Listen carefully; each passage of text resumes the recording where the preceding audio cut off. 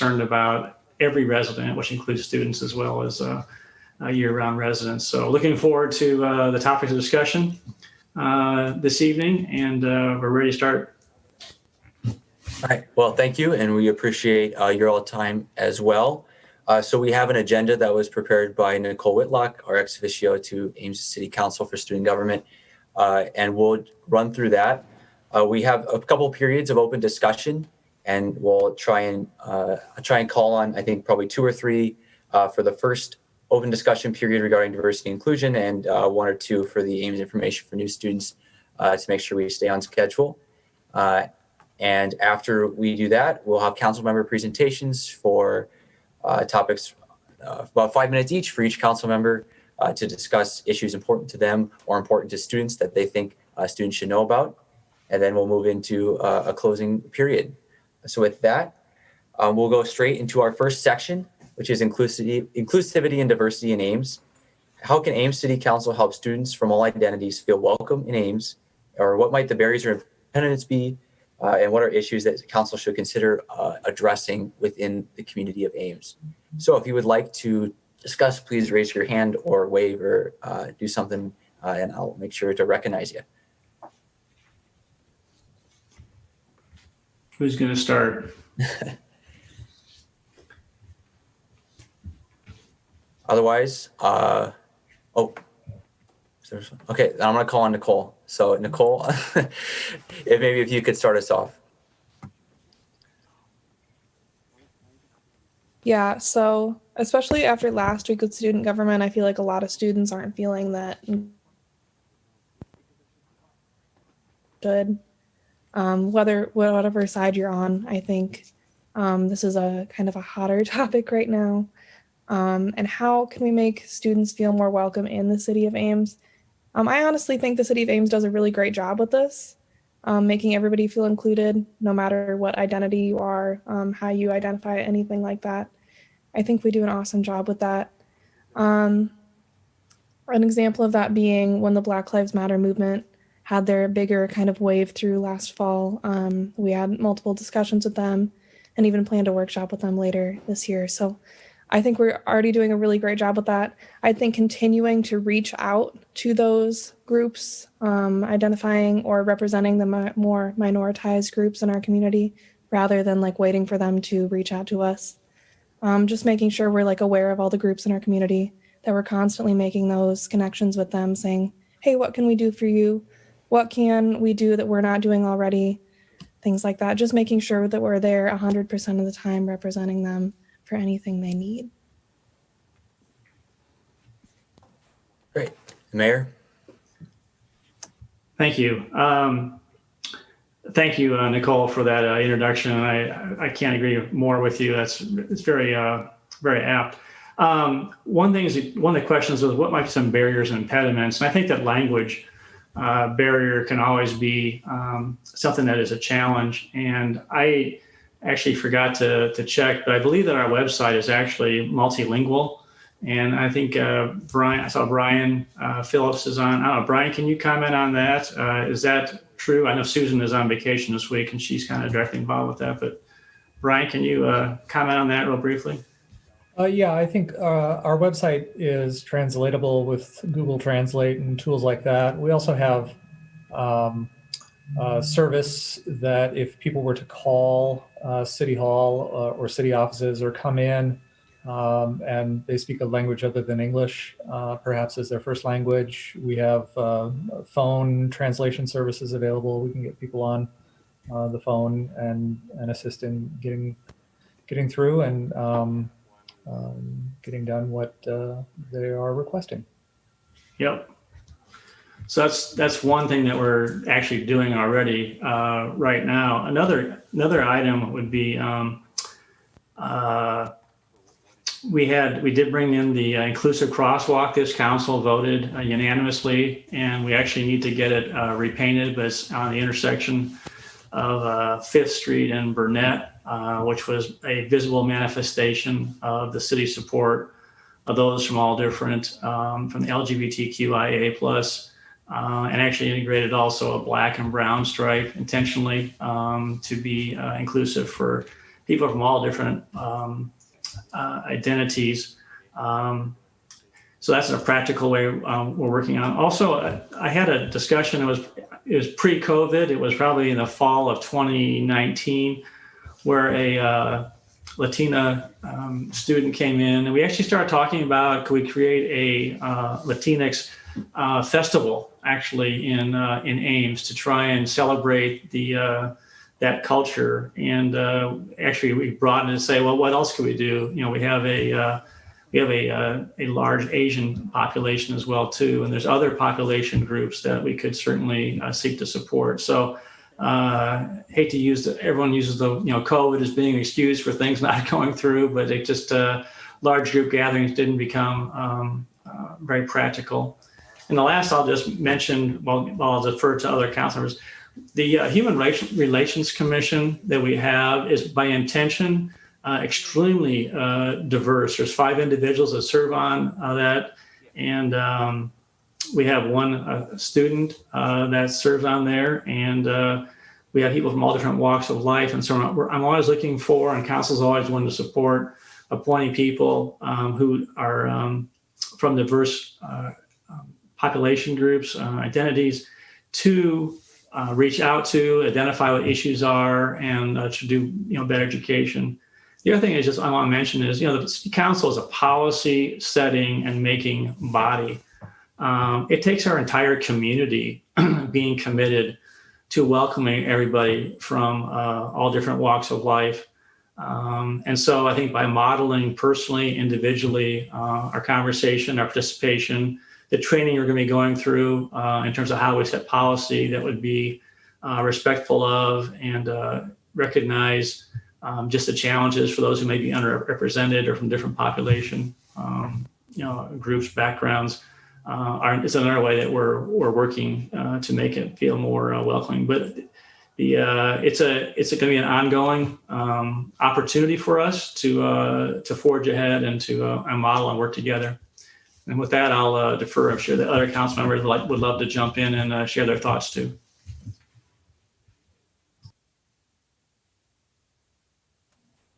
Councilwoman Betcher. Yeah, I'd just like to follow up on the idea of barriers. I think any city in the nation right now is experiencing one of the biggest barriers, which is a lack of trust in government. And when you have a municipal government that is made up of mostly middle-class white people, it's very hard to build that trust with communities of color or other underrepresented groups who we would like to bring into our decision-making process. It's also difficult to get them to want to be part of city government. And that may be because our jobs don't pay very well. And if you have to have 2 jobs and have a babysitter for your kids, you can't afford to be on city council in Ames.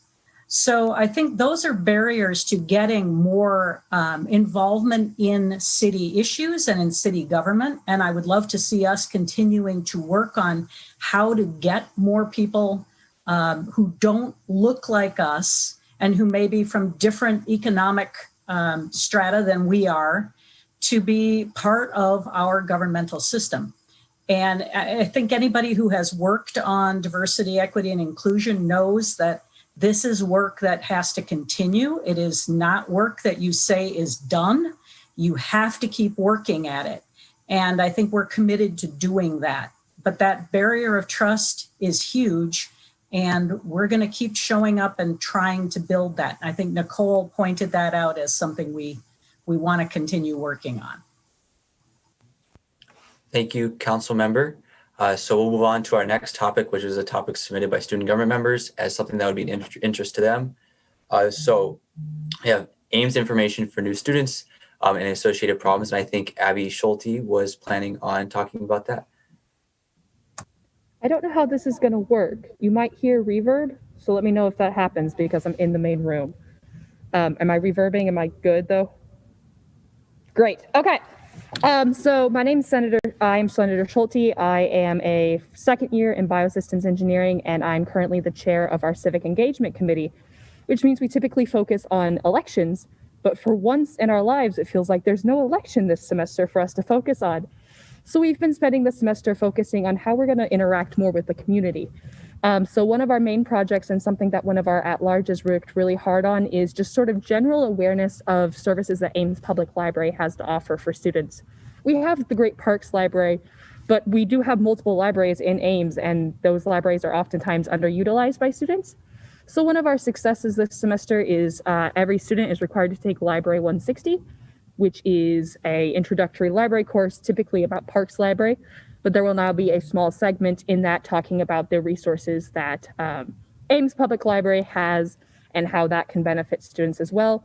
We also are planning probably next year to do a marketing sort of general publicity campaign about Ames Public Library. And then our second project, and one that will probably end up getting pushed to next term, is a general, we call it the Amazing Race, but Ames is the first bit. And it's encouraging students to get involved in local businesses. So the plan is to have a sort of scavenger hunt around downtown Ames. We would like to do it around like the farmer's market. I know the farmer's market is one of my favorite things. And focused on making sure that students are aware of what small local businesses we have in Ames and how those are part of our community. And so those are two really excited programs that we're focusing on over the next few weeks and then probably into next year.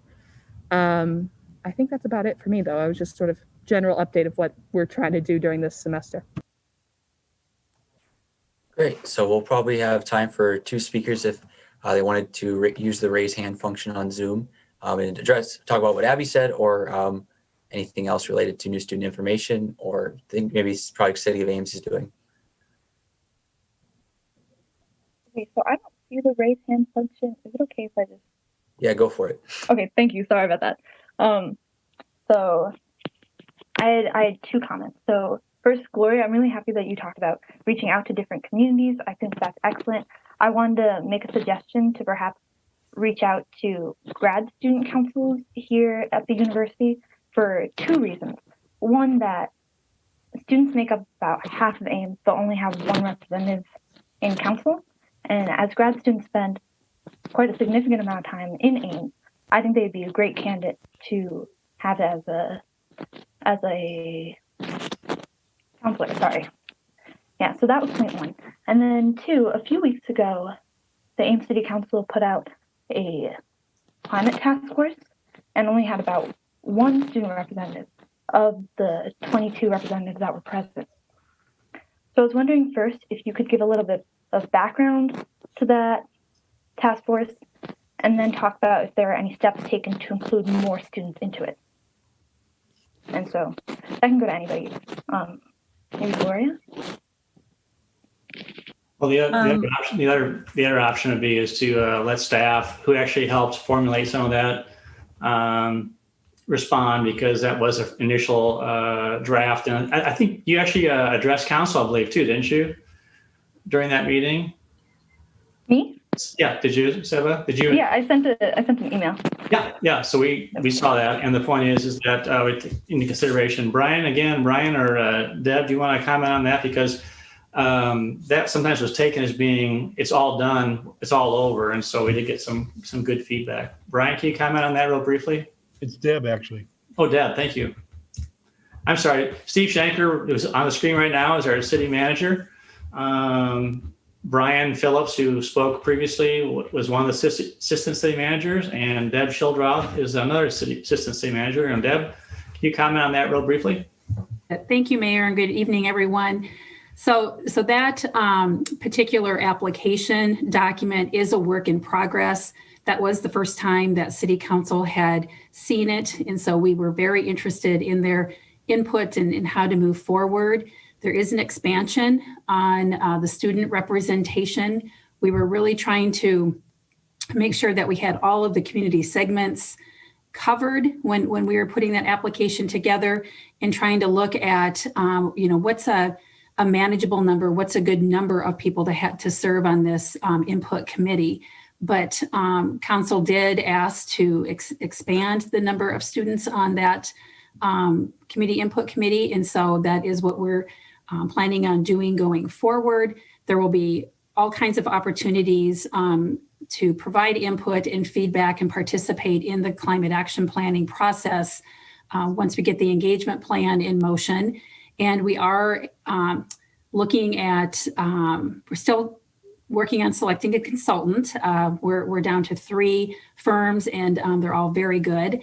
And that firm, once they're selected, they will take a look at that application and also weigh in on making sure that we have the community sectors and the representation needed for the particular committee, but then looking at what our engagement plan will be and making sure that there are lots of community opportunities to participate. So if you have further information or input on that representation or that application, please let us know, as we're still working on it and looking for the consultant to weigh in on it as well.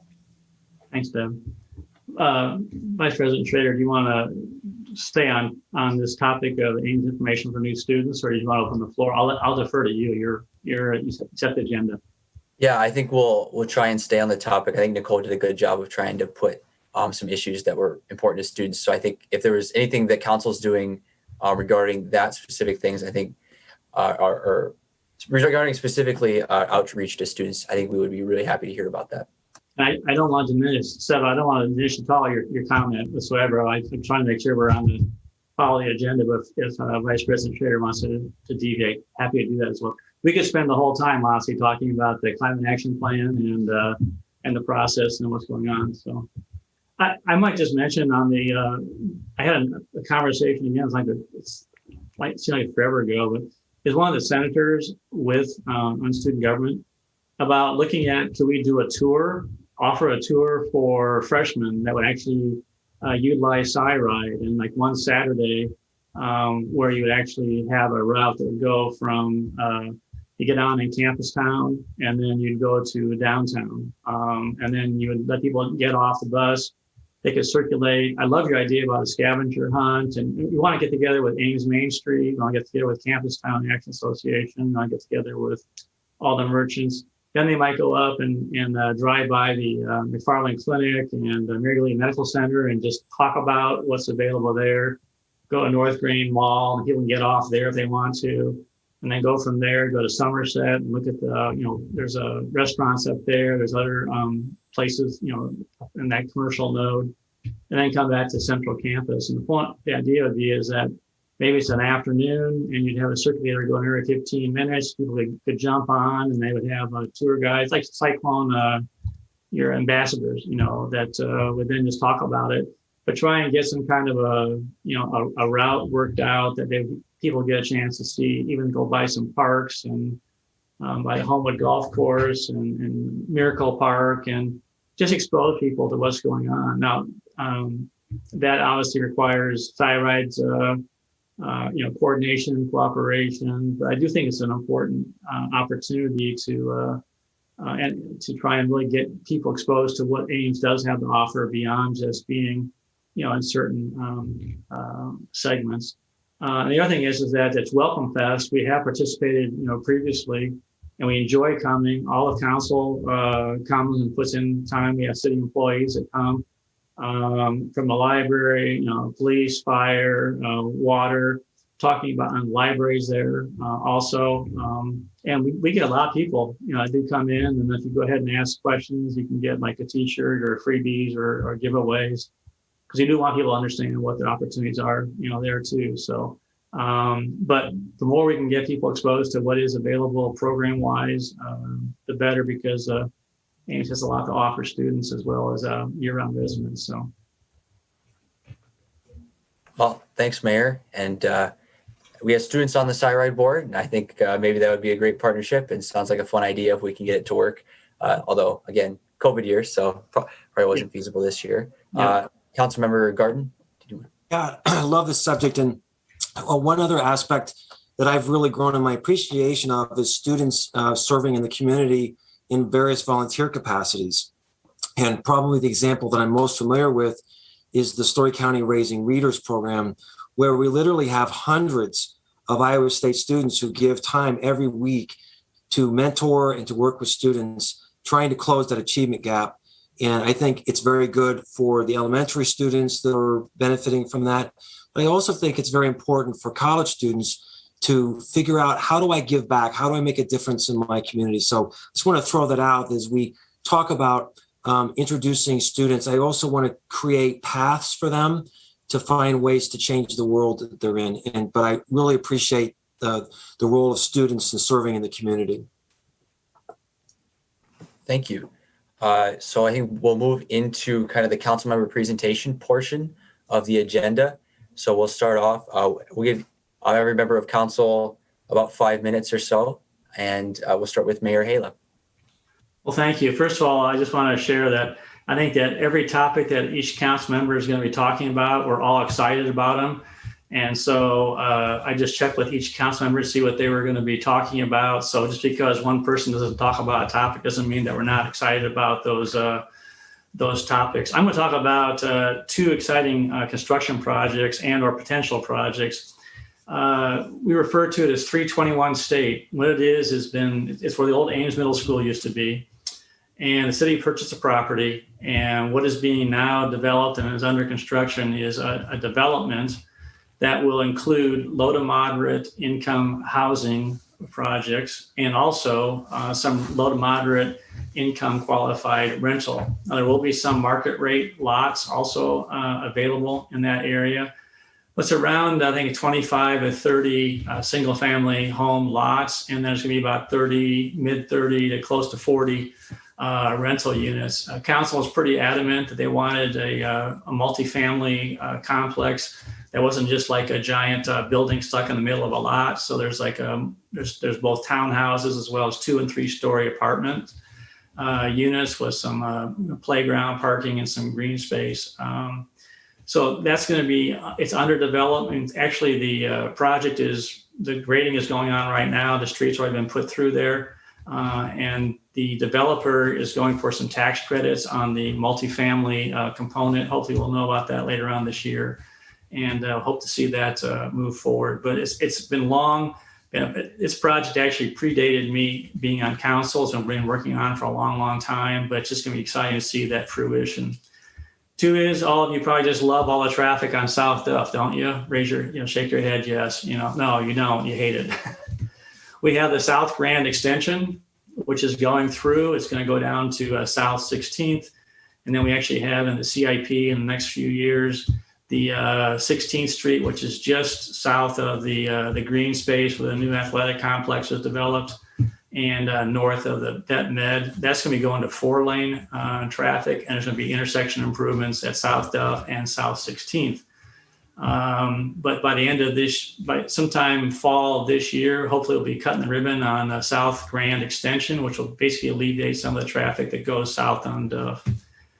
And the third thing is that the council just, and with staff's significant amount of input, submitted a proposal to the Iowa Economic Development Authority for a reinvestment district. And what it does is it's looking at a major redevelopment on Lincoln Way, where Starbucks is in downtown area, right on Lincoln Way. You see most of the buildings are being demolished.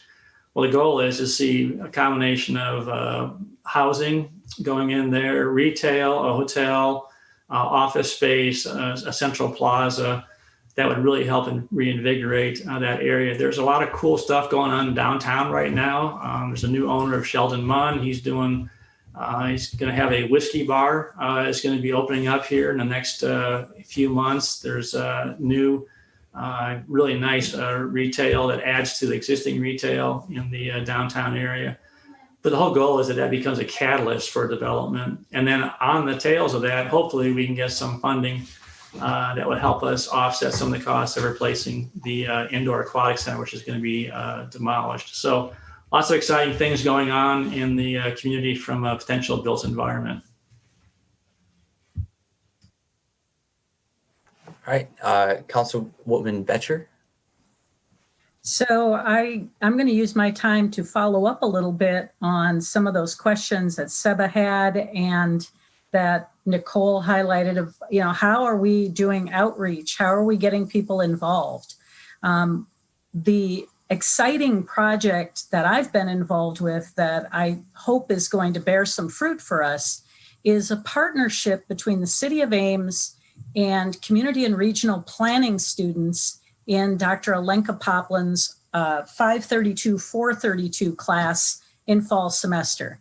Now, some of you might have been attending iScore, and you might have heard a presentation given by part of the team that put together the 160-page report for us on how to improve our outreach to address the needs of those underrepresented populations or the populations who maybe don't trust city government, or those hard to reach populations like students. You guys are remarkably difficult to reach sometimes. You've all got email overload and it can be tough. So City Manager Schenker and I spent a number of days in fall semester meeting with that class. There were people from across campus who are experts on outreach and data analysis. There were meetings with international specialists on community and outreach design.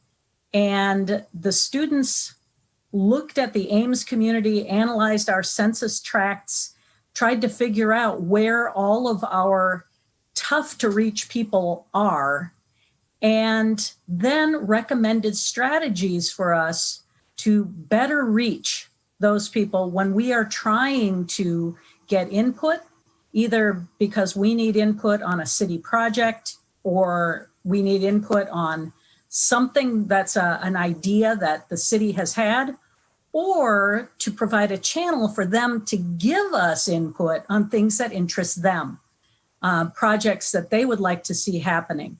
And so we haven't managed to establish those lines of communication yet, but we're working on identifying the most effective ways of communicating across different populations.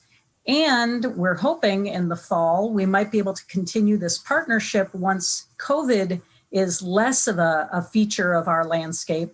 It was very difficult for the students to do the outreach portion of this project because of Iowa State's restrictions on students going out into the community.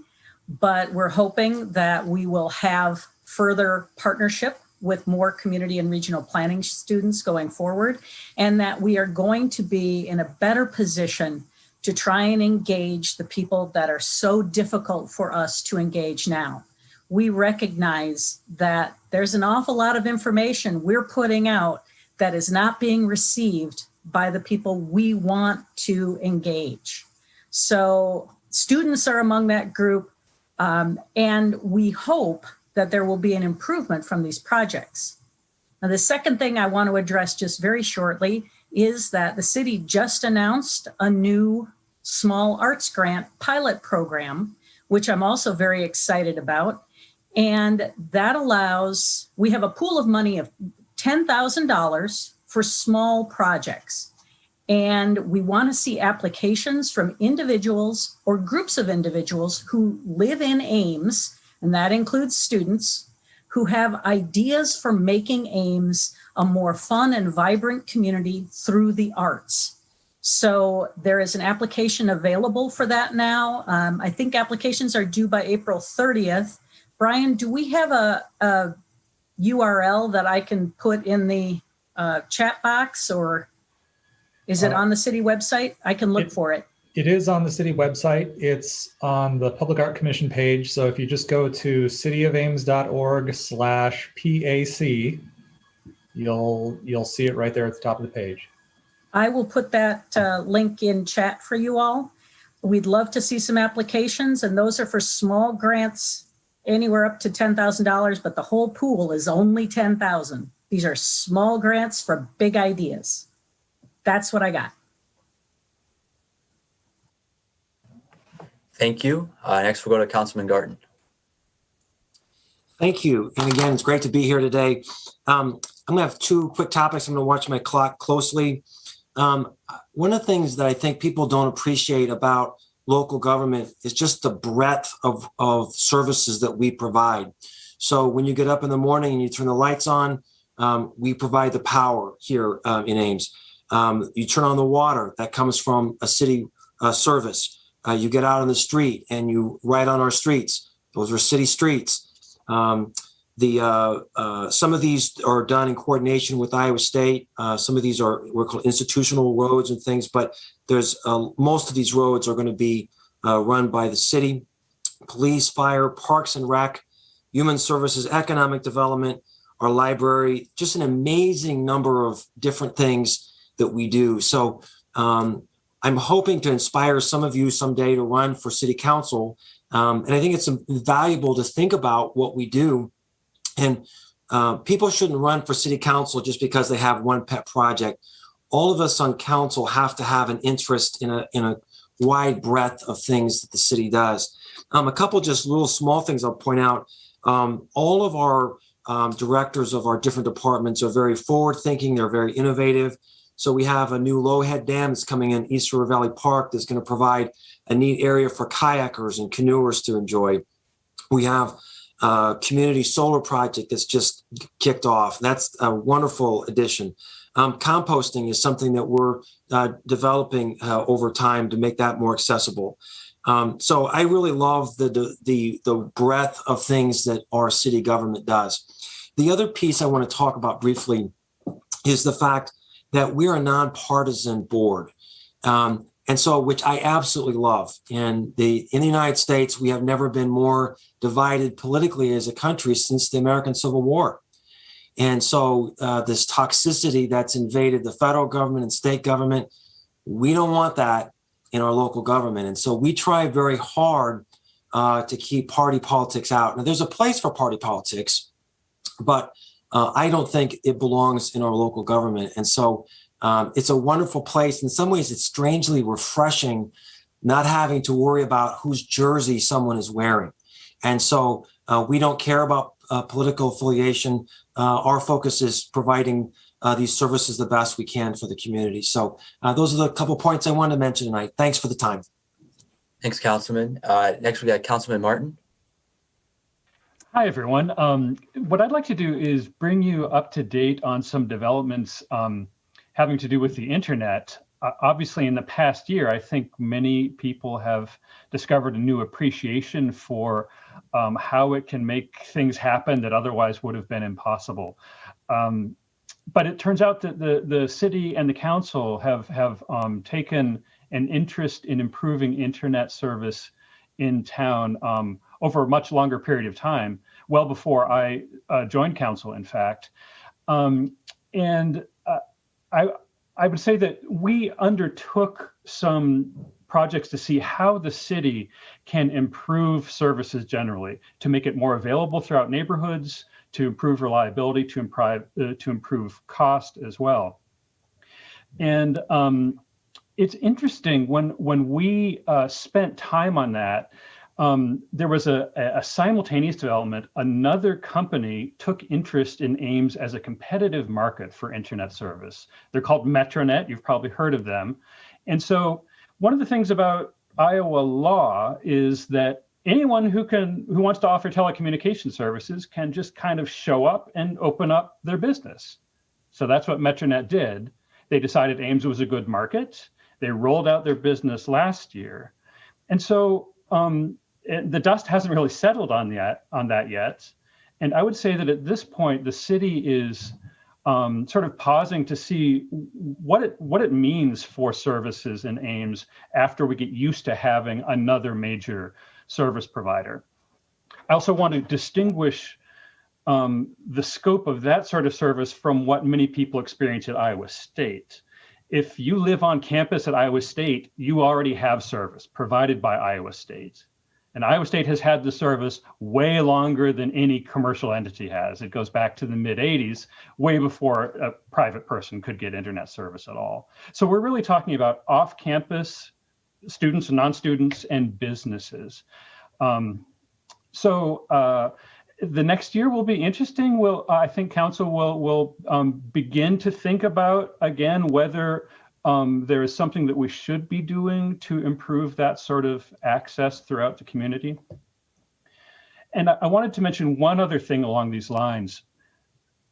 It wasn't just us. Of course, the whole world discovered how critical good telecommunications was during the pandemic.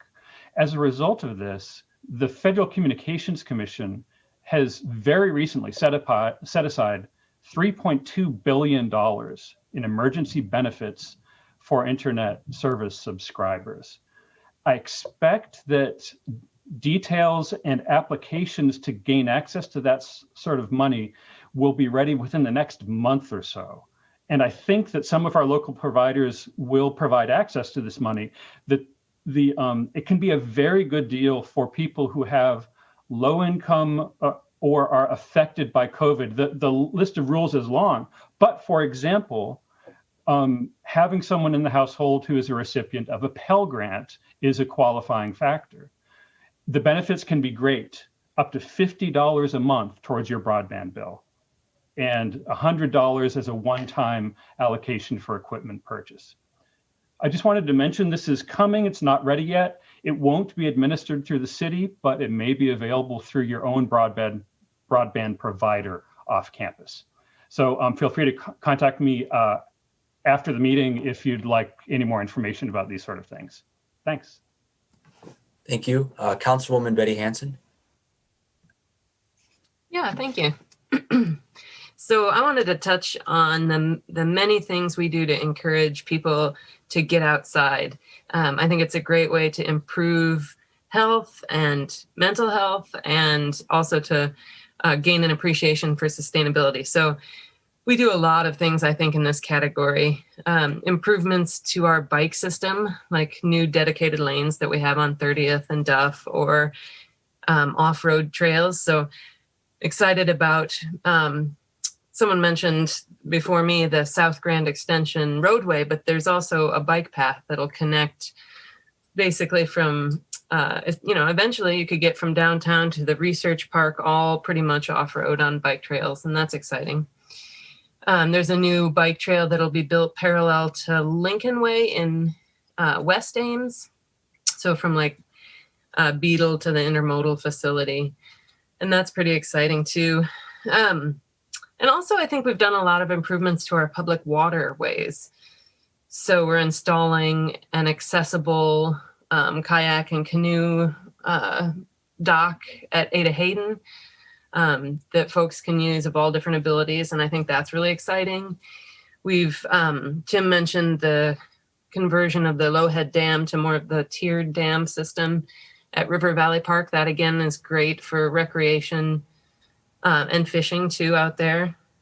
And then also we're expanding our community garden spaces. So adding some more accessible plots at Carr Park, adding one more community garden, and then also just still considering possibilities for a location for a food forest. So those are things that may be in our future too that are exciting. So again, all of those I think help Ames residents live in a healthy and more sustainable way. So those are mine. Thank you, Councilwoman. We'll go to Councilwoman Correri. I'm sorry if I said this. No, you got it right. You're good.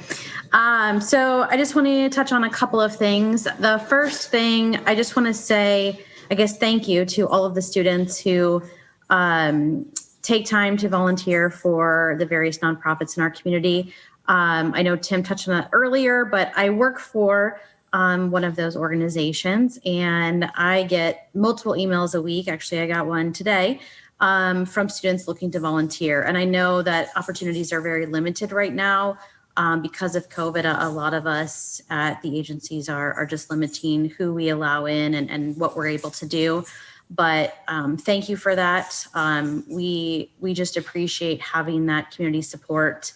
And really just having a readily available pool of people who are willing to step up and volunteer anytime that one of us has a need. The second thing I want to talk briefly about, and this sort of piggybacks off of our conversation with regards to communication, is just, I guess, assuring all of you and all of the students and encouraging you to feel comfortable contacting members of council. I know that speaking at council meetings is sometimes a bit intimidating, especially when we're in person and you have to stand at the podium and speak directly to us. I get that, and not a lot of people, regardless of whether they're a student or not, enjoy that experience. But all of us are very accessible, whether that's through email, through social media outlets, or through phone via text or phone calls directly. And again, I guess I just want to reassure all of you that we're happy to have you contact us about anything, even if it seems silly. I know my friends will text me quite frequently, whether it's, can my neighbor do this, or what's being built over on this street? I'm sort of their go-to person to find out what's going on in the community. And I hope that we can be that resource for students as well. So I'm sorry, my dogs are fighting right now. All of our emails are available on the website, as well as our phone numbers, and you can reach out to us anytime. And yes, thank you. Well, thank you. And I think that's all the members of council that were able to join the Zoom call. So we'll move into our adjournment period, and then we'll have a little bit of time for our senators who are remote maybe to get to Senate before we start at 6, and that might be nice for everybody. But you're not a senator. Mayor Hala, if you would like to give a closing statement. Well, sure. And I think that I had reached out to Rachel and asked her what she was interested in talking about. And I'm going to just touch on that. And actually, the question was raised previously, and that is, we are undertaking a climate action plan. Deb Schildroth, touched on that. And I would say that council is fully committed to that. It's probably going to take at least 18 to 20 months from now to get, fully finished. We did get a greenhouse gas inventory completed previously. And so now the next step is using that information to undertake the climate action plan. So it's something that we take very seriously about sustainability. I think we've talked before about all the different sustainable measures that the city undertakes, and some are already touched on. I mean, new solar farm that has just been producing. We have waste to energy through the resource recovery plant. Tim mentioned about potentially composting.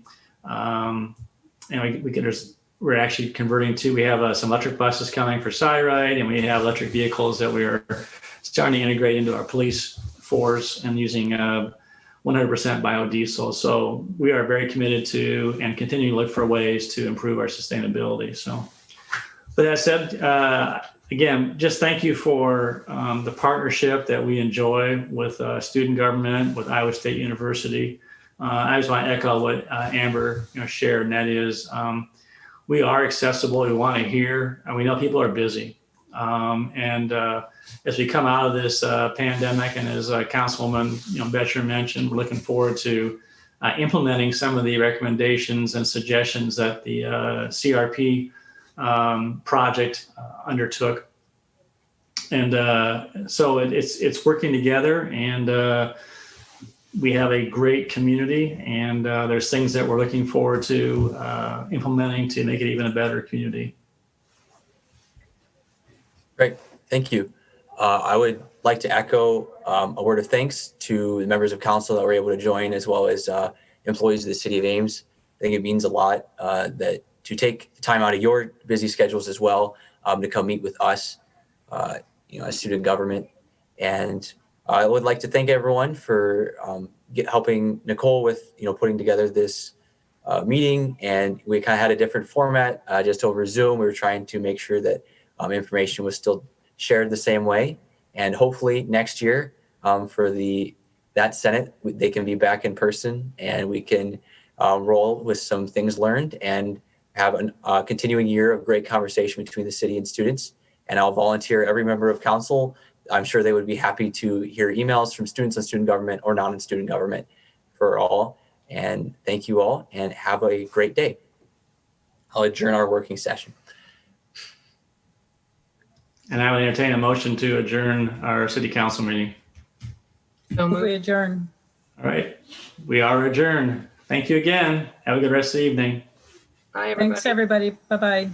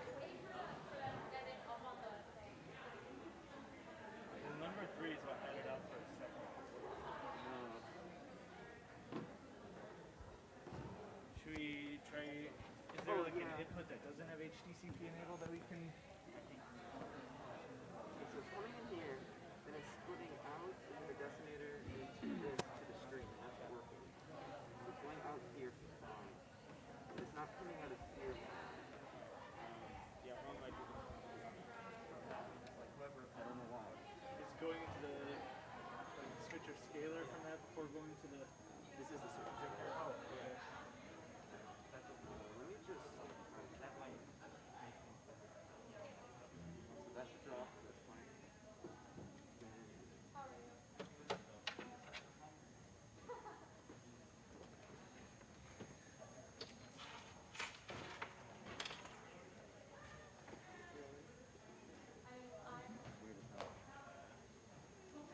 It was just working. You guys need a couple more minutes? Yeah, we're just, it's like under the projector. I'm confused. It's showing up on the stream fine, but not here? Yeah. I don't know. Where do we go grab? Hello. All the microphones that we have are out right now, so if you see one that's not in use, feel free to grab it. I would probably grab one of the handheld ones. The range on the small ones aren't as good. Yep. Hey, can you help me? Yeah.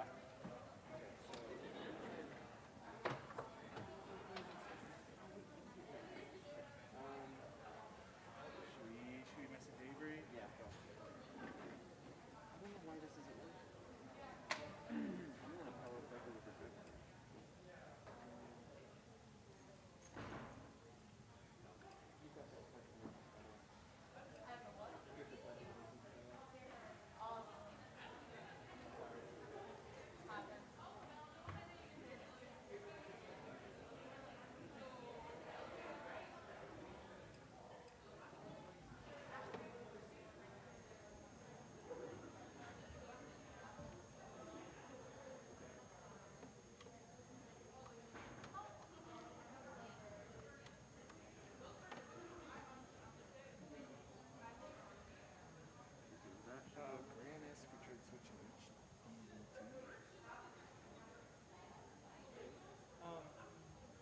There's a unplugged cord back there. Is that? It's just not. I don't know if this corner. That was from. Okay. Okay. Good catch. Yeah. Thank you. Just pull that out of there.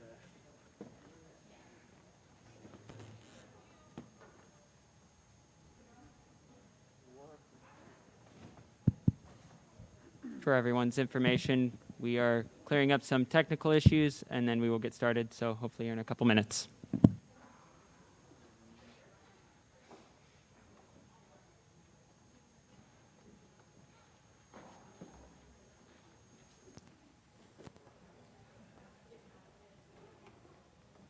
Quick question. So how necessary is it that we have the phone? Yeah.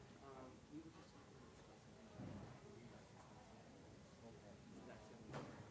Oh, you think it's gonna be there? It might be, yes. Okay. So we can move forward. I apologize for that. No, that's fine. I understand. Yeah, we're working on it though. Yeah. Why doesn't this work? Is there any way to like switch HDCP on this thing? Because it's kind of doing. Maybe that's not fine. Maybe.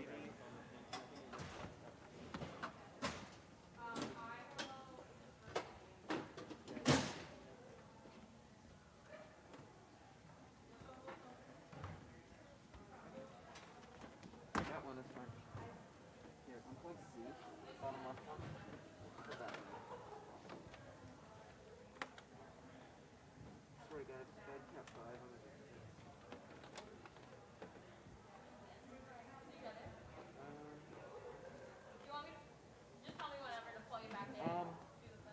No, you're fine on your end. I think it's a bad cable.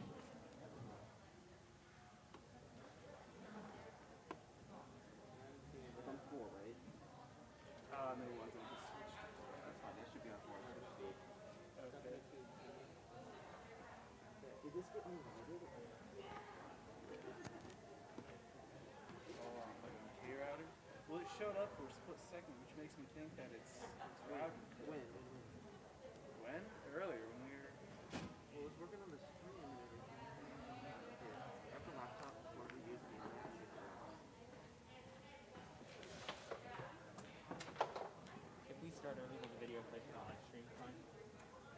Yeah, it'll play through the live stream. Okay, I just want to make sure that. I think we'll just get started then. Okay. I'm so sorry. No, I understand stuff comes up.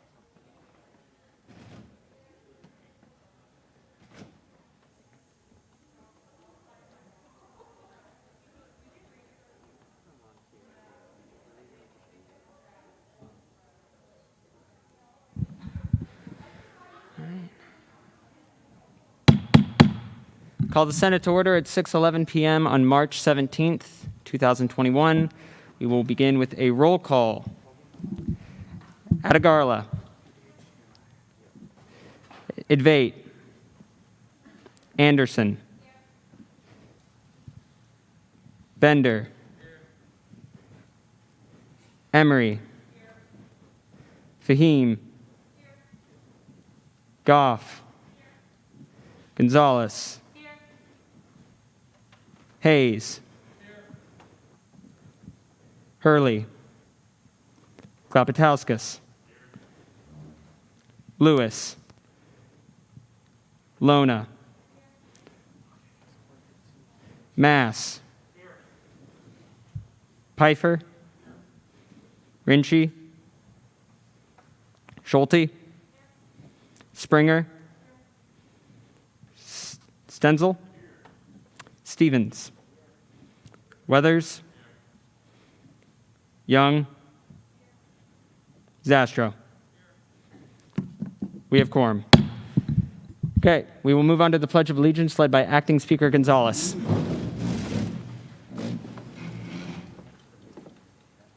I pledge allegiance to the flag of the United States of America and to the republic for which it stands, one nation, under God, indivisible, with liberty and justice for all.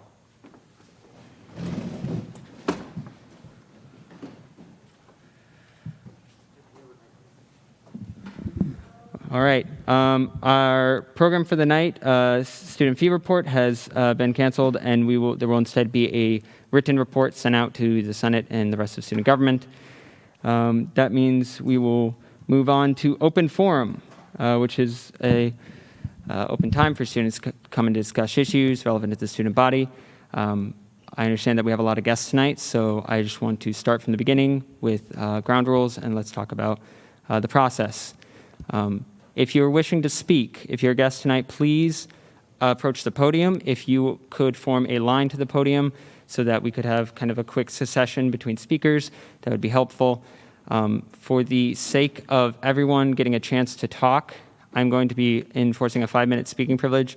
Every person gets 2 5-minute speaking privileges, or you can use it as 1 10-minute speaking privilege. This is so everyone gets a chance to speak, everyone gets a chance to express their views, ask questions.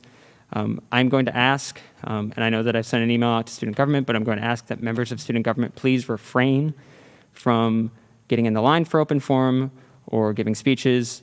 This is a time for students to speak to us and ask questions. Members of student government will have plenty of time in other situations and at other meetings and later this evening to discuss the bills before us.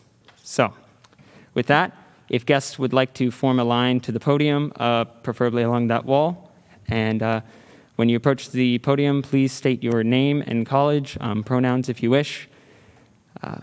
Yeah. Mr. President. Senator Mass?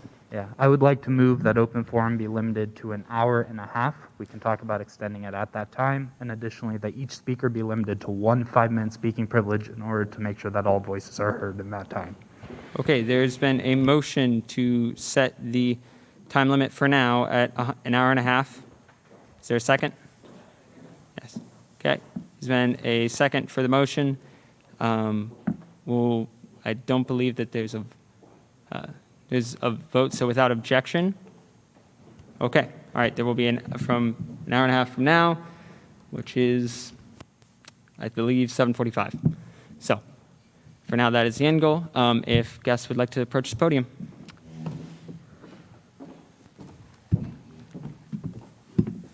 Okay. I don't know if this is working or not. Okay. So, hello, my name is Brianna Diaz. My pronouns are she, her, hers. I Okay, I'm a member of Sigma Lambda Gamma Sorority Incorporated, and I am the current Vice President of Community Outreach for the Multicultural Greek Council.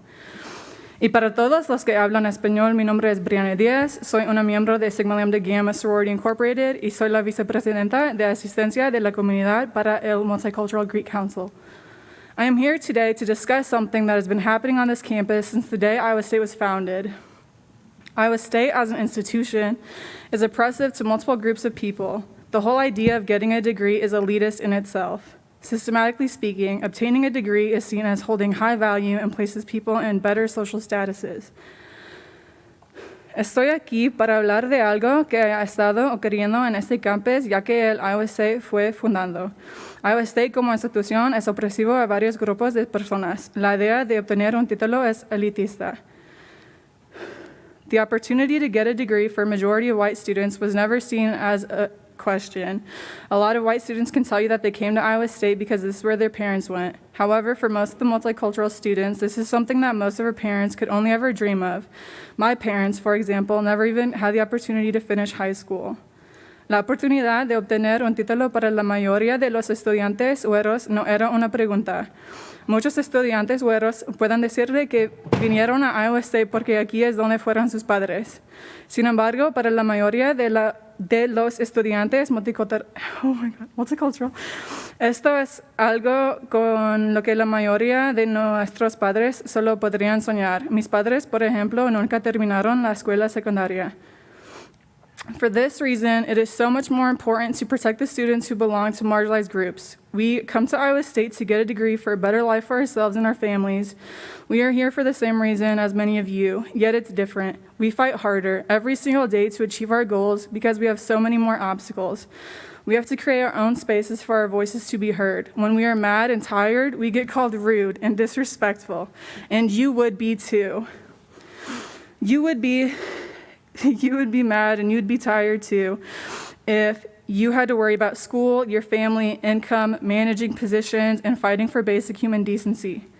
Por esa razón, es mucho más importante proteger a los estudiantes que pertenecen a los grupos marginados. Llegamos a Iowa State para obtener un título por una vida mejor para nosotros y nuestras familias. Estamos aquí por la misma razón que ustedes. Sin embargo, es diferente. Luchamos más duro todos los días para lograr nuestros objetivos porque tenemos muchos obstáculos. Tenemos que crear nuestros propios espacios para que nuestras voces sean escuchadas.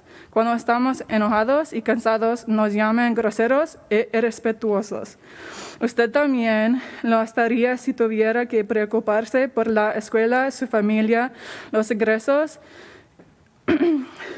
y la lucha por la decencia humana básica. We deserve so much more respect than what we are given. It is your responsibility to make sure that all students are included and are represented properly. We should not be the ones who have to keep fighting this fight. Merecemos mucho más respeto que lo que se nos da. Es su responsabilidad asegurarse de que todos los estudiantes estén incluidos y estén representados correctamente. No deberíamos ser nosotros los que sigamos luchando en esta lucha.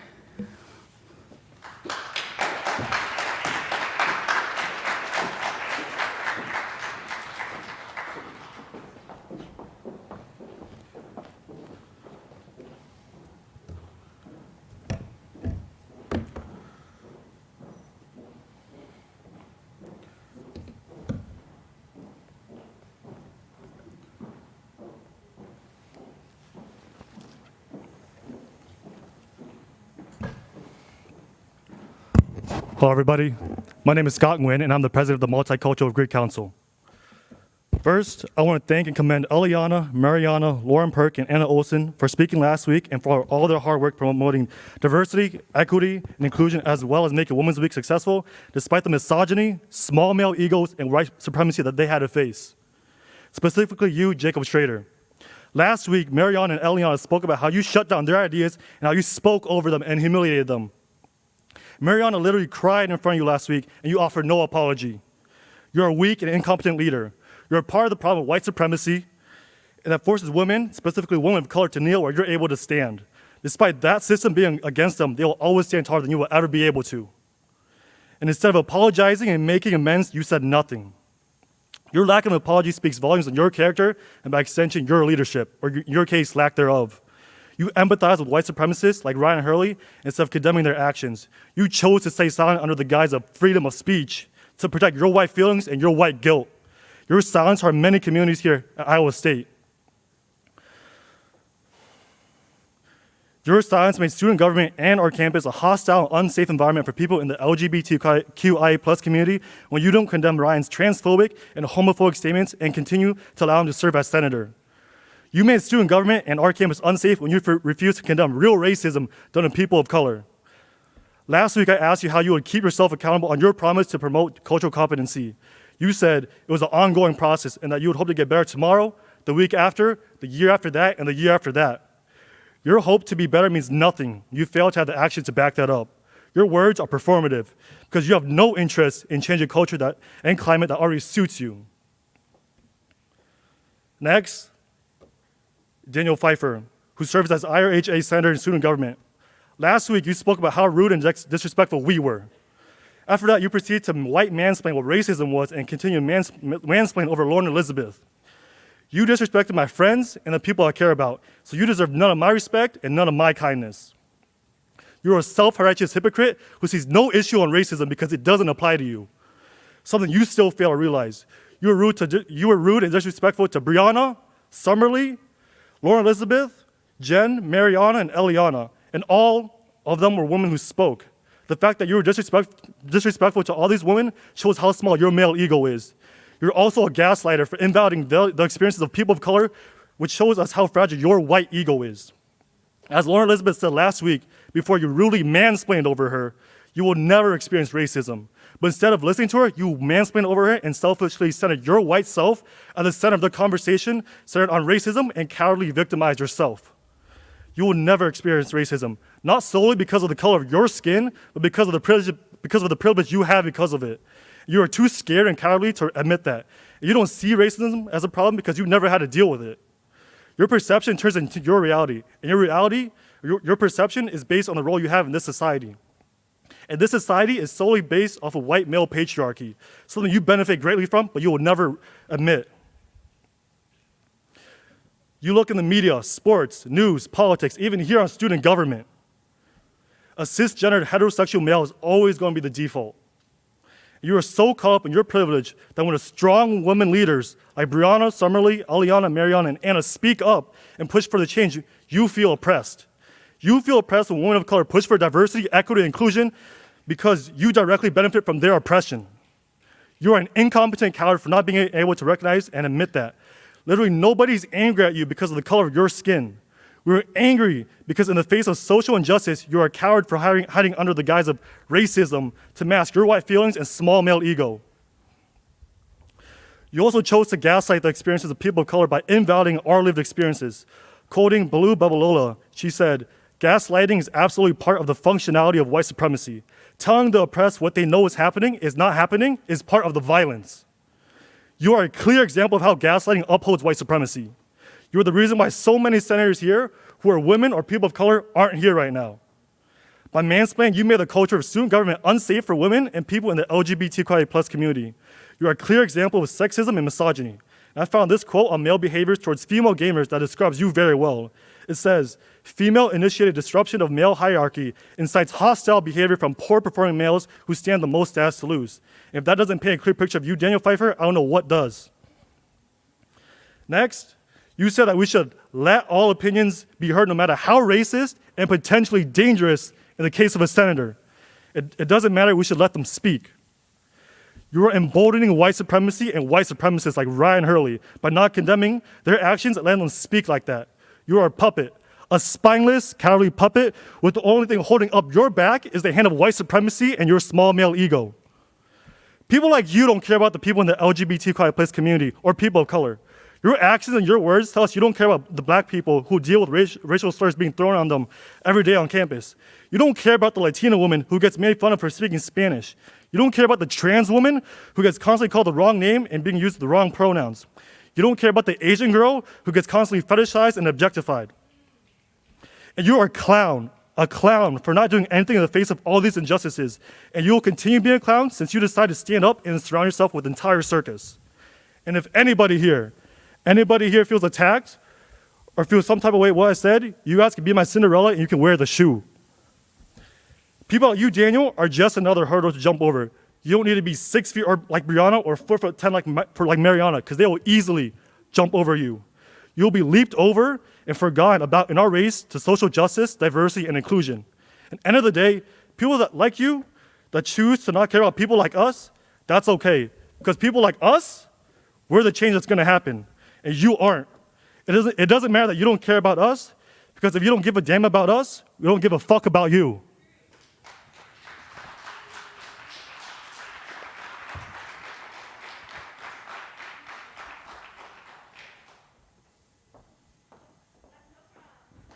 Oh.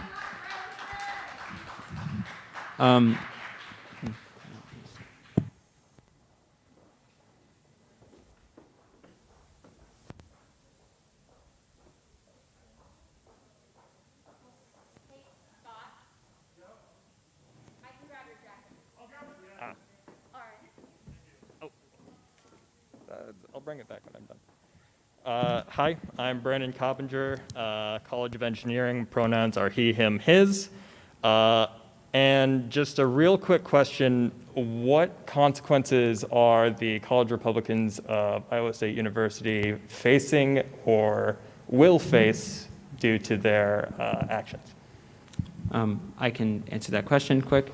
I believe the universities put out a statement in November detailing what, are you speaking in regards to the tweets? Yes. Yes, the university put out a statement in November after the tweets were sent out and after they were alerted to them.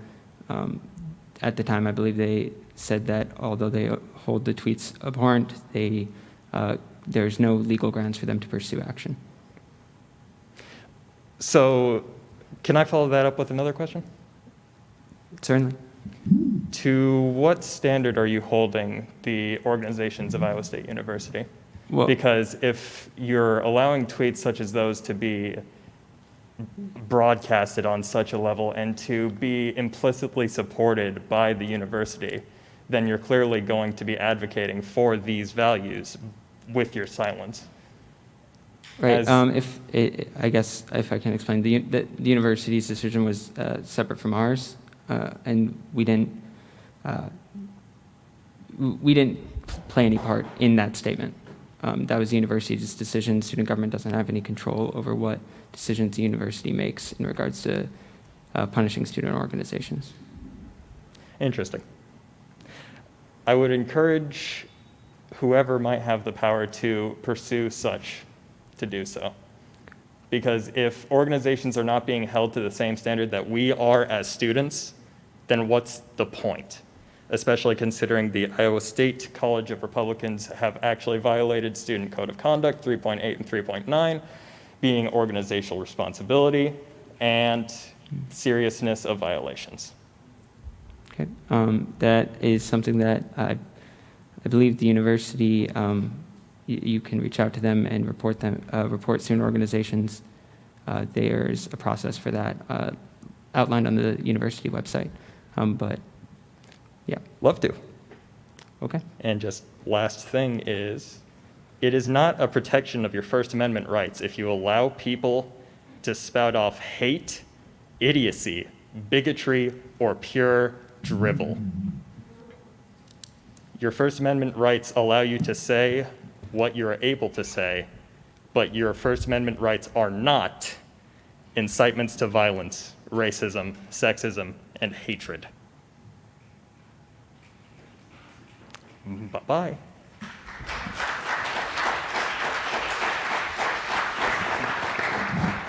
Mr. President, just to clarify, we're operating under a 5-minute single speaking privilege rule, correct, as adopted in the motion?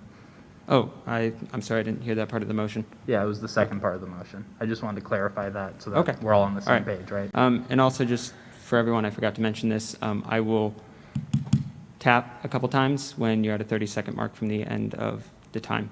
So, okay. Senator Feem? As that was not part, or as Speaker Ludwig didn't hear that as the original motion, I think we should, as a body, vote on it to see if speakers get 10 minutes or 5 minutes. So I motion that we vote on that. I'll second the motion. Okay, there's been a motion and there has been a second to vote on whether or not we have 2 5-minute speaking privileges with the option of 10 or just the 1 5-minute speaking privilege. We will do a placard vote. All in favor of the motion, raise your placard. You've clarified the question. Yeah. Yeah, so the motion is to just have the 1 5-minute speaking privilege for now. Okay, so all in favor, please raise your placards.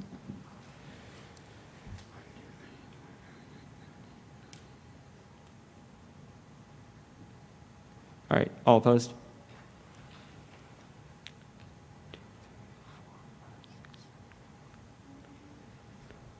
Okay, abstaining?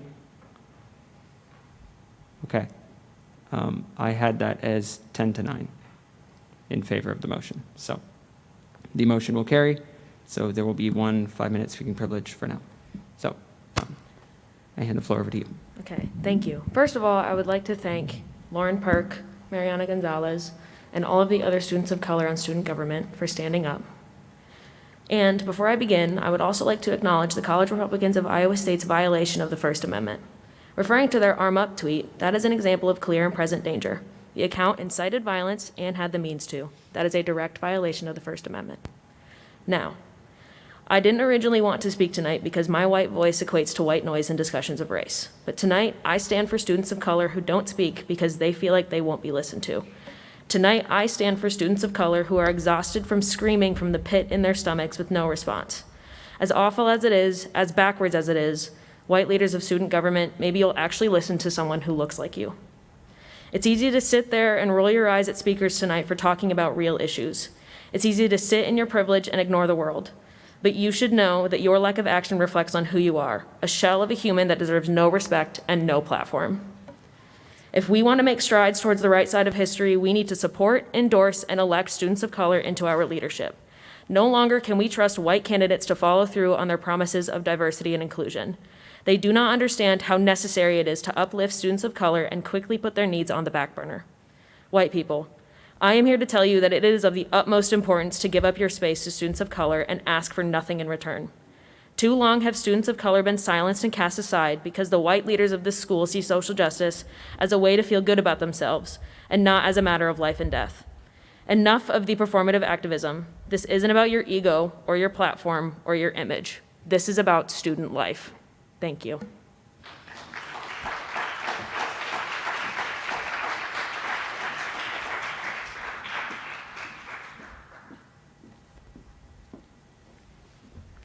I just want to start off by saying that limiting speaking privileges to 5 minutes and limiting open forum to an hour and a half is very telling of how much you want to silence the people of color in here.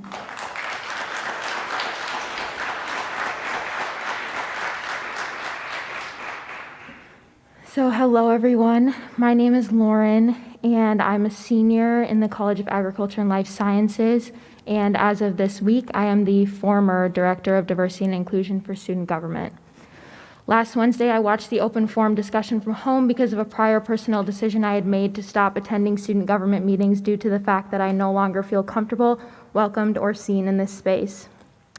I would like to apologize to those that attended and spoke that I wasn't here to stand with you, and to those that spoke on my behalf, I want to say thank you because you got every single word right. I still feel extremely anxious being in this room. If you couldn't tell, I'm shaking a little bit. But I made a promise to do what I was appointed to do and continue to serve the student body through the end of my term. And part of that entails offering educational opportunities about diversity and inclusion to fellow student government members. And after what I witnessed last Wednesday, that's exactly what's needed, so here I am. Last Wednesday, I witnessed the word racist used in reference to comments about white people and heard the statement that we should allow everyone's opinions to be heard no matter how racist or dangerous. The definition of racism is the systemic oppression of a racial group to the social, economic, and political advantage of another. Last time I checked, there wasn't an entire established system or multiple systems in this country working against the white majority. You say that no person should be reduced to the color of their skin, but what you still fail to understand is that when you lump all colors into one pile that's only differentiated by either oppressed or not oppressed, you get one giant gray area in which the adverse, daily, sometimes horrifying experiences of people of color become lost. Whether or not that was the intent, it was the impact, and the only way to reduce that impact is to understand, to accept reproof and correction, and to take the necessary steps to ensure that same impact is not felt again. If the most oppressed you've ever felt is when you read a tweet that observed the factual hierarchy of the white majority in our society, I beg you to try and spend a day in our skin. Last Wednesday, I witnessed students, peers, members of our campus community be called rude and admonished after coming into the space on their own time to share their raw and real concerns and experiences with us. The definition of tone policing is a conversational tactic that dismisses the ideas being communicated when they are perceived to be delivered in an angry, frustrated, sad, fearful, or otherwise emotionally charged manner. When we as people of color, women of color, individuals of marginalized identities come into spaces like this and show any small bit of emotion, we're told, calm down, be nice, be professional, or don't be taken seriously. Meanwhile, a white man can walk up here, raise his voice, bang his fists, act out of turn, and he's still respected and even praised for it. Hopefully this double standard is doubly clear now that we've acknowledged it. Last Wednesday, I witnessed excuses and empty apologies offered to avoid the real issue at hand. The definition of accountability is an obligation or willingness to accept responsibility or to account for one's actions. From what I saw last week, any form of responsibility only came after being pressed out. Therefore, the part that sticks out for me is the willingness, because it's the part that I have not seen. Let it be known that I did receive apologies from both the president and vice president, which is more than most people can say, but let it also be known that they both admittedly have no regrets or disagreements with the words written in that statement. And to me, this simple fact means that there is a whole part of who I am that you both do not see and that you do not understand. So I don't know how I can accept an apology that is only made to a part of me, the part that you agree with, the part that you can tolerate. My own feelings aside, I believe every senator and cabinet member in this room deserves an apology. One reason being, no matter your personal opinions on the statement, every person in this room and in this organization was implicated by the actions of two people, which again went against the guidance of several others. Everything that you choose to do inside and out of these meetings reflects back on the person to your left, the person to your right, the organization's name, past, present, and future as a whole. The time is long past for apologies to be made and accountability to be taken, but if student government has any future at all, this is the first step. And finally, for those of you that are upset or annoyed that we came in here and brought this up again, take comfort in that. Take comfort in the fact that you get to carry on as you were, while I and the people in this room and the people that look like us will have these past 2 weeks ingrained in our minds and in our perspectives for many weeks, months, years to come, packed away with every microaggression, joke, slur, and worse. And keep in mind that we never asked for this either. It's midterms. It's supposed to be spring break. It's a pandemic. We all saw what happened to those 8 people, specifically those 6 Asian women this morning, and we have Asian American, and Pacific Islander brothers and sisters in here that have that heavy on their hearts and still came to speak to you tonight. We have plenty of other things on our plate, but like Brianna and Mariana said, we had to put all of that on the back burner to come in here and try to put out the fire that y'all started. Not because we want to, not because we have to, not because we should be expected to, but because it's the right thing to do for our people and our communities. And I believe that deep down, all of us here know the right thing to do and the right people to stand for. Now all you have to do is prove it. Thank you.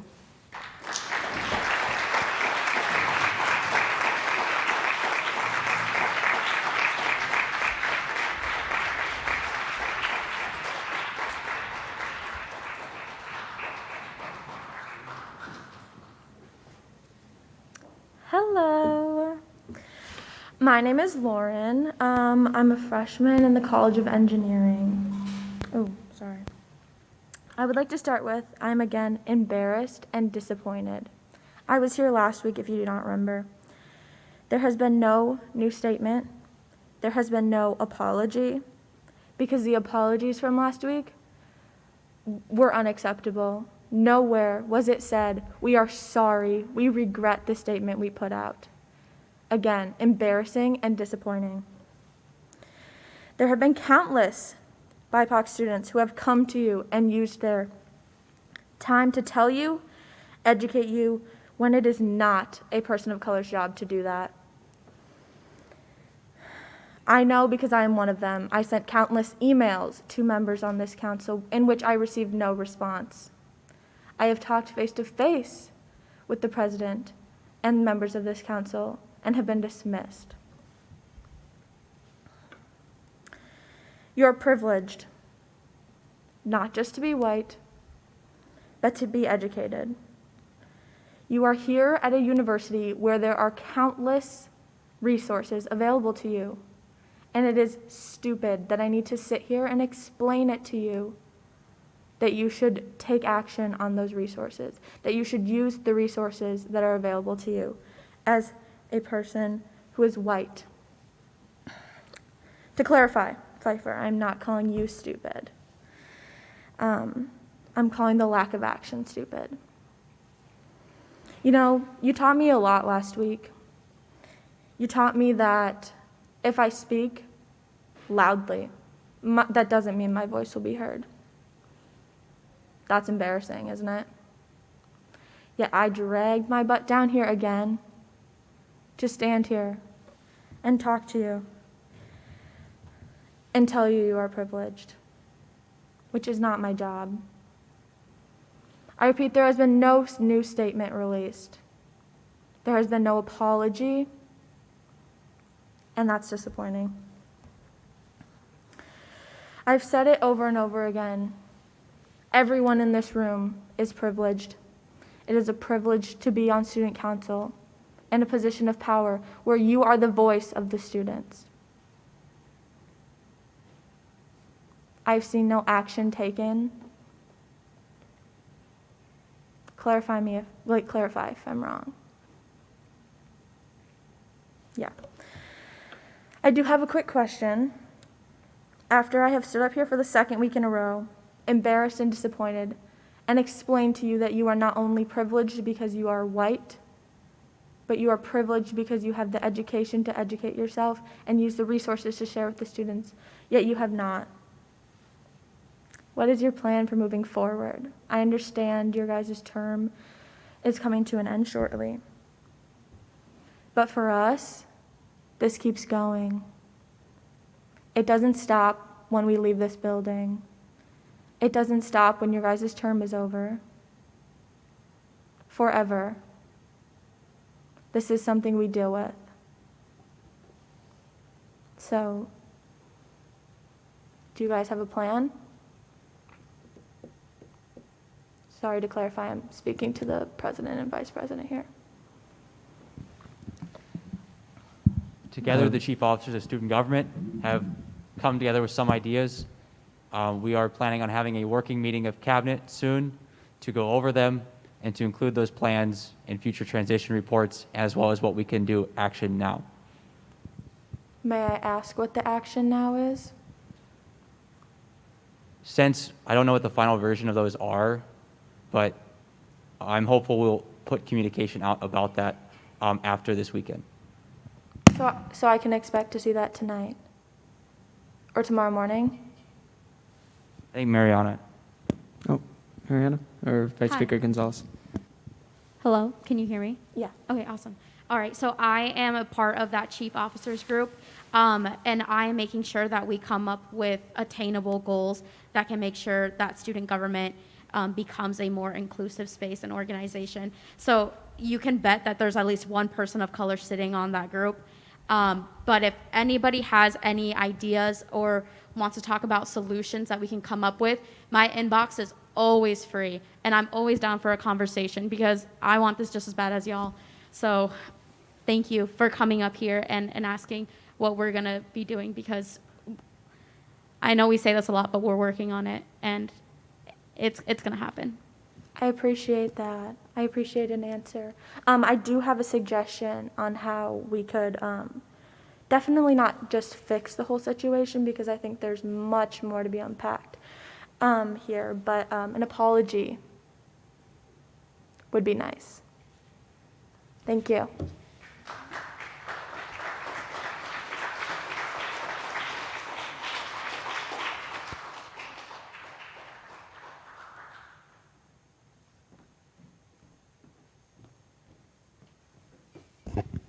Sorry, I'm a little shorter. Okay. So my name is Kate Bailey. My pronouns are she, her, hers. I'm a part of the College of Liberal Arts. I'm also a exec member of Delta Phi Lambda Sorority Incorporated. That is a Asian interest sorority, so it is a part of MGC. Real quick, I do want to thank all of my MGC people who came to speak today. I think it's really important to uplift each other's voices and support each other, even if you aren't speaking. Yep, those are my girls over there. Thank you. Okay, so I am a little nervous, so I'm going to take it slowly. Within 30 minutes of sitting here, I've noticed not only the disrespect, but also the obvious discomfort of the white people in student government. As I understand it, you must think this is a huge inconvenience to your meeting. Racism may seem inconvenient to the white people having to hear about it. It may seem like one more thing you have to be careful of. Your actions and your language may be careful in public, but don't worry. We know what you say behind closed doors or on your Twitters. While you look at this as inconvenient, it is wildly dangerous for the people speaking. Sorry.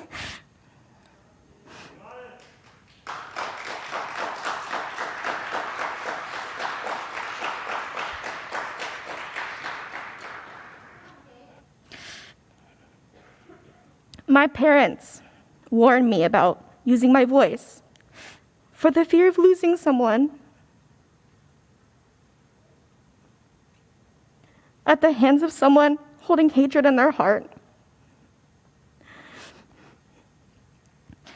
The time speaking slots, the eye rolls, we see them all. We also have midterms too.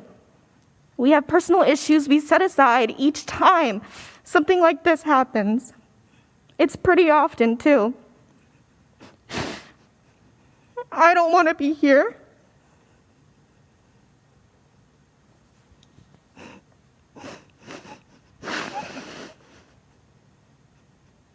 I want to be at home, safe, studying for my midterms I have this week. But we're here, begging you to care. We beg you to care about issues that directly impact people of color. This meeting may end in an hour or two, but we don't get to walk away from the issues we face every day. Our anger, our hurt, our fears are much more than just an inconvenience. They expand beyond a 5-minute time slot.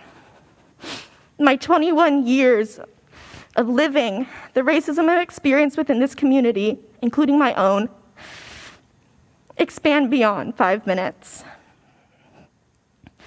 The white people in this space love to avoid the things that make them uncomfortable.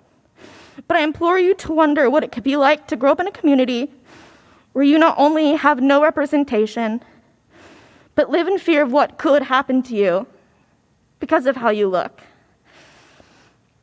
While you hide under the guise of the First Amendment, it's quite apparent to everyone here, based on the situation that happened last week, that the First Amendment protection is only for protecting the white people in this space.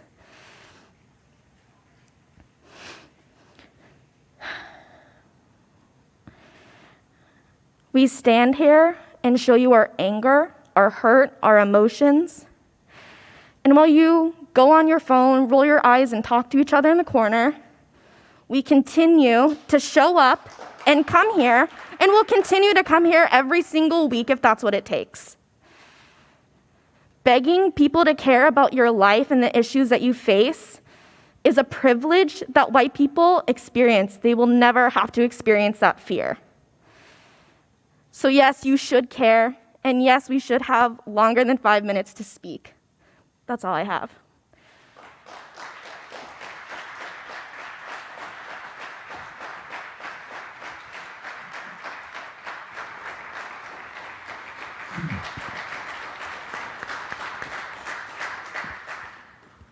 Senator Young. Hi, is this working? Thank you.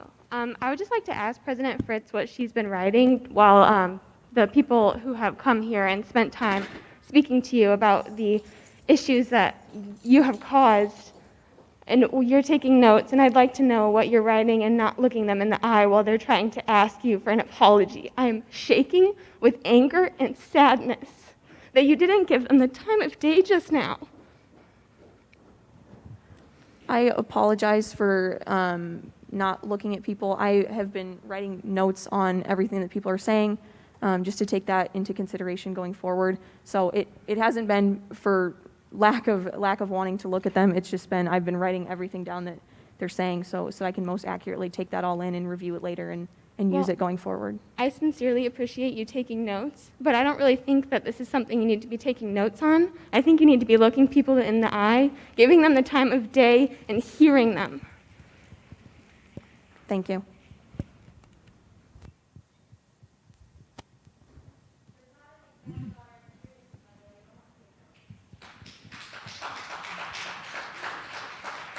Okay.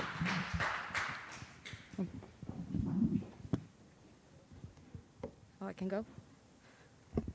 Hello? Hi.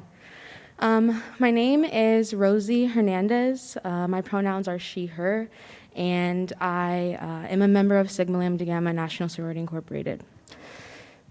So first, I wasn't planning on speaking tonight, but there were a couple of things that I just wanted to mention and go over and make sure to bring to people's attention. Number one is we were told tonight that student government has no power regarding the consequences of the tweets for the Iowa State College Republicans. I would just like to remind everybody that student government, and they said this themselves last week, are supposed to be intermediaries. They are supposed to carry the voice of the student body. So I believe that in this certain situation, you should have taken action to be the voice of the student body. There are clear codes of conduct that have been broken, and I don't think that it should be the responsibility of the students to bring those to your attention. I think when something like this happens, you should take action yourself to find what should truly be done and to figure out what students want you to do. I think that student government should have been a voice that was speaking during that and should be speaking to administration regarding the consequences. I would also like to remind everybody that this is not the first time that this organization has brought some kind of conflict or some kind of matter into question. This has happened last year, the year prior to that, and given that many students have come to student government with concerns regarding multiple events, specifically this organization, I believe that they really should themselves create some kind of voice for the students at that table with administration.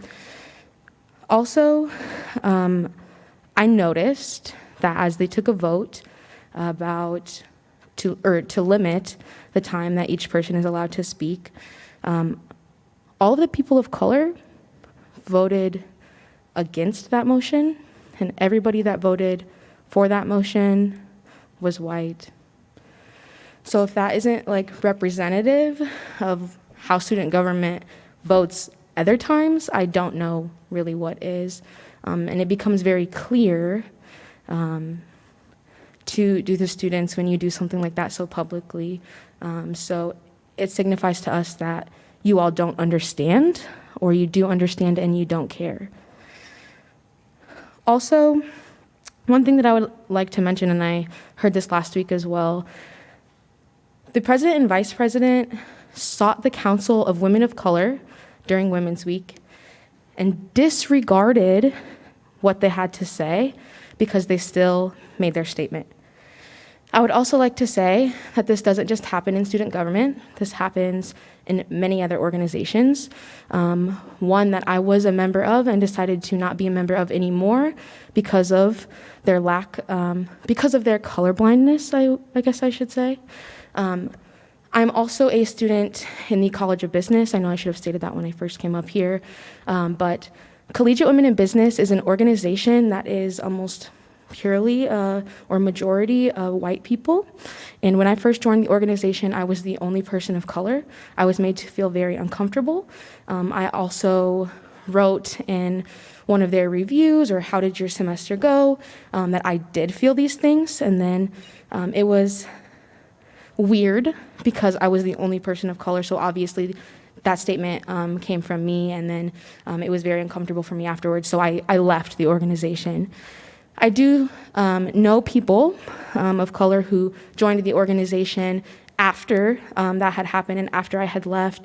They were not only joining the organization as a member, but they are on that board, on that exec board.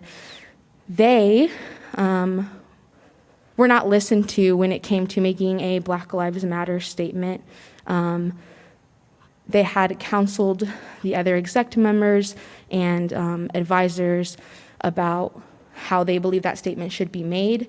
And as a woman of color, their voice was not listened to either. So it doesn't only happen here, it happens in other organizations. I see it a lot in my college. That's why I'm not a member of any of the organizations in my college anymore. That includes the Business Council and Collegiate Women in Business. So both of those organizations, and I have brought this up to the dean, I have brought this up to my multicultural liaison officer, I have brought this up to the advisors of those organizations, and nothing has happened. I have sat down on a diversity council that the College of Business has. I brought these concerns up. Nothing has happened. So I don't know what else to do. I'm here, I'm stating it now because it keeps happening. It didn't just happen to me, but other members who stayed in those organizations. Some of the last things I would like to say, by not retracting your statement or making an apology, that signifies that you don't care, because we are here telling you the information. So now we know that you know, but now we also know that you don't care. And one last thing before I step away from the podium. Reverse racism is not real, and you should not perpetuate it.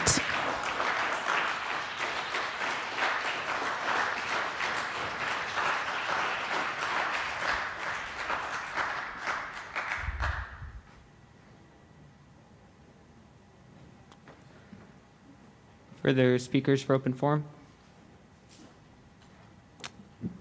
Motion to add Okay. Senator Renshie and Senator Lewis to the roll. All right, there's been motions to add Senator Vinci and Senator Lewis to the roll. Are there any objections?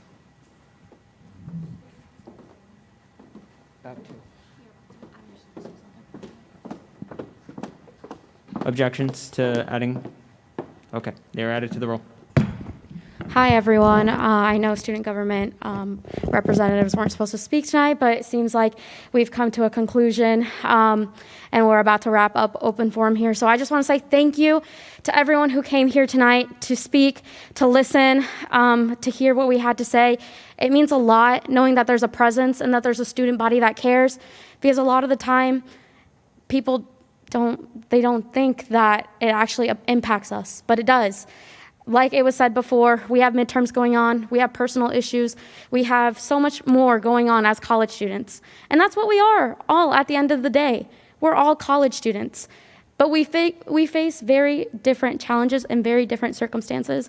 So just wrapping up, I just want to say thank you, just immensely thank you so much to everybody who came here tonight, who voiced their concerns, who was stepping into places that they know weren't made for them, but their act of defiance is being present. So thank you so much. Thank you to everyone who's listening online and who is following along with this. I promise change is going to come. We're going to be the change.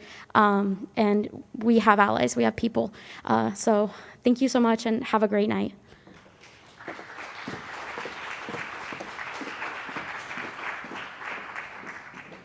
Senator DeLona. Hi, everybody. Thank you so much for mobilizing, for all the students of color in this room, and for, creating space where space essentially isn't created for you. So I'm so proud of everybody in this room that came out and everybody that spoke. Again, I know senators aren't supposed to speak, but I just want to echo some of my sentiments that I have as well. And we still have 45 minutes left allotted allotted for students to speak. So please use that podium. Inconvenience senators' times with your voices. Please do so. I will say in regards to the First Amendment, the university can't, our hands are tied. Unfortunately, the university, because of our First Amendment, we can't suppress speech, even speech that we disagree with. However, student government holds certain values, and it was up to the administration to condemn their voices, but they chose not to. So they are showing their true colors, and senators that back that speech are also showing their true colors. I was a student coming in to Open Forum last year, I believe, for Students Against Racism. Nothing has changed. And I found myself complaining about the space in student government. So that's why I joined, and that's why I'm a senator. I pray, I hope that all of you be the change that you want to see. In order to change the attitudes in this room, you need to be here in my seat. When I graduate, this room, the room full of senators needs to be a room full of people of color. So I beg of you, the people that are senators now and that aren't reflecting your values, don't let them infiltrate the Senate room. Go out and vote and do your research on the senators for your college, right? You came in and speak, and there are gonna be senators that don't care. They're gonna go on 4chan, they're gonna go on Reddit, and they're gonna make fun of you. And I'm sorry, but that's just what we face as people of color. But be the change, be in this room, make space for yourself where essentially space isn't, where there was no space allotted for you. So, yeah, I'm sorry.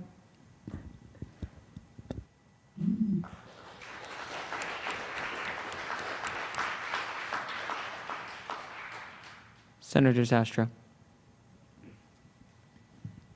I believe the intention of having the singular speaking privilege was so that everybody would have the opportunity to speak, given how many people came. And since there's still time left in open forum, I'll move to give everybody a second speaking privilege. Second. Okay. All right. There's been a motion to restore the second speaking privilege. Is there a second? There's been a second. All right. Moving to a vote. All in favor of restoring the second speaking privilege, say aye or raise your placards. 2, 3, 4, 5, 6, 7, 8, 9, 10, 11, 12, 13, 14, 15, 16, 17, 18. All opposed? Okay, the motion carries. So the second privilege is restored. Any further students for open forum? Oh, Senator Feem.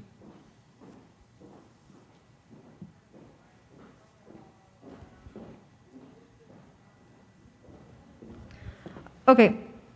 Oh, wow. Do you want to go first? Yes, please. Okay. Okay. So to begin with, I had already spoken tonight. I was the first person to speak. Obviously, some of you. So I started it off in English, and then I went to Spanish because I thought it was really important that we are promoting inclusion and diversity in all aspects that we can. I think that's really important. A lot of people that hold positions have multiple identities, and so it's really important to address everyone as much as you can.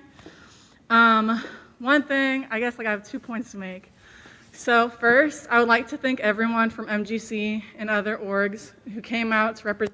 Like, that means so much to me, and it means a lot to Scott, and it means a lot to everyone else who spoke. The same with our members and like the other exec members from IFC, CPC, and people from other positions. I think it was really important, and it does mean a lot that you guys did show up, because like that's what we need, especially given the fact that it should not be our fight to fight. So it is really important that other people came out in order to hear us speak and in order to understand what we were going through. So in regard to you writing your notes, there's something that I feel like all majors are taught. It's this concept called active listening. And so you can't actively listen if you're focused on something else. We are taught that when someone is talking, that you look them in the eye and you process what they're saying before you respond. So the fact that you sat there and that you wrote down things as people talked, shows that you did not care what people were saying, but you were thinking of what you could say in order to make yourself look better. Excuse my language, I know I'm not supposed to cuss, but that's bullshit. So, moving forward, I hope that you will take that into consideration. And again, thank you everyone who showed up. It means a lot to me, it means a lot to Scott, it means a lot to Summerlee, Rosie, everyone who spoke tonight. And you know, I'm not going to be here much longer, and so I will make sure that everyone who showed up continues to show up. That's all I understand. Okay, now how you turn this off?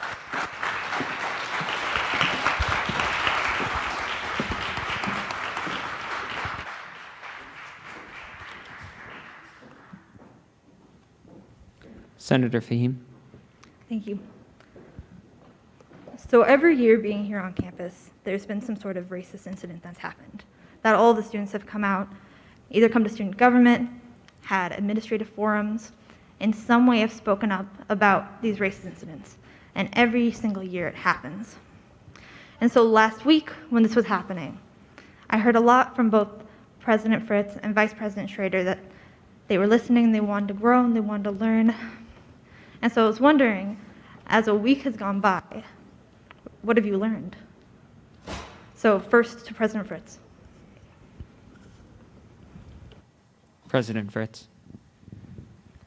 Yeah, so thank you for your question, Senator Fahim. Right now, I think that something I've learned is it's my time to listen.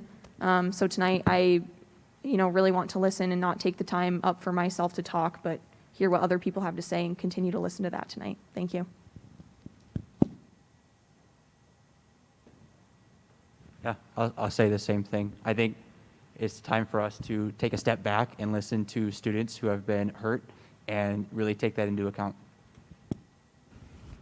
Well, I appreciate you guys listening. I know we're about the same age, and so I have been listening as long as you have, and so you must have seen this happening year after year after year.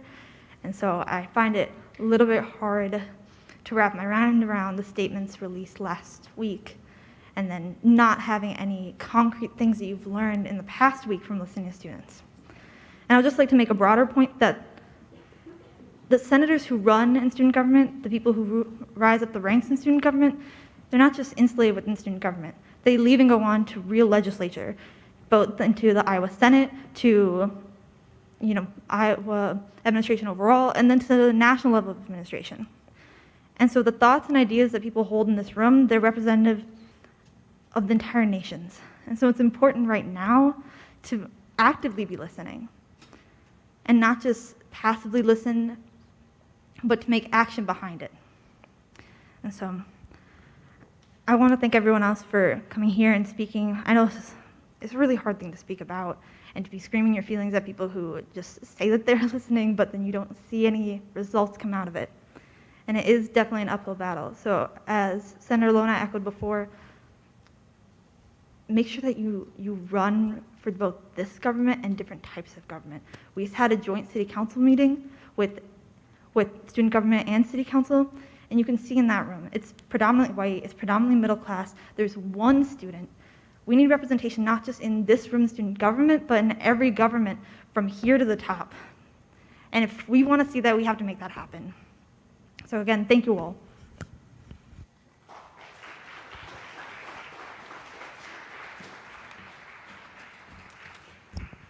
Hi, everyone. My name is Kit Claiborne. I'm from the College of Agriculture and Life Sciences. My pronouns are he, they, and I am a member of both IRHA and the Diversity Inclusion Committee for Student Government. The events that happened last week that involved the panelists for Women's Week only solidified the bias of free speech that exists on this campus and everywhere else. When Senator Hurley sent out the tweet last semester, I saw firsthand the impacts that it had on marginalized communities on this campus.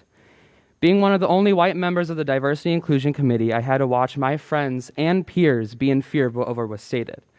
This is not the first time that tweets like this coming from this person have been deemed not welcome on campus. They tweeted that if you have pronouns in your bio, you're mentally ill. As a proud member of the LGBTQIA+ community, that is scary to hear. I cannot live on campus or in my life without the fear of people like the senator saying something. The difference between me and BIPOC students is that I can hide who I am. Even though I do not want to and I should not have to, I still have that liberty. This cannot be said for BIPOC students. They live in fear every day because of the color of their own skin. Last week, not one single ounce of fear in my body when I saw the tweets of Dr. Mukherjee. That is the difference between freedom of speech and hate speech. If someone cannot comprehend this simple topic, there's a thing called Google and they can look up the difference. The tweets that were sent out were simple facts. It is proven by multiple studies that heterosexual, cisgender white men are in power. The excuses that were said last week about not removing Senator Hurley from student government were embarrassing. I'm not going to silence my privileged voice about this situation any longer because I must use my voice to amplify those of the marginalized students who cannot have their voice. Whatever the outcome of this situation is, I will always remember what happened. I experienced this situation both in the eyes of an IRHA and student government member. And I hope that President Fritz and Vice President Schrader realize their mistake and take the opportunity to actually listen to BIPOC students and BIPOC voices because they matter most. Thank you.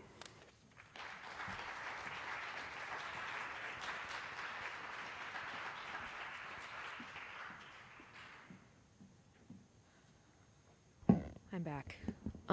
First, I would like to echo Kit in saying that I am also a member of the LGBTQIA+ community, and it is very easy for me to hide who I am.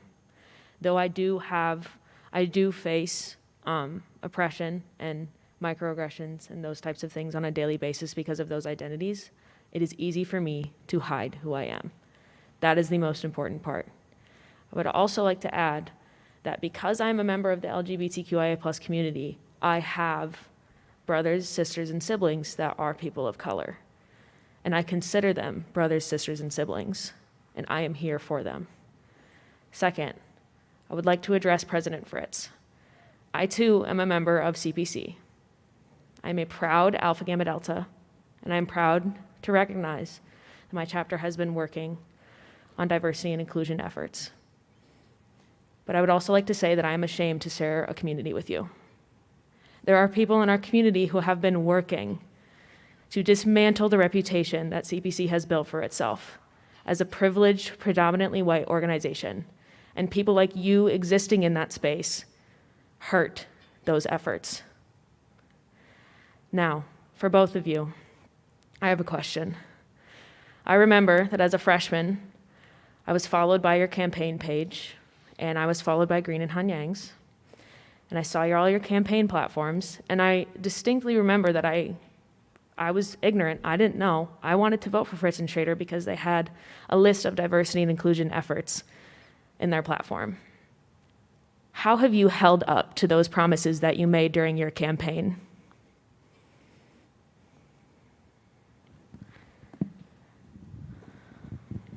So I don't want to take up too much time tonight because it is my time to listen. But there are, a few different ways through the diversity of, trying to get cultural competency training implemented in residence halls next year, which will be going out to incoming freshmen.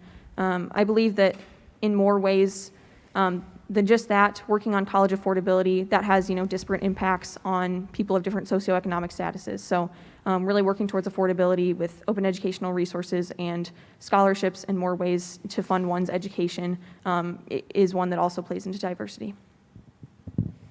And specifically things that are on our cabinet, we did a bathroom review of campus where we got a group of people together and went to every single bathroom on campus, and we're making a map that shows where the gender neutral and gender inclusive bathrooms are to include accessibility for that. And beyond that, in our student activity fee meeting, we did not approve any shifting of funds away from the Multicultural Center, but wanted to ensure that even though the building fee is no longer needed, that money stays with the Multicultural Center, and that space is still taken care of and remains one of the nicest spaces on campus. And those are wonderful efforts, but I'm not going to thank you because those are things that you should be doing.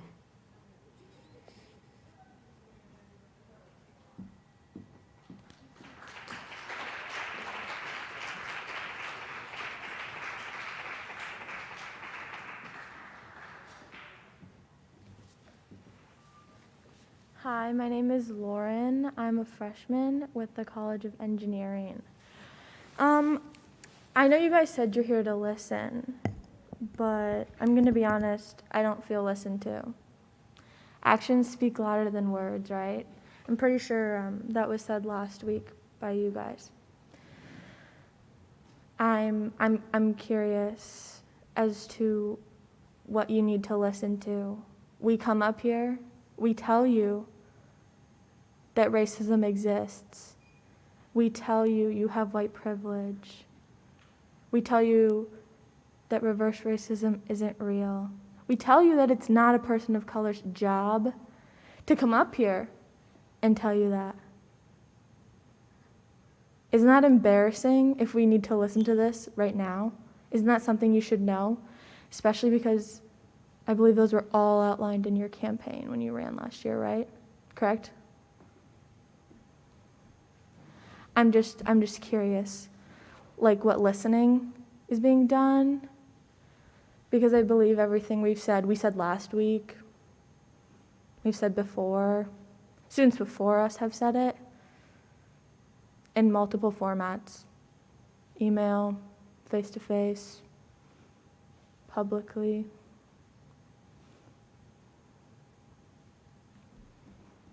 Do you see my frustration? Thank you for the head nod. I appreciate that. I have one more thing to say. I believe I said this last week as well. And Morgan, I talked to you personally about this, and I also sent both the president and the vice president an email, which I did not get a response to. So I am up here publicly asking and informing so I can make sure everyone on the council hears this. I reached out to President Fritz about an event CPC is holding, where we will educate our members on racism, white privilege, and the things we shouldn't have to teach, but we need to protect the people of color in our community. We will be holding an event where GWC, the George Washington Carver Scholarship and Foundation, will be speaking and educating, and I have extended that invitation as the person running that event to this council. I believe this whole council would benefit from that. I have heard no response on if that will be happening, but I do expect to at least see President Fritz there because we share a community. She's part of the CPC community, and CPC has a value. Morgan, do you know the 5 values of CPC?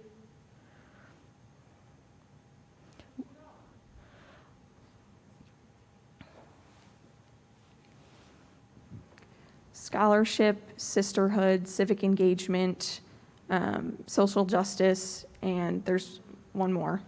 Yeah, the one I'd like to focus on is social justice. When we signed that contract, when we accepted our bid, we signed a contract just for CPC as well as our chapter.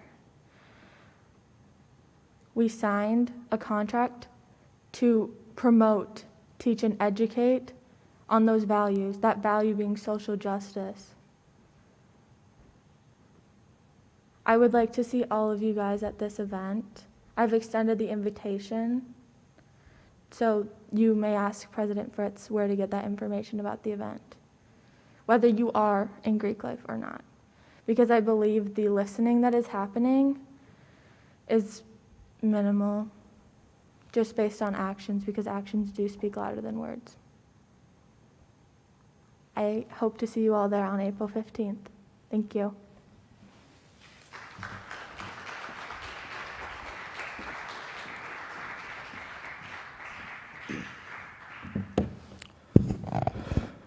Before I start, I would like to thank everybody who came out tonight. I think that voicing your opinions is one of the most essential ways to get your point across and get what you want out of everything in life. But as far as that goes, my name is Brett Bacom. I am a freshman here at Iowa State in the College of Agriculture and Life Sciences. I'm majoring in forestry.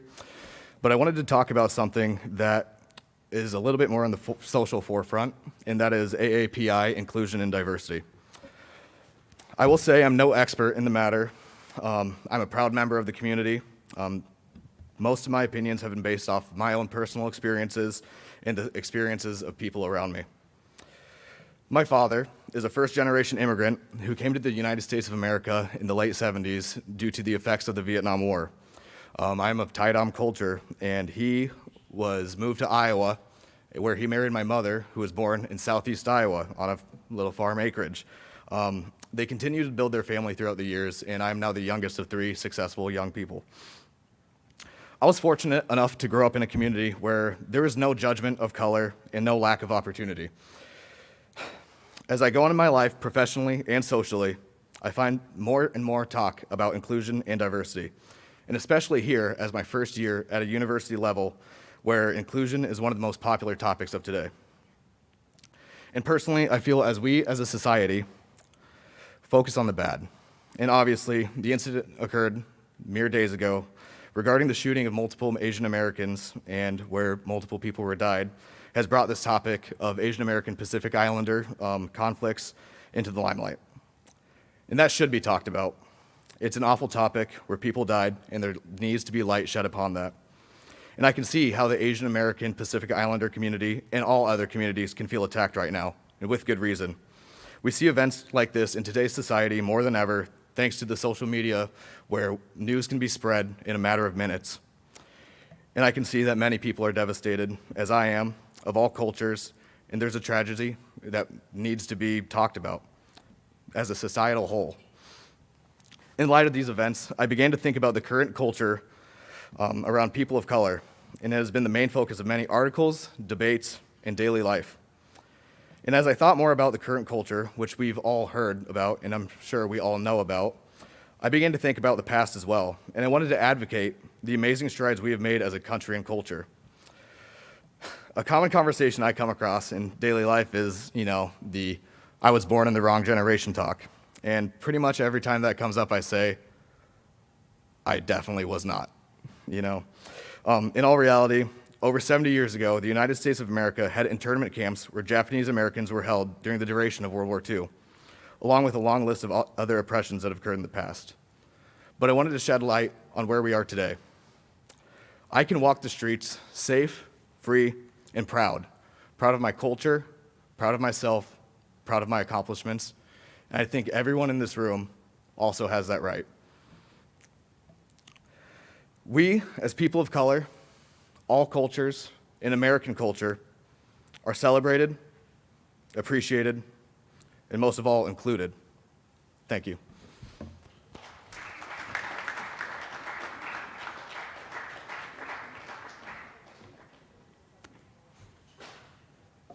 Hi everyone, my name is Ella. I'm a freshman in I just forgot my college, Liberal Arts and Sciences. I'm a poli-sci major. And I just wanted to say to begin that I'm very nervous about being up here right now, but I want to reiterate that my white discomfort and nervousness will never amount to the discomfort and fear and microaggressions that people of color experience every single day, and the powerful personal stories that all these people are telling us today. Sorry, I'm reading my notes. I wanted to start by saying I'm from Minnesota, and I originally didn't want to come to Iowa State. I come from a predominantly white high school, a predominantly white suburb, and coming to an even whiter state and a huge public school was not my idea of the college experience I wanted, because I was fearful for the lack of diversity and the lack of appreciation of different types of people. And I wasn't familiar with the past events, but from hearing what has happened in past years, I think that is just upheld that these issues aren't going away. They just come back in new forms, and people just get angry, and new freshman classes come up, and more people get angry as people graduate, and as far as I can tell, not much is changing. And I just want to say, when Fritz and Schrader, you guys were asked earlier what you've done in the last week, I am also in the CPC community, and I'm the DEI, Diversity, Equity, and Inclusion Director for Alpha Gamma Delta, and I send out links to my chapter all the time of super easy things, because it's very hard sometimes to know where to start, but something like reading an article or listening to a 20-minute podcast or ordering a book about any of these issues is starting. Listening is something that we kind of passed the need for. Of course, listening is important, but we need action, and we need more than just listening and taking notes. It is our job to learn and to make our fellow white people take action and to make the POC people in our communities and in our school feel loved and safe and respected. And we have such an extreme privilege as college students. Like mentioned earlier, we have so many different resources and lectures on campus and a huge library and internet access and a college education that we can learn every single day. And that's all I have.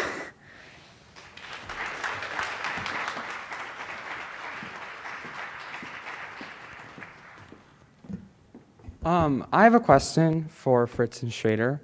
A few minutes ago, you guys said that you went to see gender-neutral bathrooms around campus. When did you guys do that?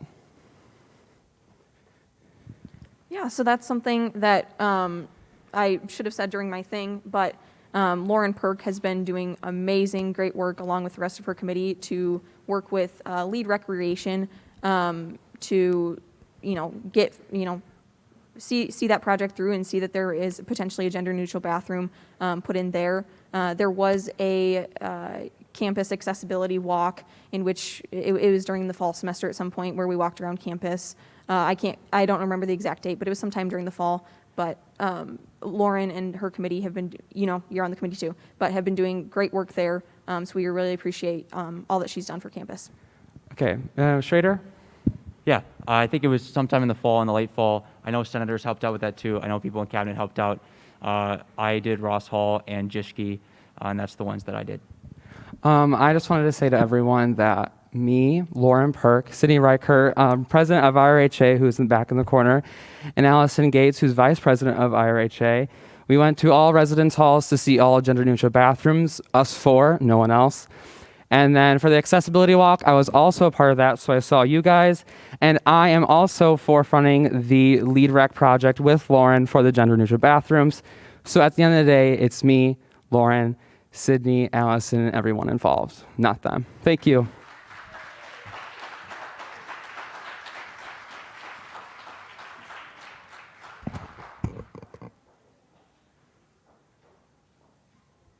Hi everyone, my name is Yolanda Jung. I'm a freshman, my pronouns are she, her, and I'm in the College of Engineering. I'm not a very good public speaker, but I'll do my best.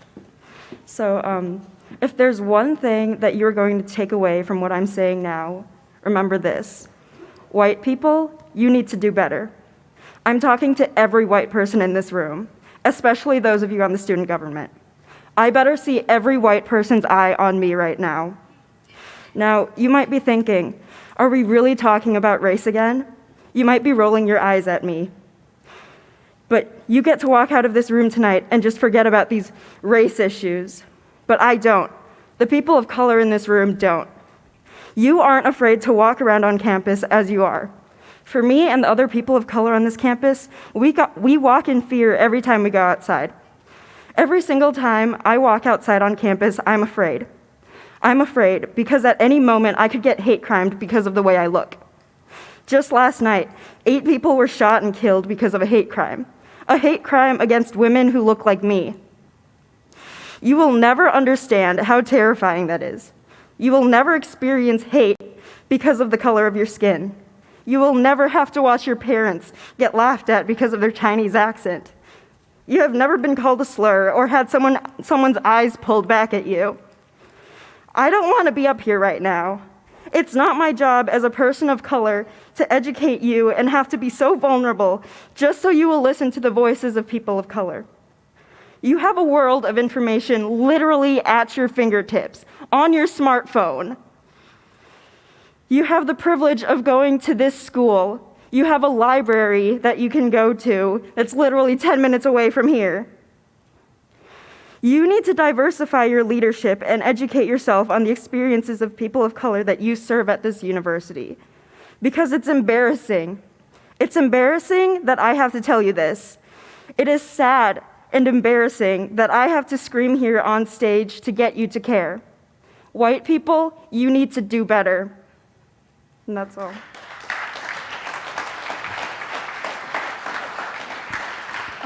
Motion to add 30 additional minutes to open forum.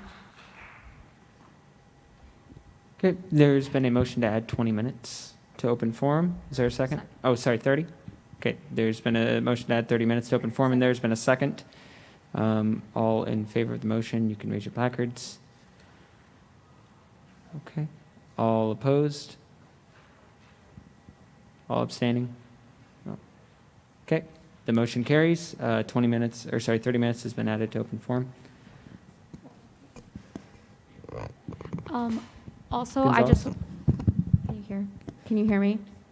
I also just want to remind senators that we talked about this during our professional development during the fall semester, but if I do see you on your laptops or on your phones, you will receive a nonfeasance. So just make sure that we're paying attention to our speakers.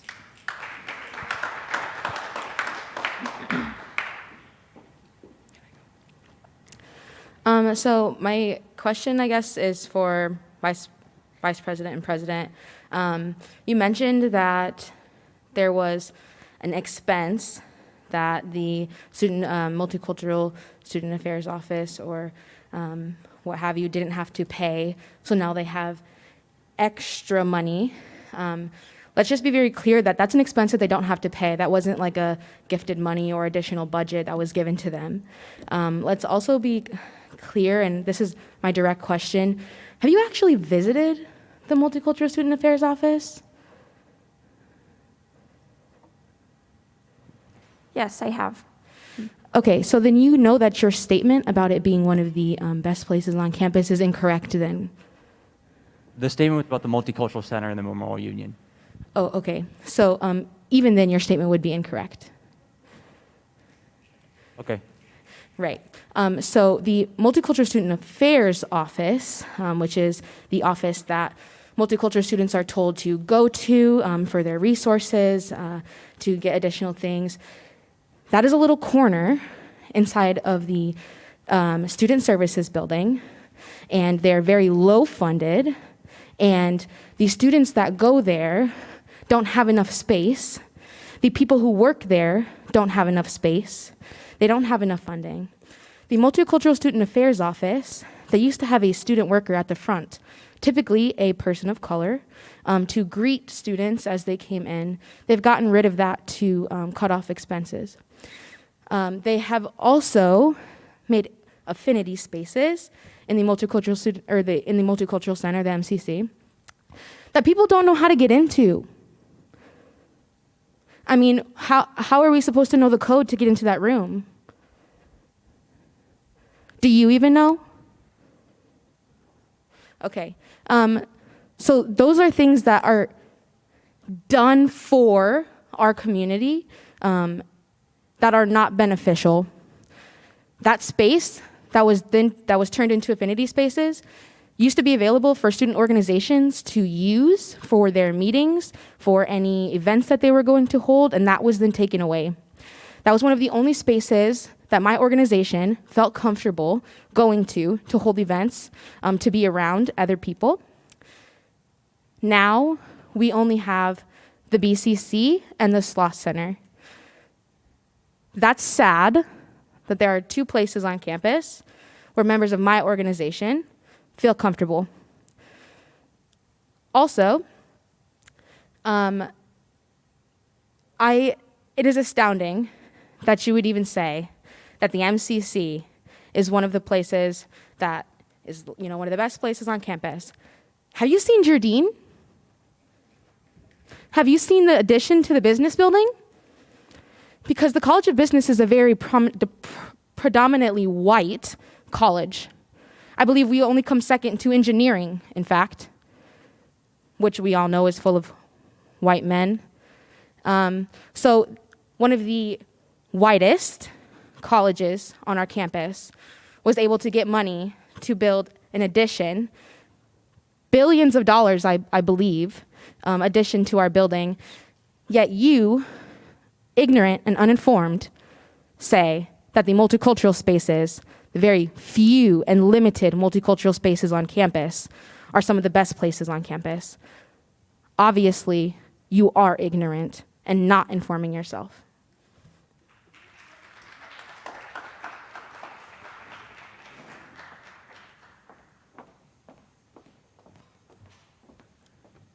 Okay, so I came up here to do two things. To point out some more white bullshit and get my jacket from here too. So first, I want to address you, Daniel, because the entire time when anyone else was talking, you were on your phone or you were on your computer. And people back there, they can back me up. Even all these cameras, they see you doing that too. And that just shows how much you actually care about the situation. And also, how much you care is express your body language. I can tell right now you're reserved, you're crossing your arms, because you're uncomfortable.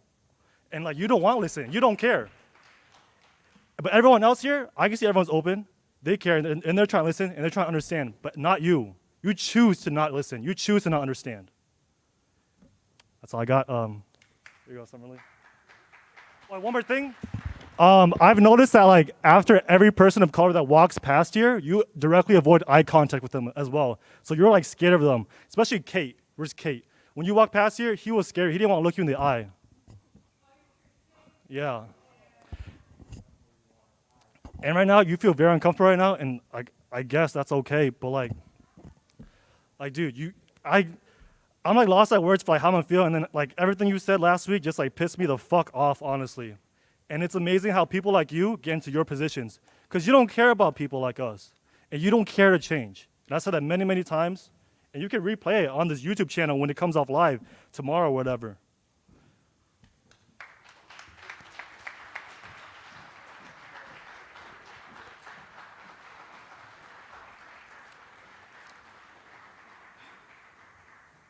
Thank you, Scott, for that. That was funny, but also true. So I'm Summerlee. I literally spoke last week. Here I am, once again, back in the exact same room. I'm always here. Last week, I just want to address your comments because, quite frankly, you want to call us disrespectful. You call my sorority sibling, oh, I forgot to mention, I'm a member of Sigma Lambda Gamma. Very proud. You call my sorority sibling disrespectful. It's disrespectful for you to come up here and tell me, because I just want to reiterate this because last time you were gone, I don't know where you went, doesn't matter. Last time you were telling us how to feel and how we should be proud of a statement that supposedly condemns racism, but it doesn't. If anything, it doesn't do that. There's a lot of stuff that happens on this campus that's gone unspoken of under your administration over there. I know you're only listening and you're only watching. Y'all are only looking at me because people have been calling you out all day. It's performative. I'm tired of y'all being performative. Y'all raised your hands to sit here and add more minutes to things, but you weren't feeling that before.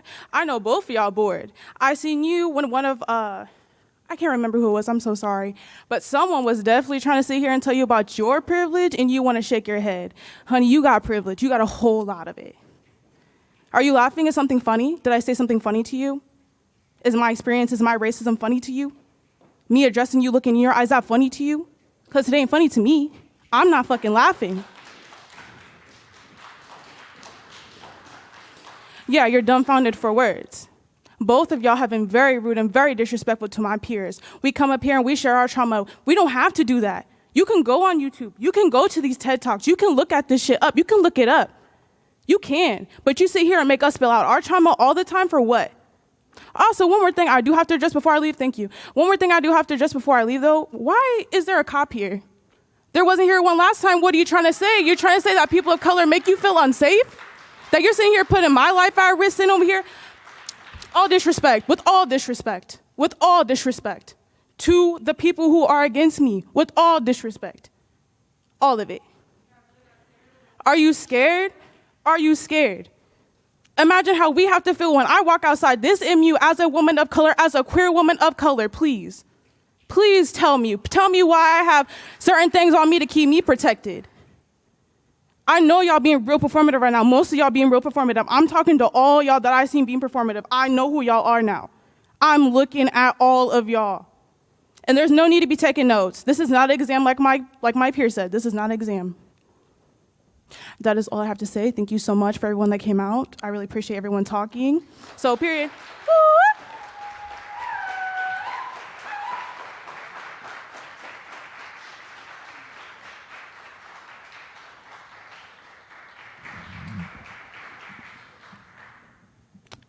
Senator Anderson. Move to add Senator Debate to the roll. Okay, there's a motion to add Senator Debate to the roll. Any objections? Okay, Senator Debate is added to the roll. Senator Young. I'm going to echo what some of my peers have said and say thank you to everyone who was brave enough to come speak tonight. I know that earlier when I spoke, I was shaking, I was angry, I was upset.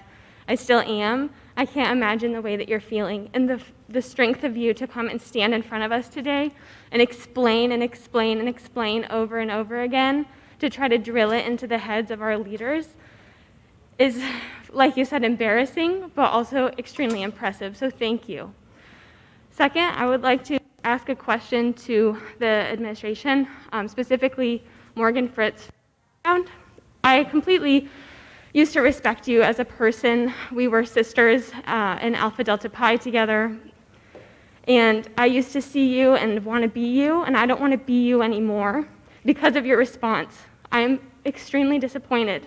I used to come home from Senate and say, I'm so excited because Morgan is doing such a great job, and I was just ignorant to the way that you have been overstepping and overlooking the acts of racism that have been ongoing on campus.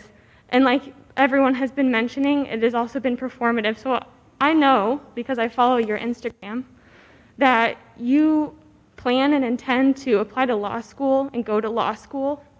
And I hope that this event and what has come of these events has really struck home with you, and that you are going to enter law school a more informed individual, and that you will not make a mistake like this again, and that you will improve and better yourself. And I just want to hear you say that you are going to do that, because otherwise, I don't know what I'm going to do with myself, because that is a scary thought to me, having someone who has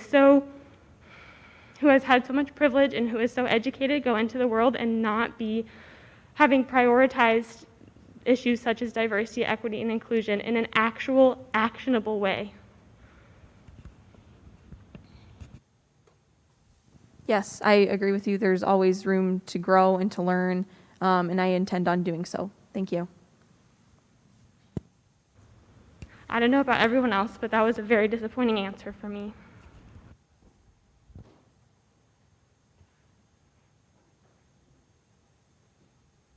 All right. Seeing no further speakers for open forum, we will move on to adopting the agenda. Are there any amendments or motions for the agenda? Senator Fahim. Motion to move Bill 2020-3-093 SO to the top of new business. Okay, there's been a motion to move 2020-3-093 SO, removing a senator from student government to the top of new business. There's been a second. Are there any objections? Okay, the bill has been moved to the top of new business. We will, further motions? Any motion? Senator Hayes. There's been a motion to recess for 5 minutes. There's a second? Any objection? Okay, the Senate is recessed for 5 minutes. We'll resume at 7:50.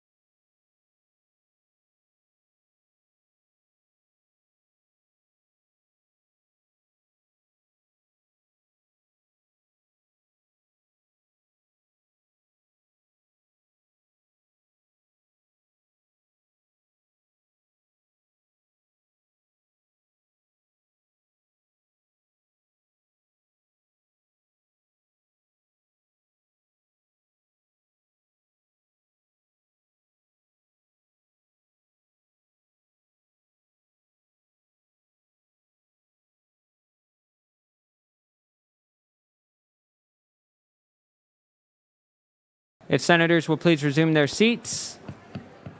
We are calling this, I call the Senate back to order.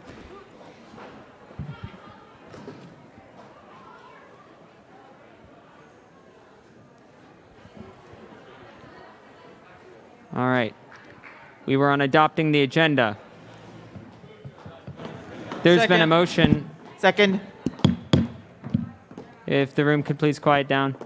There's been a motion to adopt the agenda. There has been a second. Are there any objections?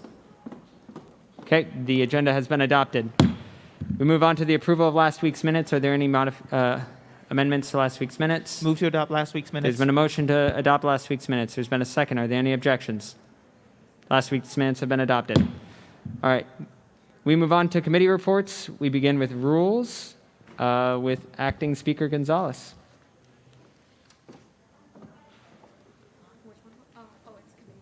Yes. Whoops. Hi, everyone.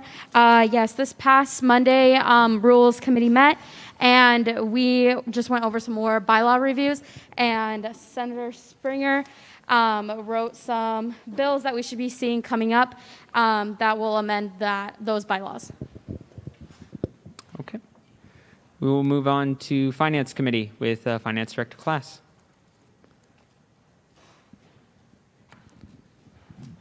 Hello. All right. Let me pull up the agenda. So sorry. You have it? Awesome. Thank you so much. Okay. Take it. Go for it. So, starting at the top, I also do apologize that I have not sent out my update. That's my B. I will write that shortly and soon. So the KURE carryover request, I kind of explained that like a month ago, I think at this point, honestly, when it was up for first read. So that is a bill that we funded at the very end of last year for KURE Fest. There's a lot of documentation for it because we funded it, COVID happened, executive order happened, or like I was placed as finance director, executive order happened allowing me to unilaterally approve carryover requests. And so yeah, a lot of documentation. It's just because the event hasn't happened, and instead of like the money coming back to us and giving them new money, because that's just like a whole hullabaloo, we are going to carry it over. So it's very simple and very straightforward, similar to everything else we have. SAC line item transfer, Kevin Merrill would typically be here, but he was out today. I'm speaking on that. It's very straightforward. It's increased costs for some things, just shifting things from advertising to printing. Funding 2020 Open Educational Resource Recognition Awards. That is with Senator Ludwig, Acting Chair Ludwig. That's Director of Educational Resources, I think is his title, Chris Paulson. So that's up fairly straightforward. Other things is the legislative relations account cap. That does affect finance a little bit because it's just putting a cap on that. That's something that I talked with Senior Director of Governmental Affairs, Cassie Bond, about. That's something that we all agree with because it, in our student fees, that has been piling up and we just haven't been able to use it, so we're going to reallocate it to other things. The carryover money to balance our budget, COMBOB, one might say. That is a bunch of carryovers that we found during annual allocations that we did to balance our budget. Line item transfer to Dance Marathon is pretty straightforward, but we'll see that next week. Funding family-friendly library spaces is something that me and President Fritz have worked on, and Senator Goff. That's something that is really exciting that we are doing, so please ask questions about that. Next are two very large things. So the account allocations, I did a program about this, beginning of March, about how that is. That's what we technically call the big picture bill. So that's just all of the accounts from the student activity fees and how that's allocated out. And then one specific line item on that for the annual allocations is the next bill, which is annual allocation recommendations for fiscal year 2022. That's like $1.050193.43 million of student fee money that we're giving out through allocations to almost 100 clubs. I think it's like 98 clubs. So that is, I'll make a closing announcement as well, and I sent you a really long email on Monday. But if you want to pull a club's budget to look specifically at that, please, please, please, please, please let me know so I can let the club know so they can speak on their budget. because they know their budget a whole lot more than I do, because we have 20 minutes with Youth Club, because it's a lot of work. Next, the last thing that I'm going to talk about is funding BioBus, which is a thing that we found during annuals, that they were coming through annuals, and we're like, this doesn't really fit during annuals because it's not an annual thing, and so we moved it to special projects. That's that bill. That was a lot, and I apologize that my update has not been sent out yet. I will do that. Any questions, please let me know or email me. I will take questions now as well. Senator Lona. I just wanted a motion to add Senator Ryan Hurley to the roll. Okay, there's been a motion to add Senator Hurley to the roll. Are there any objections? No objections. Senator Hurley is added to the roll. Okay. We will move on to updates from PR Committee with Director Olson.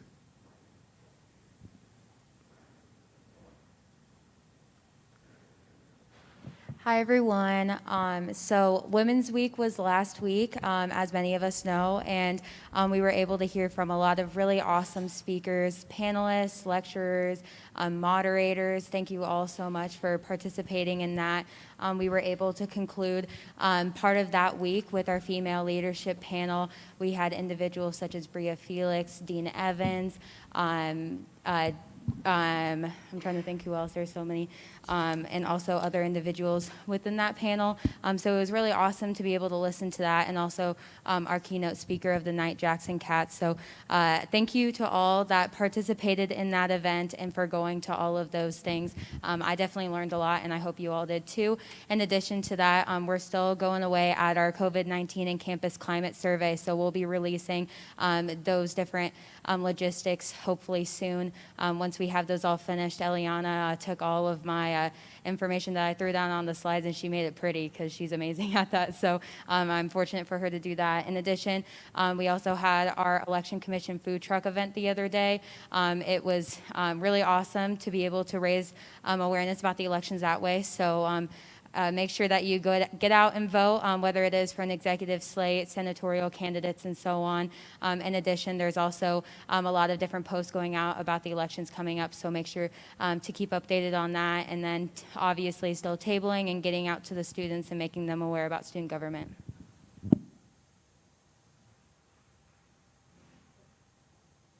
All right, we will move on to updates from Diversity and Inclusion Committee with Caitlin, Chief of Staff Rowling. Hi there. So in terms of diversity and inclusion, we're going to be sending out the cabinet slides from this week. You'll be able to read those hopefully later tonight. I unfortunately have broken my laptop, so I will have those out after this meeting. But go ahead and look at the slides for the updates.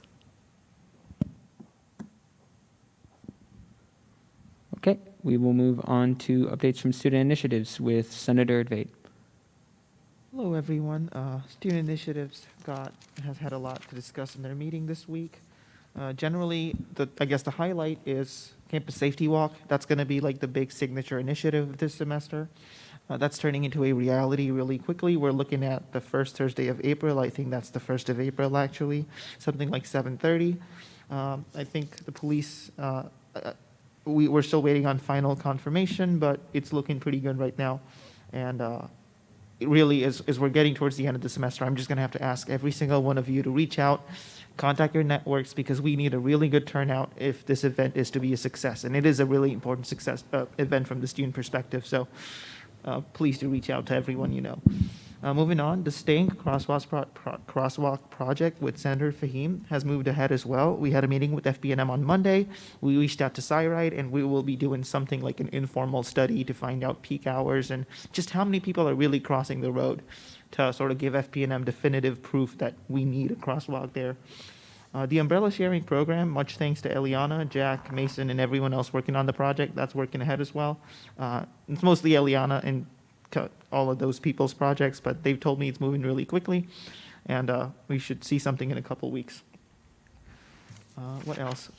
Lastly, in closing, Student Initiatives Committee also talked about ways to deal with the campus climate situation and the fallouts of last week and the points that have been brought up about student government not perhaps being as receptive to student needs as it should in terms of initiatives, and really how we can reach out to students instead of expecting them to come to us and really coming up with initiatives that make the student experience better. And if you have any questions, I will be happy to take them. Or if you have something to say, please let me know as well. Okay. With that, we will move on to updates from Civic Engagement Committee with Senator Schulte. Yeah, so I talked earlier this afternoon at the city council meeting. I told you all essentially what civic engagement is working on right now. We had the library success, so hopefully that should be in the Library 160 curriculum for next semester. And then we've also working on our Abigail, one of our at-larges, has been working insanely hard on this amazing race. I think we're going to end up postponing that till next semester just for fear of COVID and also time-wise. But hopefully that'll be a really great event that next year's Civic Engagement Committee will start to work on, as well as promoting awareness about the next elections. But we're going to try and get that as much planned as possible so that way next year's Civic Engagement Committee can just sort of pick it up and let it go. So yeah. All right. We will move on to comments from the executive branch with President Fritz. Thank you, Senator Ludwig. I would just like to quickly thank everyone that came out tonight. It's very important for student government to be able to hear what you all have to say, and it's very important for us to know that going forward, so I appreciate that. As far as this past week goes, Women's Week, thank you so much to Anna Olson and Eliana Crabb for all the work that they put in there.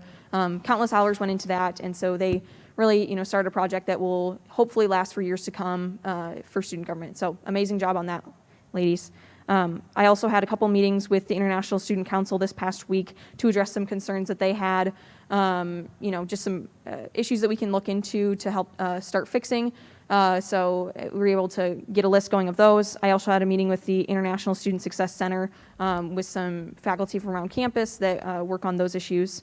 I also had a meeting with the Provost's office where we discussed winter term for future years, along with updates to graduation and commencement.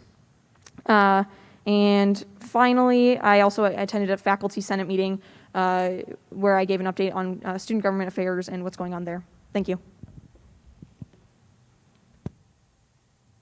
Senator Weathers. Hi, Morgan. I just had a question regarding the winter term. I had heard talk from a couple students that the university is planning on shortening the length of semesters in order to make the winter semester a permanent and more lengthy addition to the year. Is that true? They have not put out a final recommendation yet. They just ran a few ideas by me.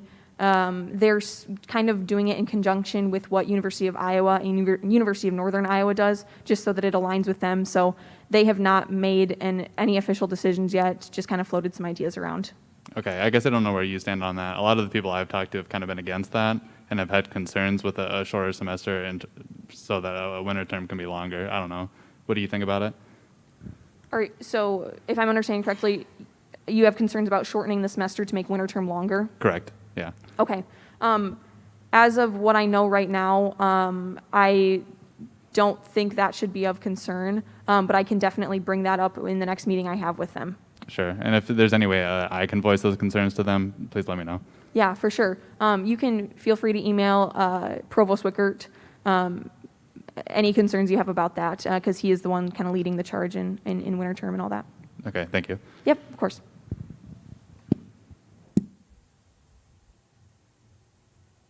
Okay, we will move on to external matters. First in external matters, 2020-3-061F, CURE carryover, with Senator Zastro for an opening statement.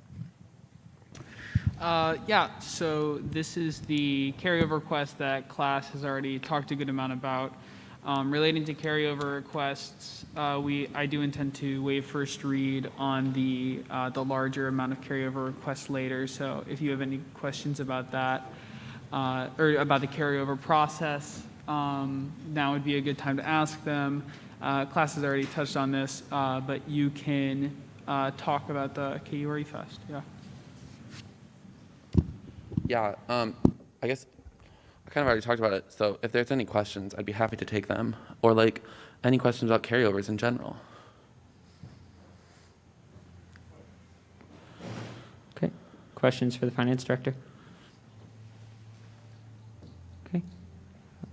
Will you yield, Senator Zastro? Yeah, I yield. Okay, Zastro yields. We will enter debate. Motions statement. There's been a call to question on the bill. There's been a second. Are there any objections in moving on to voting? Okay, closing statement, Zastro. Do we need to do a roll call vote since this isn't allocating new money? All finance bills are required to have roll call votes, so we I'm will have sorry, to- I asked this 2 weeks ago. No, I you're all remember that good. now. Yeah, So I yes. yield. All right. Zastro yields. We will move into a roll call vote. Please answer when I call your name. Adigarla. Idvait. Yes. Anderson. Yes. Bender. Buma. Oh. Emery. Fahim. Goff. Gonzalez. Yes. Hanyang. Hayes. Hurley. Klapatauskas. Lewis. Lona.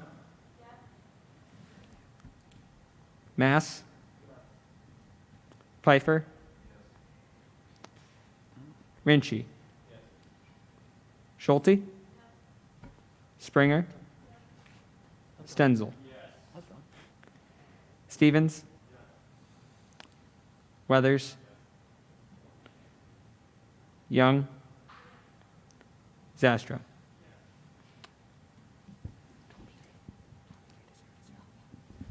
All right, with a vote of 23 to 0, the vote carries. And the motion carries. Okay, we will move on to 2020-3-067F SAC transfer with Senator Zastro. Yeah, so this is a SAC line item transfer, which Finance Director Klass can talk about. Yeah, I already briefly touched on this, but they're just moving some money around, which is what a line item transfer does. Who knew? Yeah, any questions, I'd be happy to answer them. Kevin was going to be here, but he's out today. Christine is also here. She works in SAC, so I could answer them. She could answer them. Yeah. I yield. Okay, as Senator Zastro yields, we'll move into debate. There's been a call to question. There's been a second. Any objection to moving into a vote? Okay, closing announcements. Zastro declines. We will move into a roll call vote. Adigarla. Idvait. Yes. Anderson. Bender. Emery. Fahim. Goff. Gonzalez. Hayes. Hurley. Klapatauskas. Lewis. Lona. Mass. Pfeiffer. Rinchi. Schulte. Springer. Stenzel. Stevens. Weathers. Young. Zastro. Okay. With a vote of 23 to 0, the motion carries. I also believe I misstated the last one. It was 22 to 0 to 1. So we move on to the next item in the agenda, which is 2020-3-059F, 2020 OER Awards with whoever I made my co-sponsor. Senator Springer. All right, so this is rewarding professors this is awarding professors who have demonstrated a commitment to college affordability by utilizing open educational resources I don't know a whole lot about the bill, as you can obviously tell. So, Acting Speaker Ludwig, if you'd like to talk about it, or Zastro. Yeah, if there are questions, I'm happy to answer them. Do you yield? Oh, Zastro? Oh, I'll make the Finance Committee amendment. okay. Zastro moves the Finance Committee amendments, which do not require a second. Are there any objection to adopting the Finance Committee amendments? Question? Seeing, called. Is there a call to question? Okay, there's been a question. Is there a second? There's been a second. We'll move into a vote. It's been a call for unanimous consent. Is there any objection to approving the Finance Committee amendments by way of unanimous consent? Seeing none, they stand approved. So I can speak a little bit to the OER awards. I was on the committee that dealt with OERs last year. I guess it's a university committee. So basically, open educational resources are stuff like you might see on Canvas if you have like a red shelf course material, places where you don't have to buy a physical book, and all of them are a lot cheaper than if you have to buy a physical book, not just because it saves on the printing cost, but it saves as an intermediary because you don't have to go through the Iowa State bookstore normally for those kinds of things. OERs also include just using resources that are either purchased by the university at a low cost, and then teachers are allowed to use them in their classes for no cost, or just PDFs of publicly available material. This is a really good thing that students do.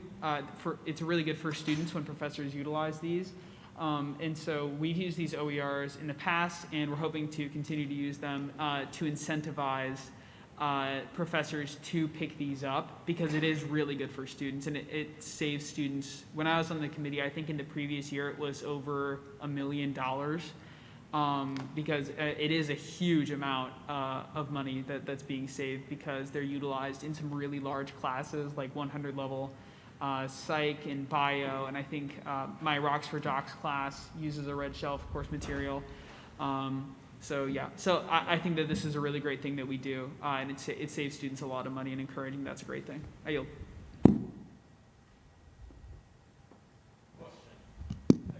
There's been a call to question on the bill as a whole. There has been a second. Any objection? Okay, we will move into a vote. Well, actually, closing statement with Senator Springer. Okay, she declines, so we will move into a vote on the bill. Adigarla. Idvate. Yes. Anderson. Bender. Emery? Fahim? Goff? Gonzalez? Hayes? Hurley?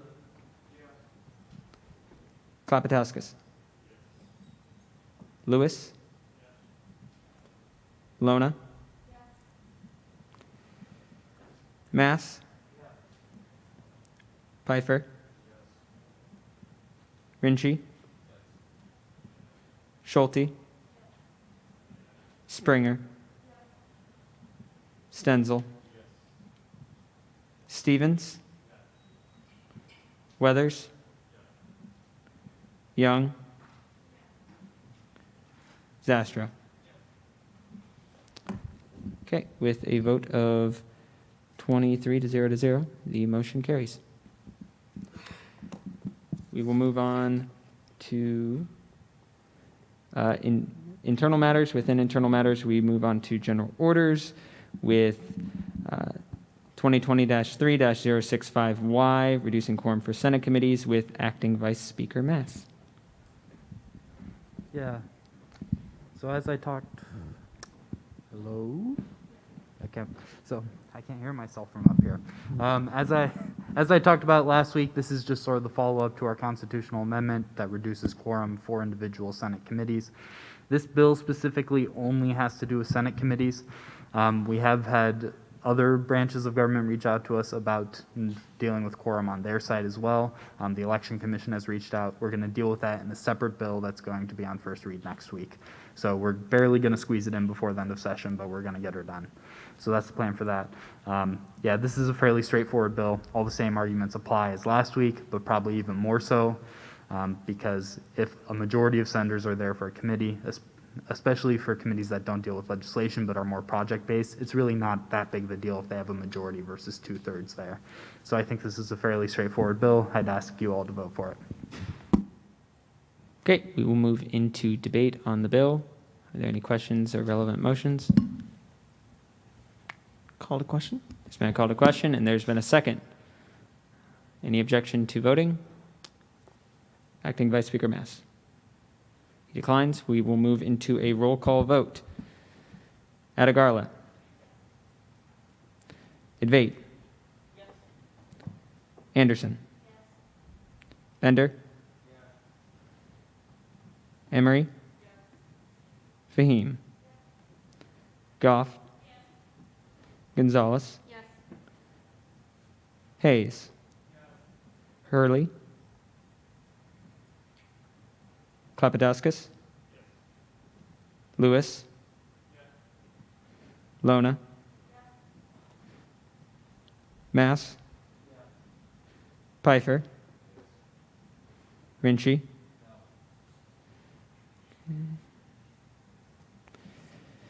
Schulte. Springer. Stenzel. Stevens. Weathers. Young. Zastro. Hurley. Okay, with a vote of 22 to 1 to 0, the motion carries. We'll move on to the next item within Internal Matters, 2020-3-060Y, impeachment corrections with Acting Vice Speaker Mass.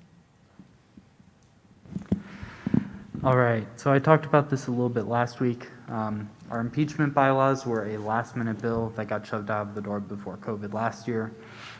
Some stuff got missed, some stuff got left in that shouldn't have been. So the text of this bill right now just removes the stuff that shouldn't have been left in.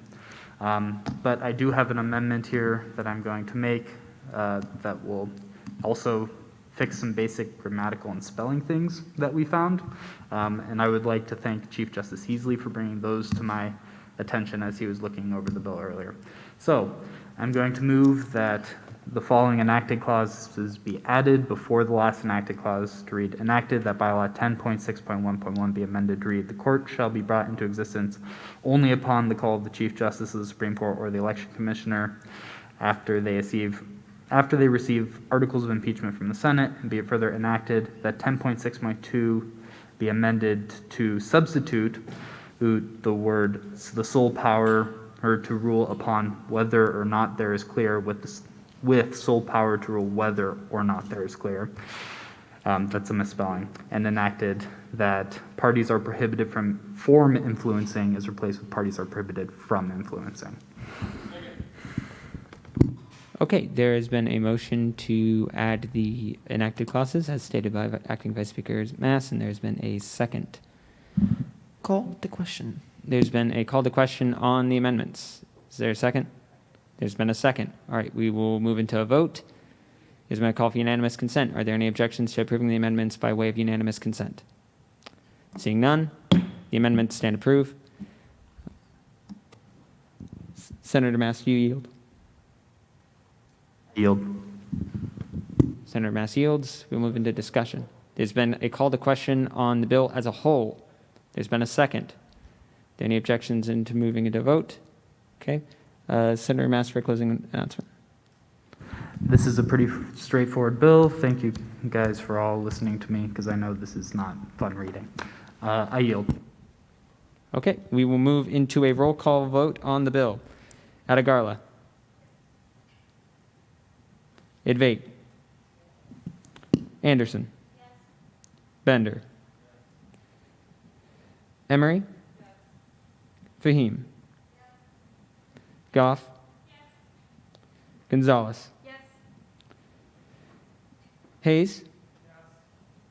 Hurley, Klapatoskis, Lewis, Lona, Mass, Pfeiffer,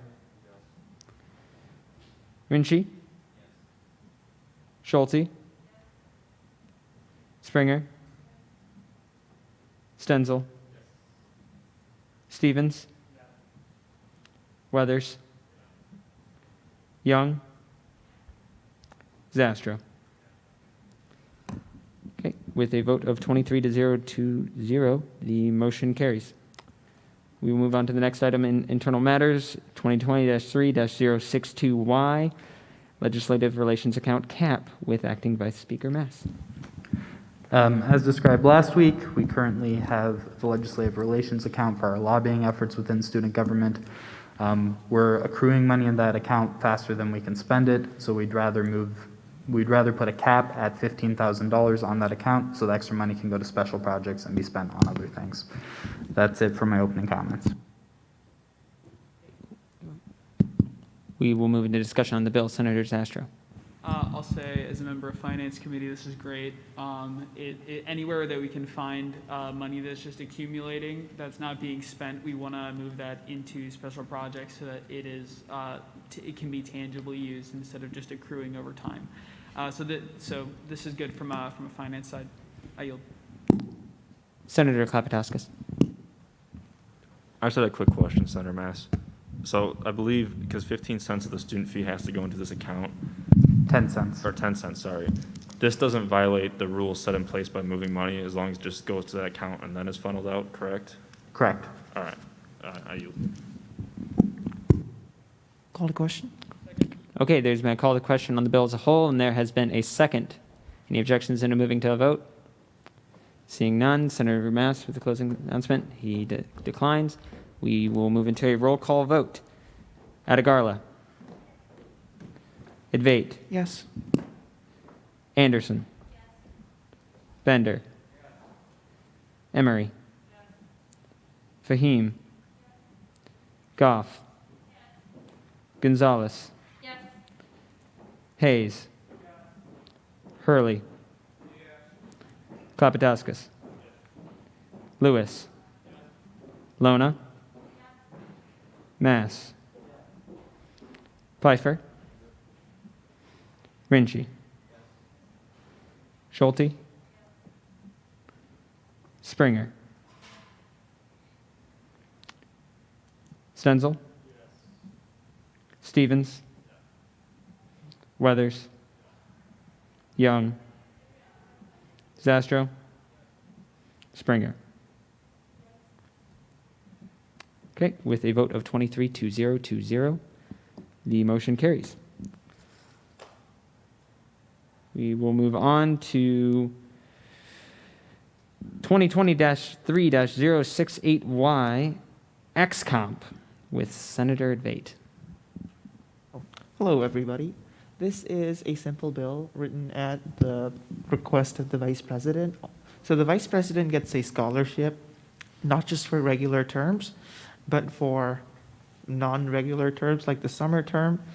I guess now that we have a winter term, what this bill does is it gives the President and the Financial Director, sorry, I misspoke, the President and the Financial Director, it gives them the choice to pick either summer or if there is a winter session that's currently running, pick the winter session for their scholarships at their preference. So no new money is coming out, no extra money is coming out. This just gives them the option to either choose summer or winter. Please let me know if you have any questions. Okay, Senator Advait yields. Finance Director Class. Yeah, so, very quick thing. This is just kind of, it runs into a little bit of a fiscal year problem because when you make a payment for winter's term, it would be the same payment or like the same fiscal year as the summer session payment. And those are two different people would be serving at those times in both roles. So I can fix it in the budget by allocating more money to that, like doubling it, so that everyone, can have the choice. or it could just be a separate line item in the budget, but just it does run into a little bit of fiscal year problem. So what I'm telling you is that I'm going to have to, if this passes, I will have to change the budget a little bit, which will affect all the annual stuff for next week. F to the Y to the I. Can someone yield time to me? I think Finance Director Class can. Okay, great. Senator Vate, would you mind tabling the bill for a week? We could figure that out. Maybe change the enacted year to a year later, and we'll work on it next week. Can I just make the point of information? Can I just make the motion right now? Yeah, you can make motions. Point to table the week for a week. Move to table the bill for a week. Words. Okay. There has been a motion to table the bill for 1 week, and there's been a second. Are there any, I think we move into discussion. There's been a call to question. There's been a second. We'll move into a vote. There's been a call for unanimous consent. Are there any objections to tabling the bill for 1 week by way of unanimous consent? Seeing none, the bill has been tabled for 1 week. We'll move on to new business. The top of new business, 2020-3-093SO. Removing a senator from student government with Senator Fahim. Title? Move to consider as read. Okay, so I'm going to move to waive first read of this bill, so I may amend it tonight. So for some background, Senator Lundwig sent out an email about this, but let me summarize. Originally, the bill had a ordered clause of immediate removal of a senator. However, because of ambiguity in the bylaws, I recently learned that I, as a senator, do not have the power to put up a removal bill. That bill must come from a Rules Committee investigation. I've amended the bill so that the ordered clause urges Rules Committee to launch its investigation. Personally, I'm very frustrated by this development, with the Rules Committee for not carrying out its duties earlier and for just this delay as a whole. Unfortunately, this is the position that we're in. So to ensure that due processes are carried out, this bill is going to be amended to reflect that. And so to do so, first requires first read to be waived. So I motion to waive first read. Second. There's been a motion to waive first read, and there has been a second. Are there any objections? Without objection, second read is waived. We will now move back to the bill with an opening statement from Senator Fahim. Okay, so before I talk about the bill as a whole, let me motion my amendment. So 1 sec. I sent this already to Mariana and Ludwig. Do you guys have it pulled up?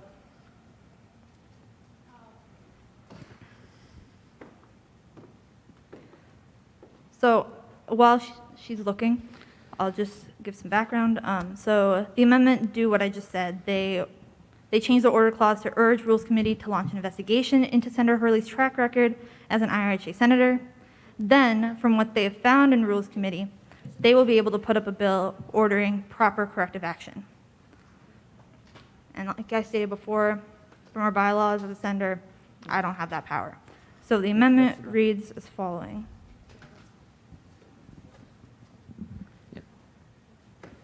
Do you guys have it? Senator Fahim, go ahead and read them and some tag them. Do you want me to email them to you? That might be easier. Can you just email them to my email again? Yeah. And then Okay, I'll still and read it'll them. be at the top of my inbox. I apologize for this. Okay, 1 second, sorry.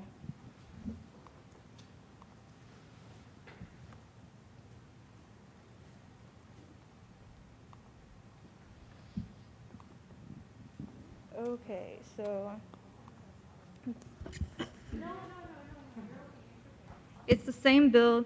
The ordered clause is moved from, that Senator Hurley is removed from Student Government Senate in accordance with Article 2, Section B, Clause 7 of the Student Government Constitution, to Rules Committee shall initiate an investigation of Senator Hurley's inability to serve IRHA in accordance with the removal procedure in Section 5.7 of the Student Government Bylaws. So, like I said before, it's asking Rules Committee to initiate this investigation. Okay, I believe a motion has been made. Is there a second? There's been a second. we will move into a discussion on the amendment. There's been a call to question Second. on the amendment. There's been a second. We'll move into a vote. All in favor of approving the amendment, please raise your placard.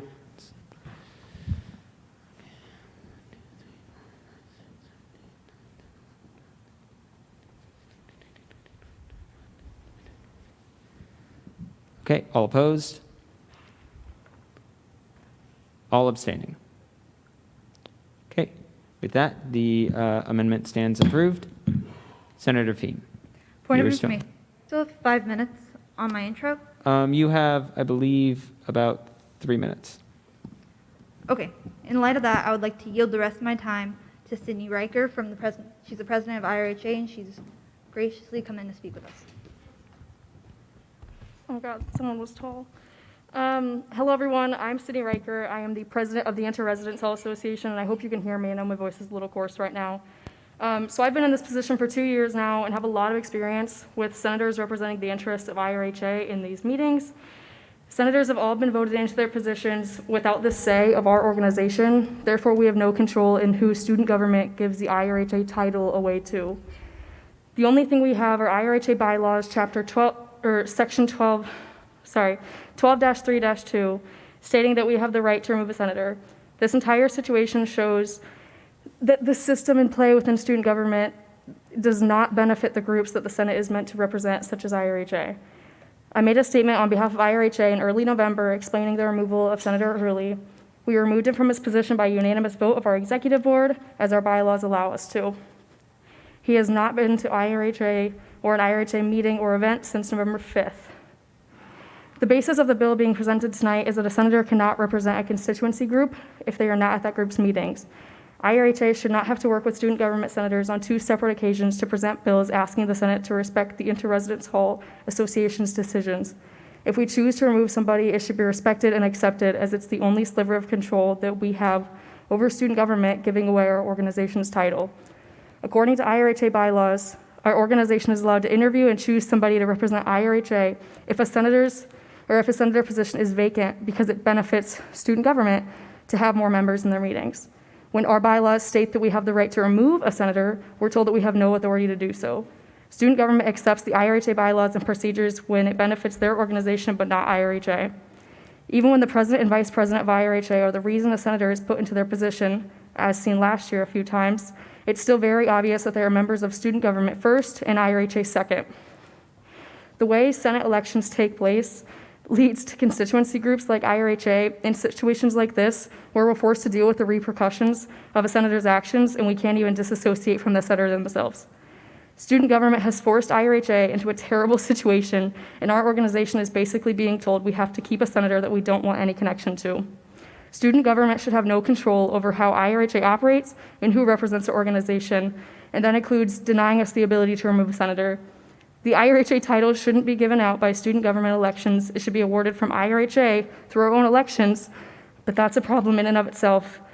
The fact that student government essentially has the power to assign us representatives is wrong, and the power should lie with those constituency groups such as IRHA. I yield.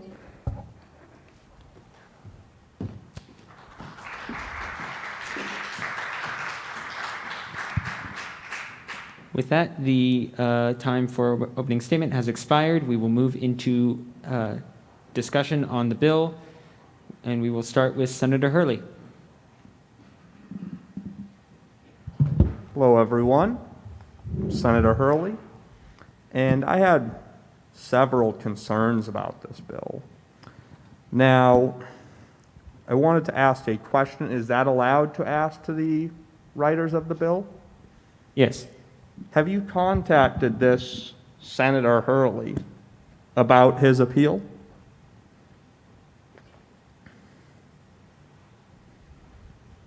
No, I have not. Are you aware that he did attempt to appeal and was told he was unable to appeal when he did so within the amount of days required as sent by Sydney Riker? Are you aware? Who told you that? What? May I ask who told you that? Who told me what? Who told you that you weren't allowed to appeal? Let's read. This is from the person who I was told to appeal to, the Associate Director of the MU. Hello, Mr. Hurley. Thank you for your inquiry. It is my understanding that the IRHA Executive Council voted to remove you from your position as an IRHA representative on the Student Government Senate. It is also my understanding that at this time, Student Government Senate has not taken any action to effectuate the IRHA Executive Council vote to remove you as a Senate representative. Student Government Senate has not voted or passed an order removing you as a Senate representative. Accordingly, based on the facts at this time, the matter is not ripe nor ready for appeal. And again, who sent that to you? This was Christine Heflin. I was sent an email link by Sydney Rarekert to the saciastate.edu. When you go on the page, it will bring up appeals, individual membership decision. I had 5 days to do so. I did so within the 5 days, and I was told that I could not appeal. So could you remove this section of the bill? That's just flat out wrong? Okay, so you're saying that after, because you know, we both know, I directly sent you the link to the appeals process when I informed you of our removal of your position, correct? Yes. Okay, and then from then, you used my link and followed it and tried to do this? Yes. Okay, so I was never notified of anything. I just simply sent it to you, and then you never told me that you did it or that you were following up with it. I never got an email from anybody else telling me that you were following up with it. I was never told, which means that it never went through the actual appeals process. You should have been able to appeal it because you were removed from IRHA. So, I don't know why you weren't able to, but I was never notified about it until right now, wow, even though this happened in November. that's shocking. You know, you also mentioned Sydney Rarekert. You said up here, he has not came to any meetings in the whole last, who's your what's Since it? November 5th, yes. Yes. Here, November 10th, Yes. 2020, 6:48 PUM, you said, as you are no longer a member of IRHA, which is a lie, I was told by Vice Speaker Ludwig that I still am, please refrain from attempting to attend our meetings in the future. So as to accommodate you, I would never want to make someone feel uncomfortable. I did not attend these meetings. Am I at fault for that? Am I at fault for violating the rules you put forward? I wasn't saying in my statement that you didn't come to them because you didn't want to. I just simply said you didn't come since November 5th. Yes, you are correct. In none of our governing documents does it state that we need to be an open to the public meeting. We don't have to have open to the public parliament. And due to COVID, we have been closed for this entire year. It's been invite only if you're a speaker or if you're an active member of parliament or the exec board or IRHA as a whole. So yes, I did ask that you not come to IRHA anymore because you were removed and you are no longer a member. I was told that I was, just recently. So me, as the president of IRHA, telling you that you're not a member of IRHA anymore? 30 seconds left on the Okay. bill. So me telling you as IRHA, pretty much, that you're not a member of IRHA means that you're not a member of IRHA. No matter what student government says, like, yes, you are technically the IRHA senator in their eyes, but in the eyes of IRHA, you are not in our organization because we do not receive funding from student government, therefore cannot be told what to do, whether we keep you or not. We removed you. We made that decision. You are not in IRHA anymore, even if you're in student government. Mr. President, I motion to delete the first whereas clause and half of the second whereas clause before the and to keep discussion on topic.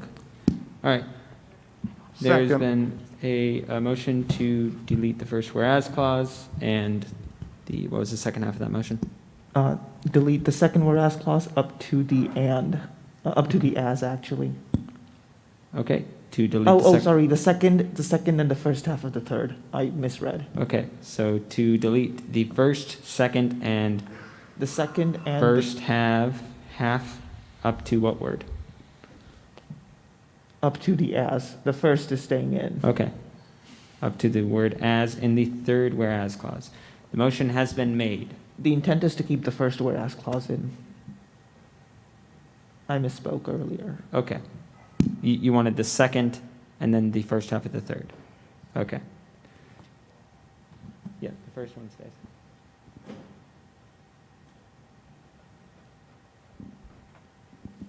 Okay, the motion has been made. Is there a second? There's been a second. We will move into a discussion on the amendment. Emotions? Call to question? There's been a call to question on the amendment. There's been a second. We will move into a vote. You see? There's been a call for unanimous consent. Any objection to approving the amendment by way of unanimous consent? The amendment stands approved. Move back into discussion with Senator Stenzel next on the bill as a whole. Okay? Yeah? Senator Luna.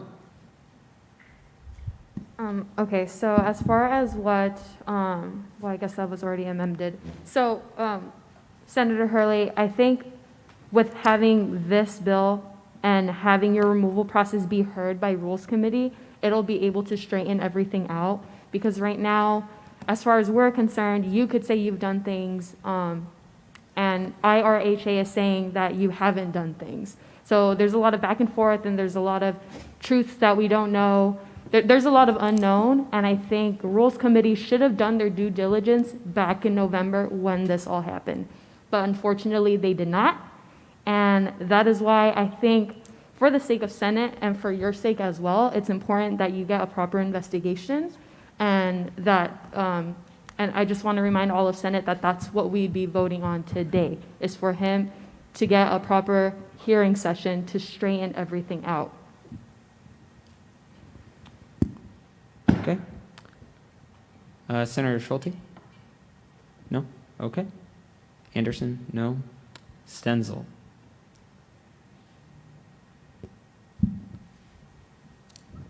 Good amendment, I think, for sure. But I just struggled to see the true impact of this bill in terms of just like student government. Like we have like 3 sessions left, and a lot of this I feel like is coming about just because of the events of the last 2 weeks, and I just don't see a need for it at the time. So I'm going to be voting against.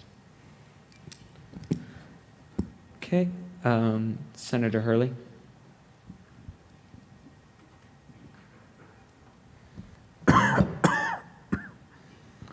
I had several questions regarding this bill. So this says that this will be brought to Rules Committee.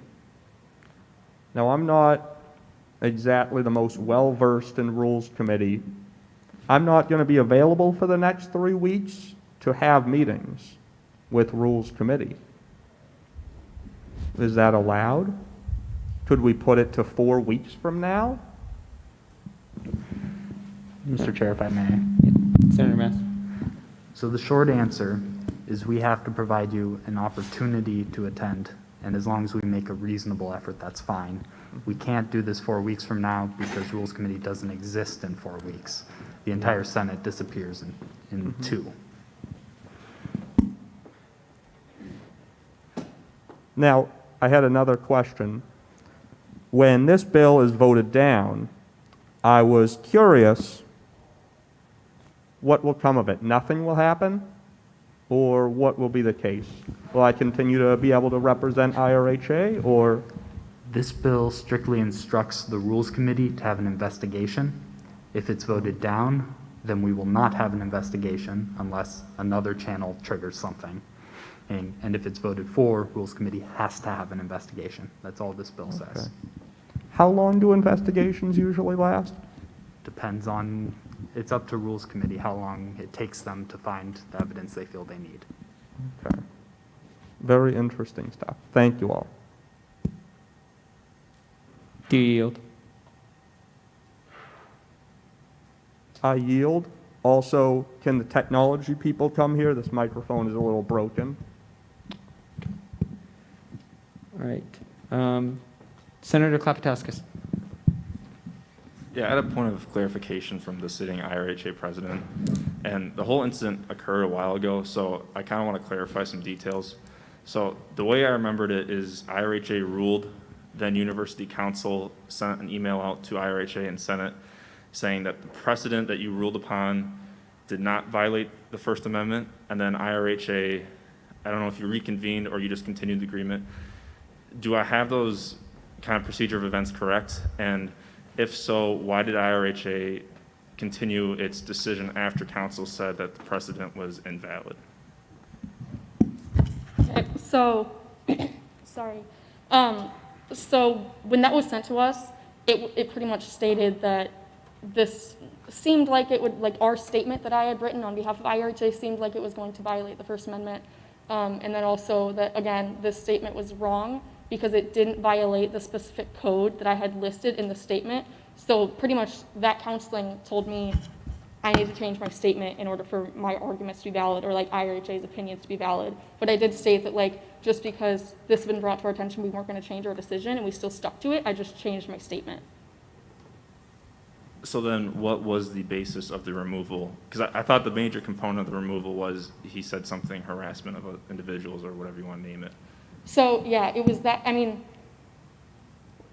I know everyone's extremely angry about the tweets and everything that happened along those lines, but it was more importantly the fact that we had a student government senator that represented IRHA, again, against our own will. Like, we had no choice but to accept people that are told. I mean, we get told people represent us and we deal with it. But this person, we no longer felt that they could represent IRHA's efforts for safety and inclusivity in our residence halls and across all of campus. I mean, we just simply felt uncomfortable. And again, in our bylaws, we have the right to remove somebody on those grounds. So we did. And then one other question, you threw in COVID absences in the bill. It seems like that was kind of coincidental and coincide with the event. Could you speak on why that wasn't done prior? Because it seems like those got thrown in as kind of a little bit of fluff to beef up the bill. So there were a lot of absences that Mr. Hurley had from student government, and I wasn't made aware of those until everything started happening, because I had a lot of people messaging me complaining about things that were happening, including his attendance. And when you have student government senators that don't really respect your organization because they don't know what you were before they joined student government and just ran and then were told, hey, you're in IRHA now, you have a really bad communication with them. You have a really bad relationship with them. And so I didn't have the ability to talk about attendance records beforehand because no one had talked to me about it. Like, I wasn't given the outlet to ask somebody, like, hey, what are the attendance records? Like, sending me weekly updates on their attendance and stuff. I don't know if people are missing because it was excused, unexcused, what. It's hard for us to track down all of the student government attendance records when that's not our thing that we're supposed to control. So I was made aware of it and then brought it up. So it wasn't just a scapegoat thrown into that thing. It was a real issue. I mean, how can someone represent your organization at student government if they're not at the student government meetings? So I think I answered your question. I was under the impression that those were absences due to COVID. I don't know. Point of information, they were. Okay. Yep, that's not how a point of information works. I guess I don't have it in front of me. I would echo what Senator Stenzel says. I agree that Rules Committee should have acted upon, because I think the way they handled it wasn't correct, but now it seems like it's kind of a last-ditch effort to conform to some problems that have been brought up. I have issues. I agree that IRHA is in the right space to remove a senator they don't feel is inclusive, but I think it's a really gray area when council specifically defended, and when the claim was specifically refuted and then the claim came after, that seems like a really gray area. Especially concerning there's a bill in the Iowa Senate that, for later terms, will remove student fees, the access of student fees for a university if student government violates a student's constitutional rights, and included that is the First Amendment. I don't feel comfortable sitting here going into a gray area when the possibility of losing student fees for the next year could occur. I don't agree with the tweets. Ryan knows that. I talked to him about it, but this seems like a huge hurdle to address, so I yield.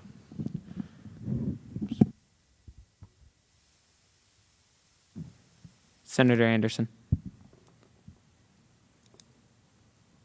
Love the discussion, everyone. But isn't the whole point of this bill to have this discussion in Rules Committee?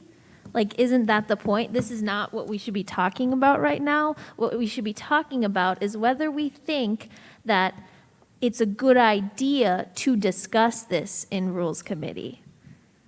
Keep that in mind. Also, another point that Senator Stendel had, what's the point of this?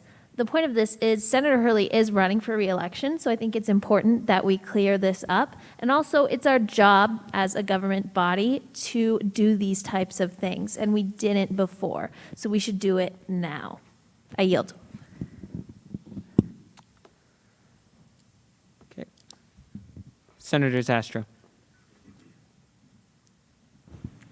I think that there's a lot of fair criticism, especially worrying about losing student fees. I think that's a really tangible effect that we do need to be concerned about. As a matter of principle, I think that any time that a senator is unable to serve their constituency council, we do need to be reviewing that. Considering that it is so close to the end of the term, I don't think that, say that Rules Committee has an investigation and finds out that there's no concern at all for the First Amendment, then this would be in general order, so it'd be like halfway through a Senate meeting that Senator Hurley wouldn't be here. But I think on principle, we do need to be evaluating every single time that somebody isn't able to serve their constituency council. And if in Rules Committee's investigation we find out that there's a serious First Amendment concern, and then that's something that we can weigh. I'm voting for this because fundamentally we serve students. IRHA removed this senator, and whether or not their basis was accurate, he has not been able to serve his constituency council. So I think it's important that Rules Committee has this investigation. I yield. Oh, okay. There's been a call to question on the bill, and there's been a second. Are there any objections into moving into vote? There's been an objection. Senator Hurley, just so you know, you have exhausted your speaking privileges, so I can't recognize you unless someone yields to you. I'd like to yield the remainder of my speaking privileges to Mr. Hurley, or Senator Hurley. Okay. First, we're on the objection, so we need to debate whether or not to call the question. Okay. So we're going to move into a debate on the motion to call the question with, I believe, Senator Hurley, if you would like to speak. Point of information, is this a debatable motion? Unfortunately, yes. Yeah. Under Roberts, it's not. Under our bylaws, it is.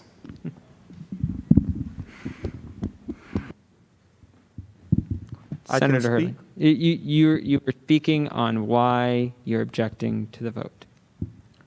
I'm going to tell you all, I have many contacts down at the State House. Jermaine. Yeah. Senator Hurley, if you could keep to the subject of the motion on whether or not we should vote now. Mm-hmm. You know, there's so much wrong with this bill that I could talk all night long. I could talk for hours. This is just wrong. Sidney Ruckert's letter. Mr. President, I called Jermaine. Okay. All right. Senator Hurley has yielded. Any motions on, or sorry, any statements or motions on the motion? Call the question. There's been a call to question. All right, so now we are voting on whether or not we should vote now.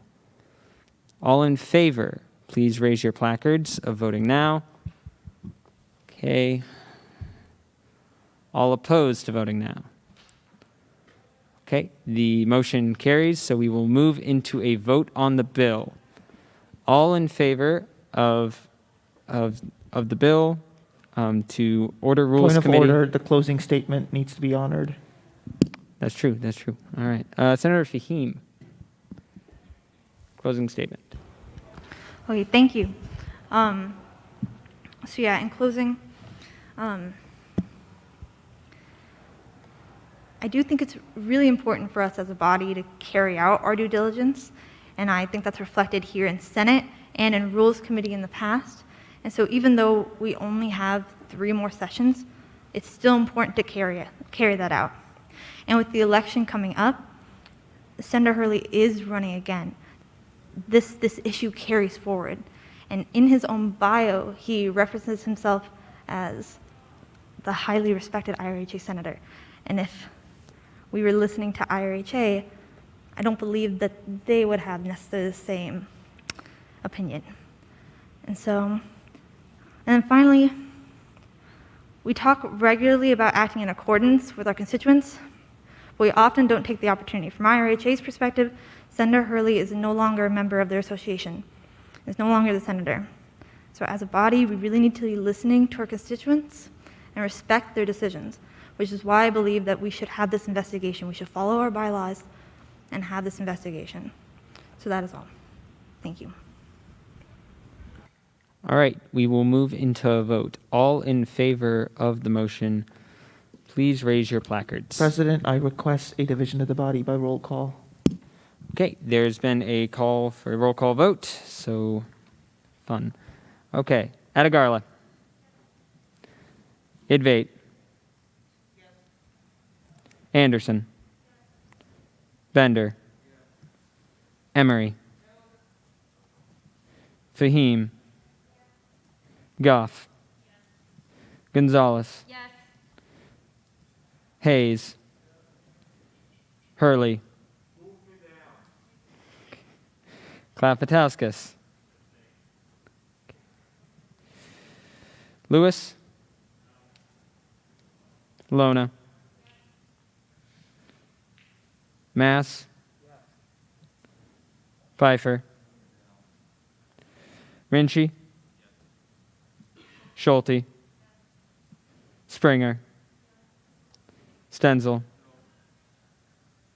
Stevens. Weathers. Young. Zastro. Hurley. Okay. Pfeiffer. Stevens. Okay.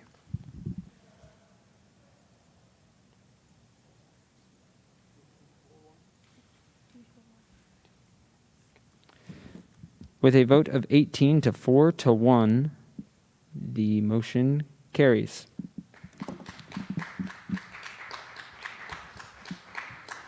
We'll move on to the next item in new business, which is 2020-3-090SR, Prairie to Campus with Senator Stevens.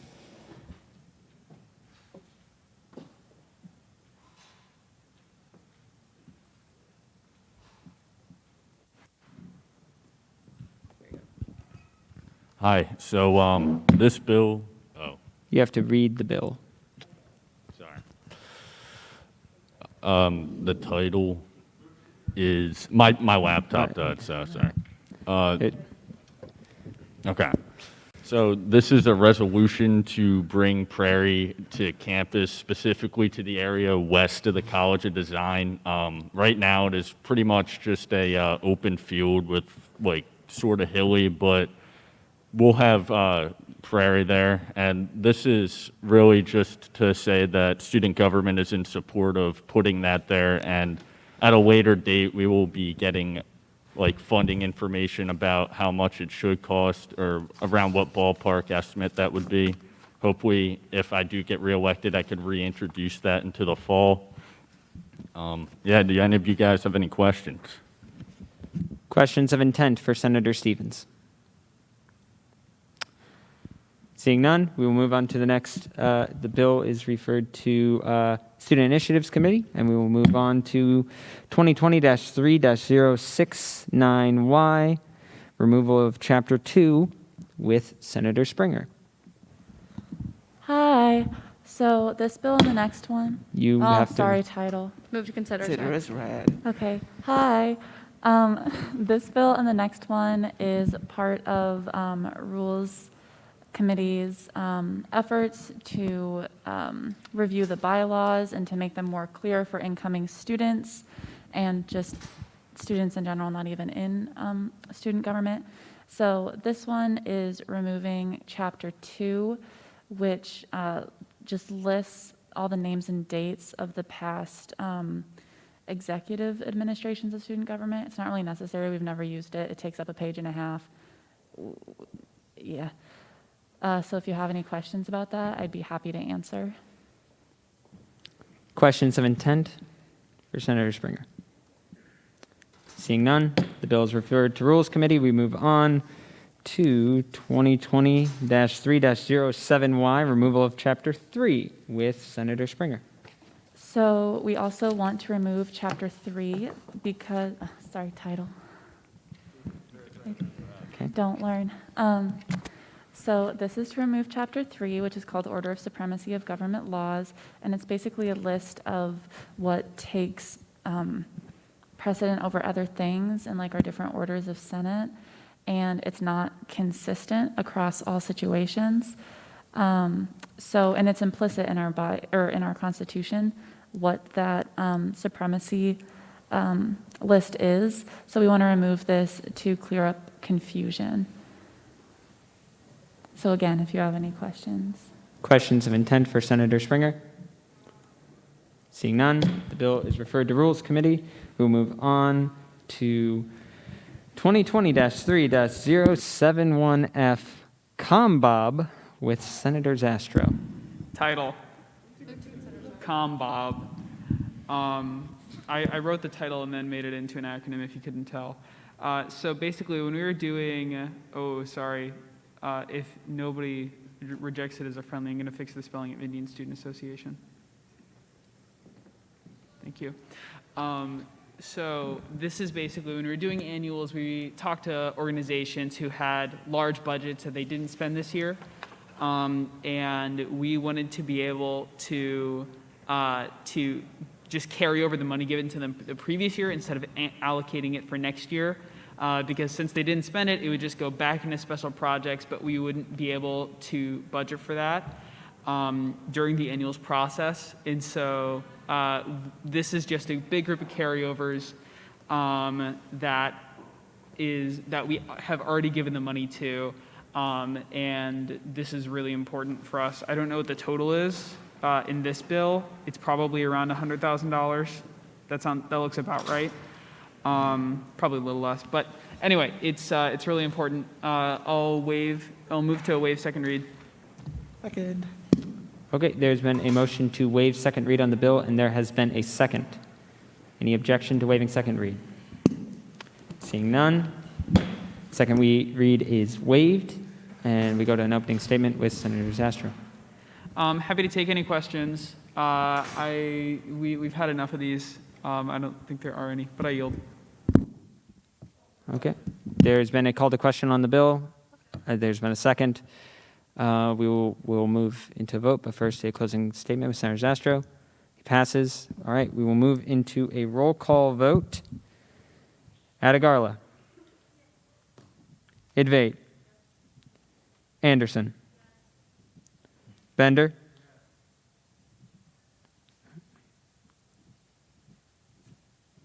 Sorry, I was off there. Emery.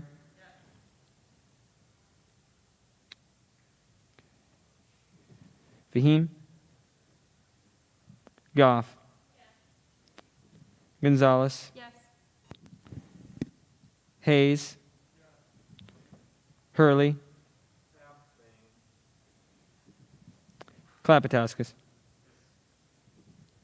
Lewis. Lona. Mass. Pfeiffer. Rinchi. Schulte. Springer. Stenzel. Stevens. Weathers. Young. Zastro. Fahim. Lona. Stenzel. Stevens. Young. Okay.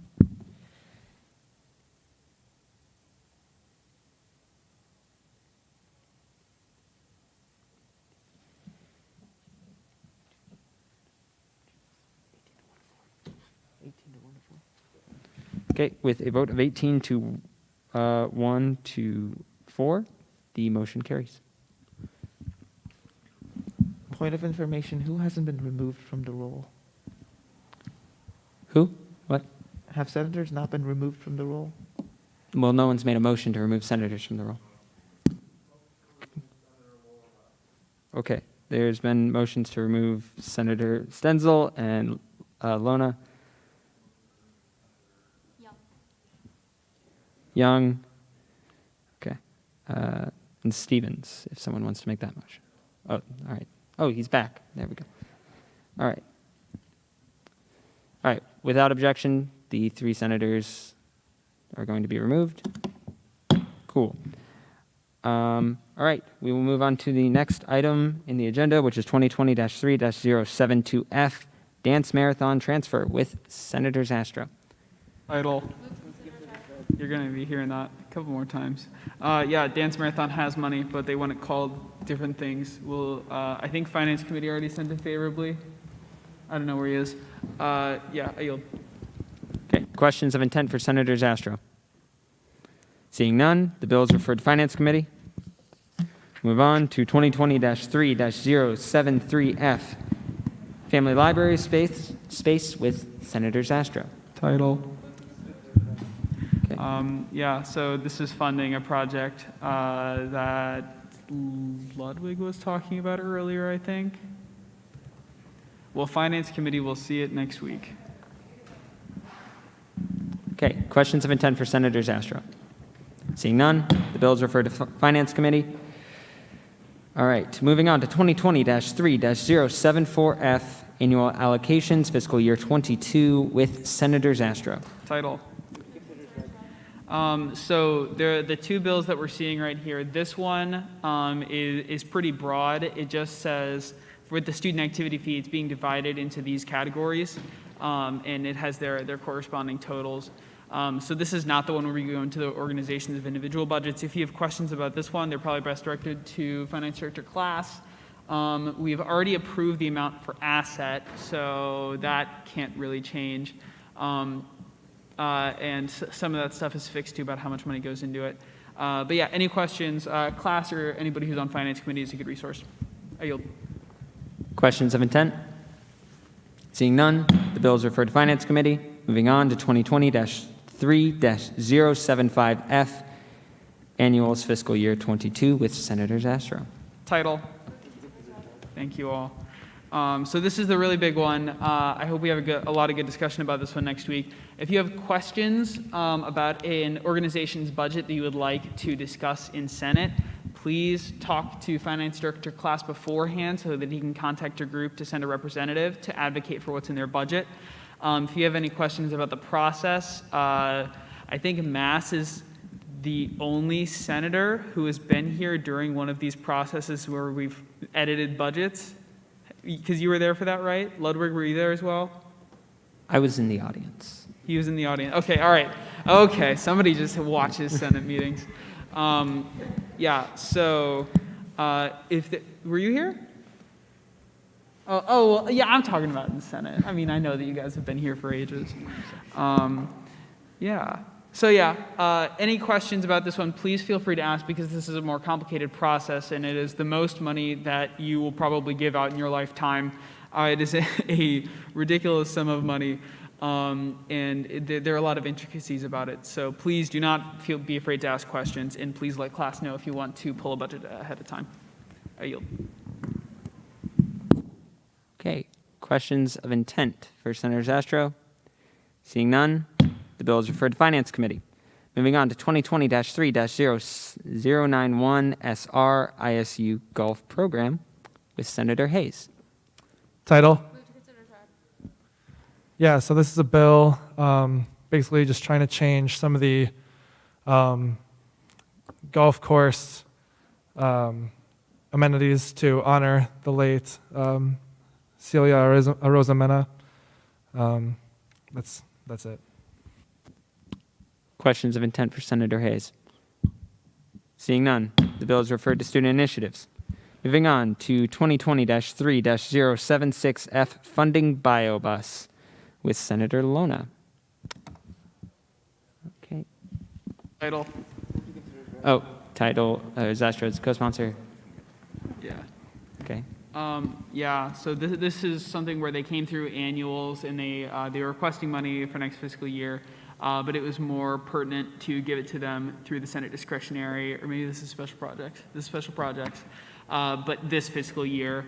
That way it's not going through annuals, and that's just a little less that you have to take from other organizations, since this is something that we normally would fund through special allocations.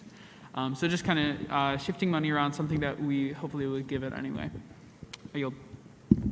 Questions of intent for Senator Zastrow? Seeing none, the bill is referred to Finance Committee. We move on to 2020-3-092 SR, clarifying the Senate's position with Senator Advait. All right, so title. My bad. So, thank you, Speaker Ludwig. So, just straight off the bat, just going to say, I think we're not going to be waiving second read on this in favor of just having the open meeting at SI, let people talk about their opinions. And speaking of opinions, I'm not going to go into what I think about this. I'll probably say nothing on the bill similar to today. But the reason this bill was written is because this is a discussion we need to have. This bill was written so this body can have constructive debate and reflect student voices as they see necessary. So make of this discussion opportunity what you will. I'm going to yield for questions of intent. Questions of intent for Senator Advait? Seeing none, the bill is referred to Student Initiatives Committee. We move into closing announcements. Finance Director Class. Yeah, so I told this at the beginning, we talked about it during annuals, but please, there are 98 budgets.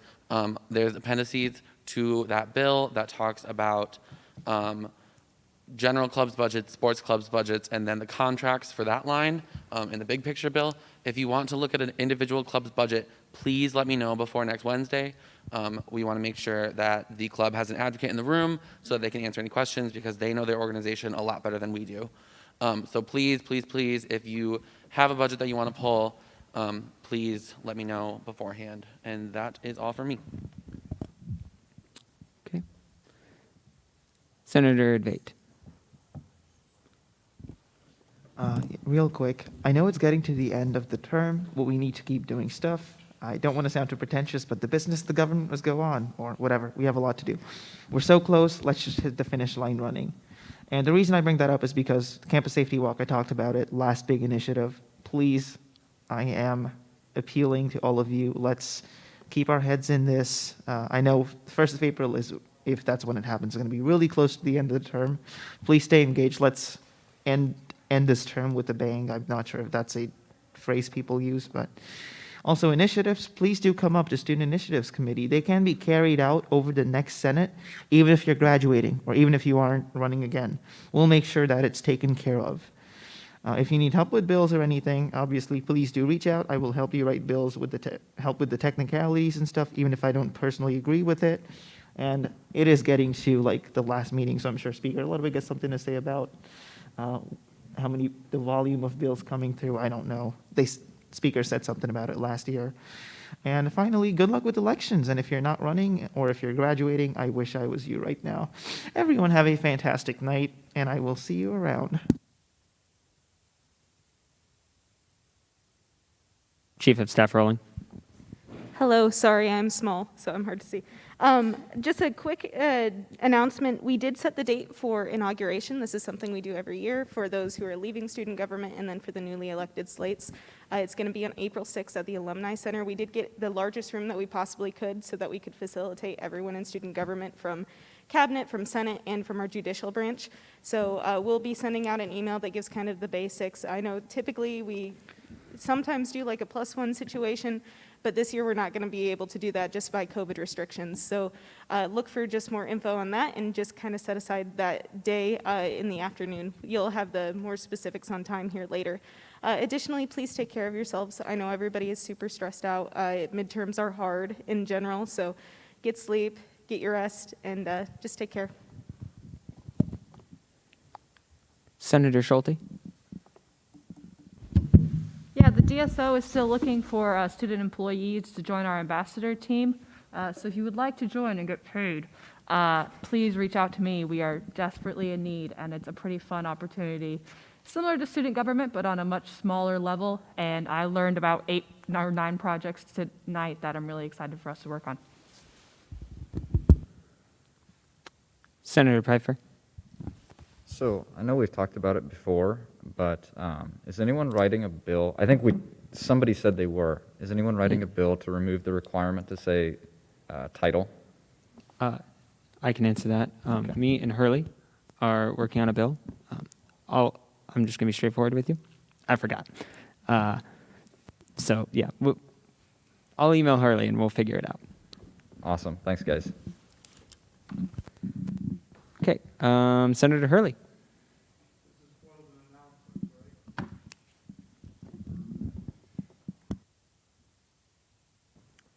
I wanted to preface this, and this is a closing announcement.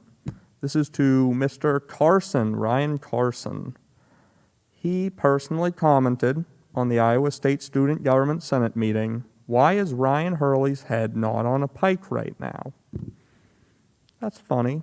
You know, I've gotten 5 death threats today, and, you know, there's a lot of negativity. Everything that I wrote about was absolutely true. There's a lot of shams, there's a lot of imposters, there's a lot of creeps, perverts, and sick people in student government. And that needs to be fixed. You know, we have a big negativity issue. People are not going to want to come here. With all the negativity, with all the death threats, multiple people were reported at this meeting because they were threatening not just me, but other audience members, senators, etc. That needs to be fixed. Senator Zastro.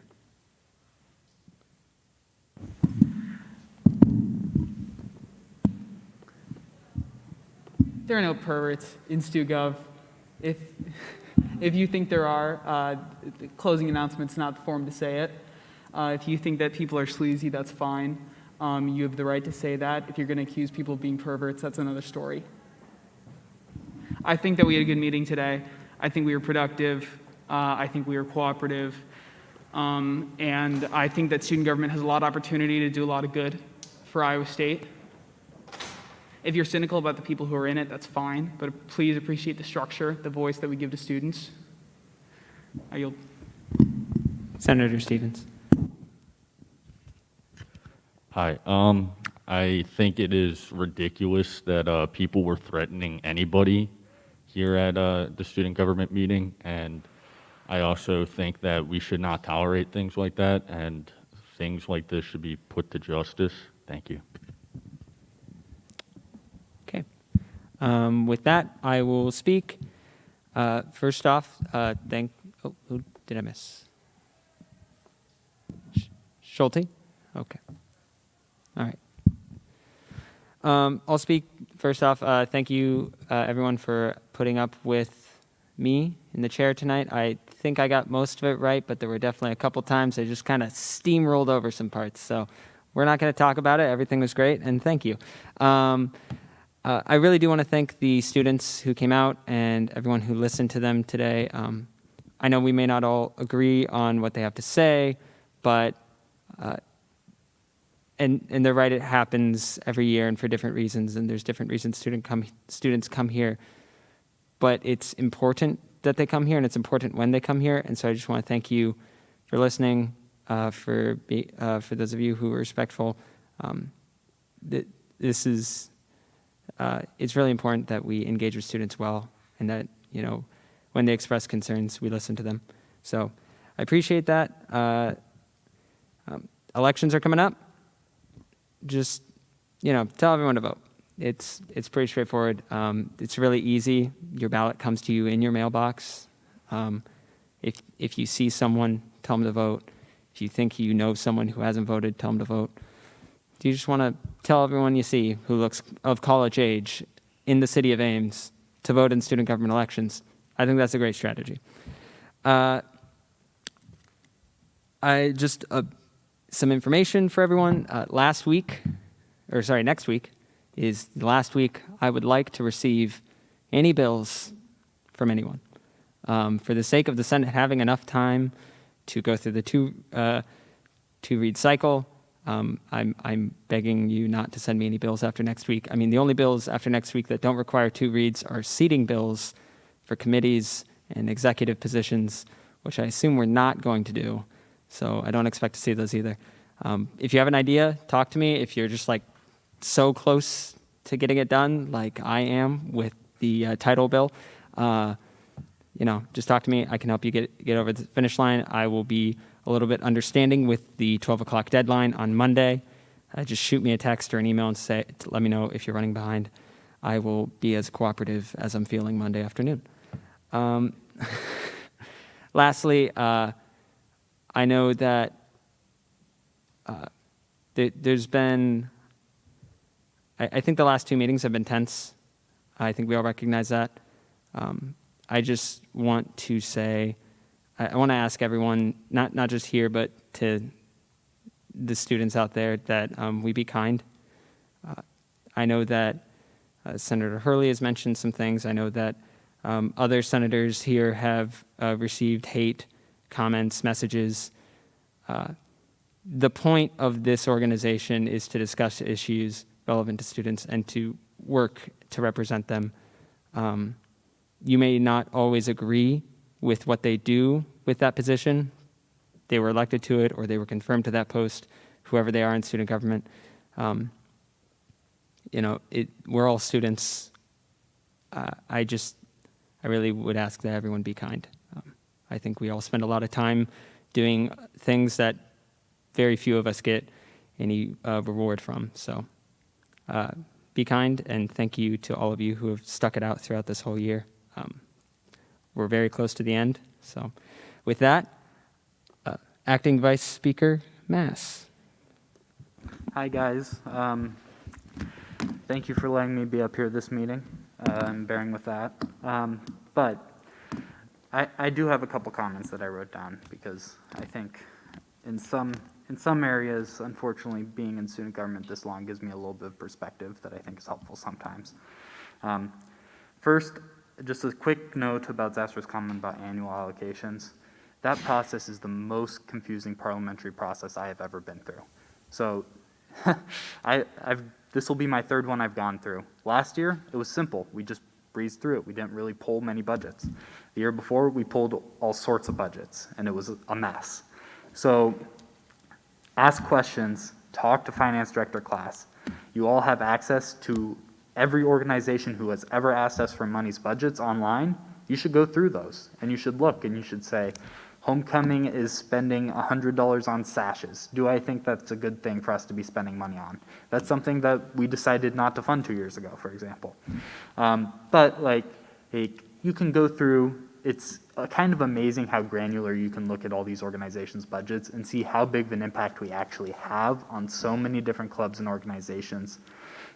Homecoming would not be able to do what they do without us. Dance Marathon would not be able to do what they do without us. There's so many different cool organizations that we fund across campus. So definitely look at those, definitely read through the process, and if you find something you're not sure we should be funding, talk to finance director class, because in reality, we may end up 3 motions deep before you're even able to talk about whether or not you think it's good to fund that thing, because the parliamentary process is that messy. So definitely ask questions, try and figure that out beforehand, because when we try and do it on the floor, we end up in confusion recess.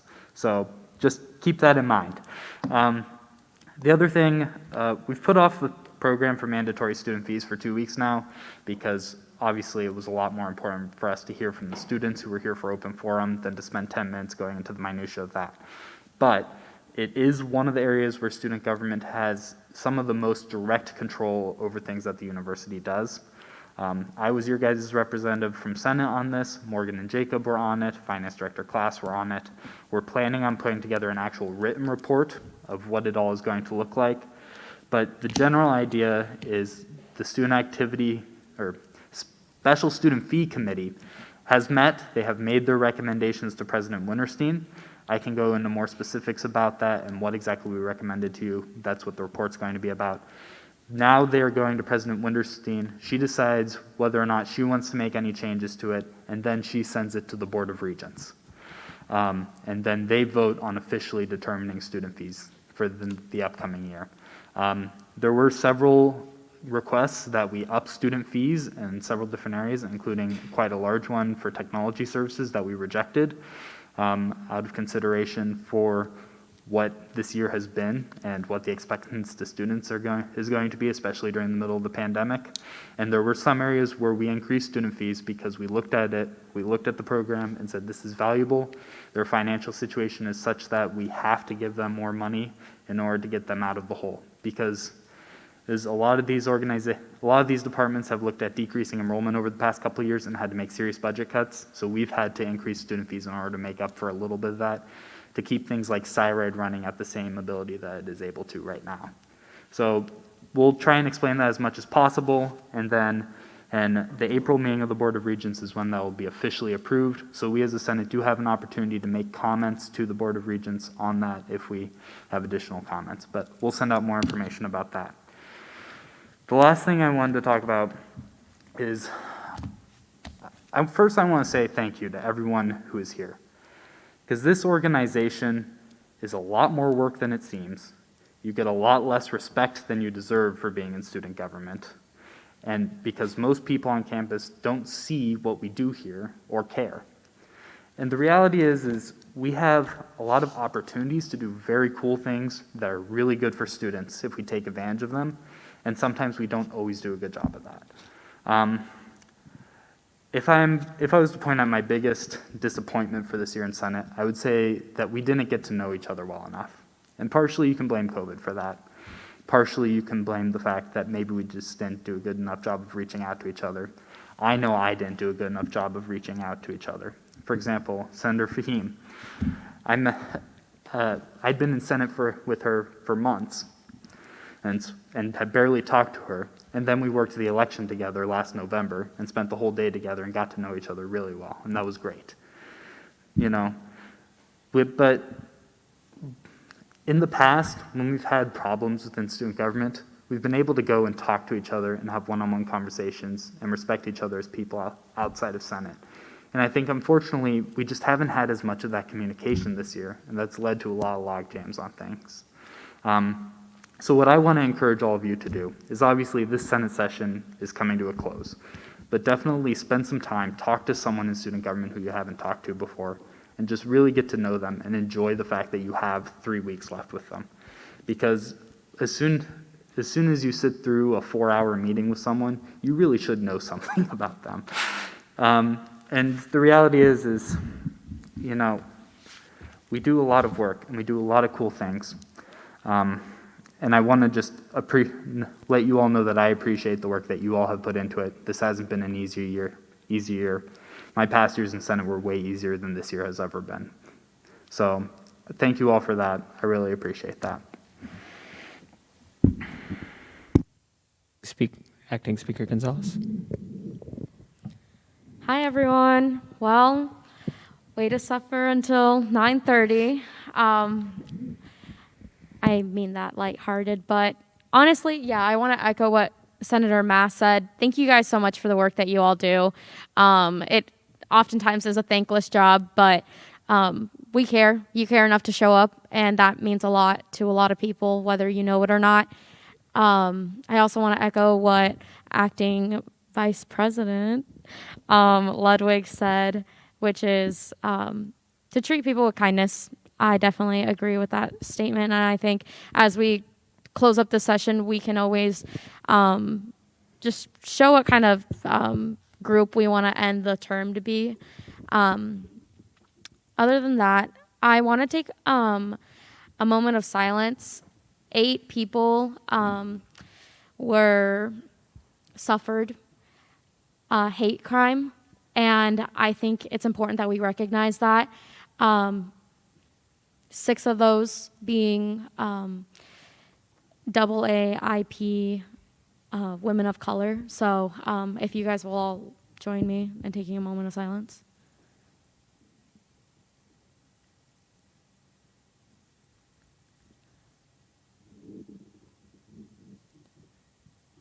Alrighty, thank you so much. Just finishing up, good luck on your midterms. mentor-mentee meetings, if you want to communicate that to me, where those are at. I know they haven't been super relevant lately, but if you want to communicate where you and your mentor are with that, I'd really appreciate it. But other than that, we're all Cyclones at the end of the day, so go Cyclones. Move to adjourn. Objections? You stand adjourned.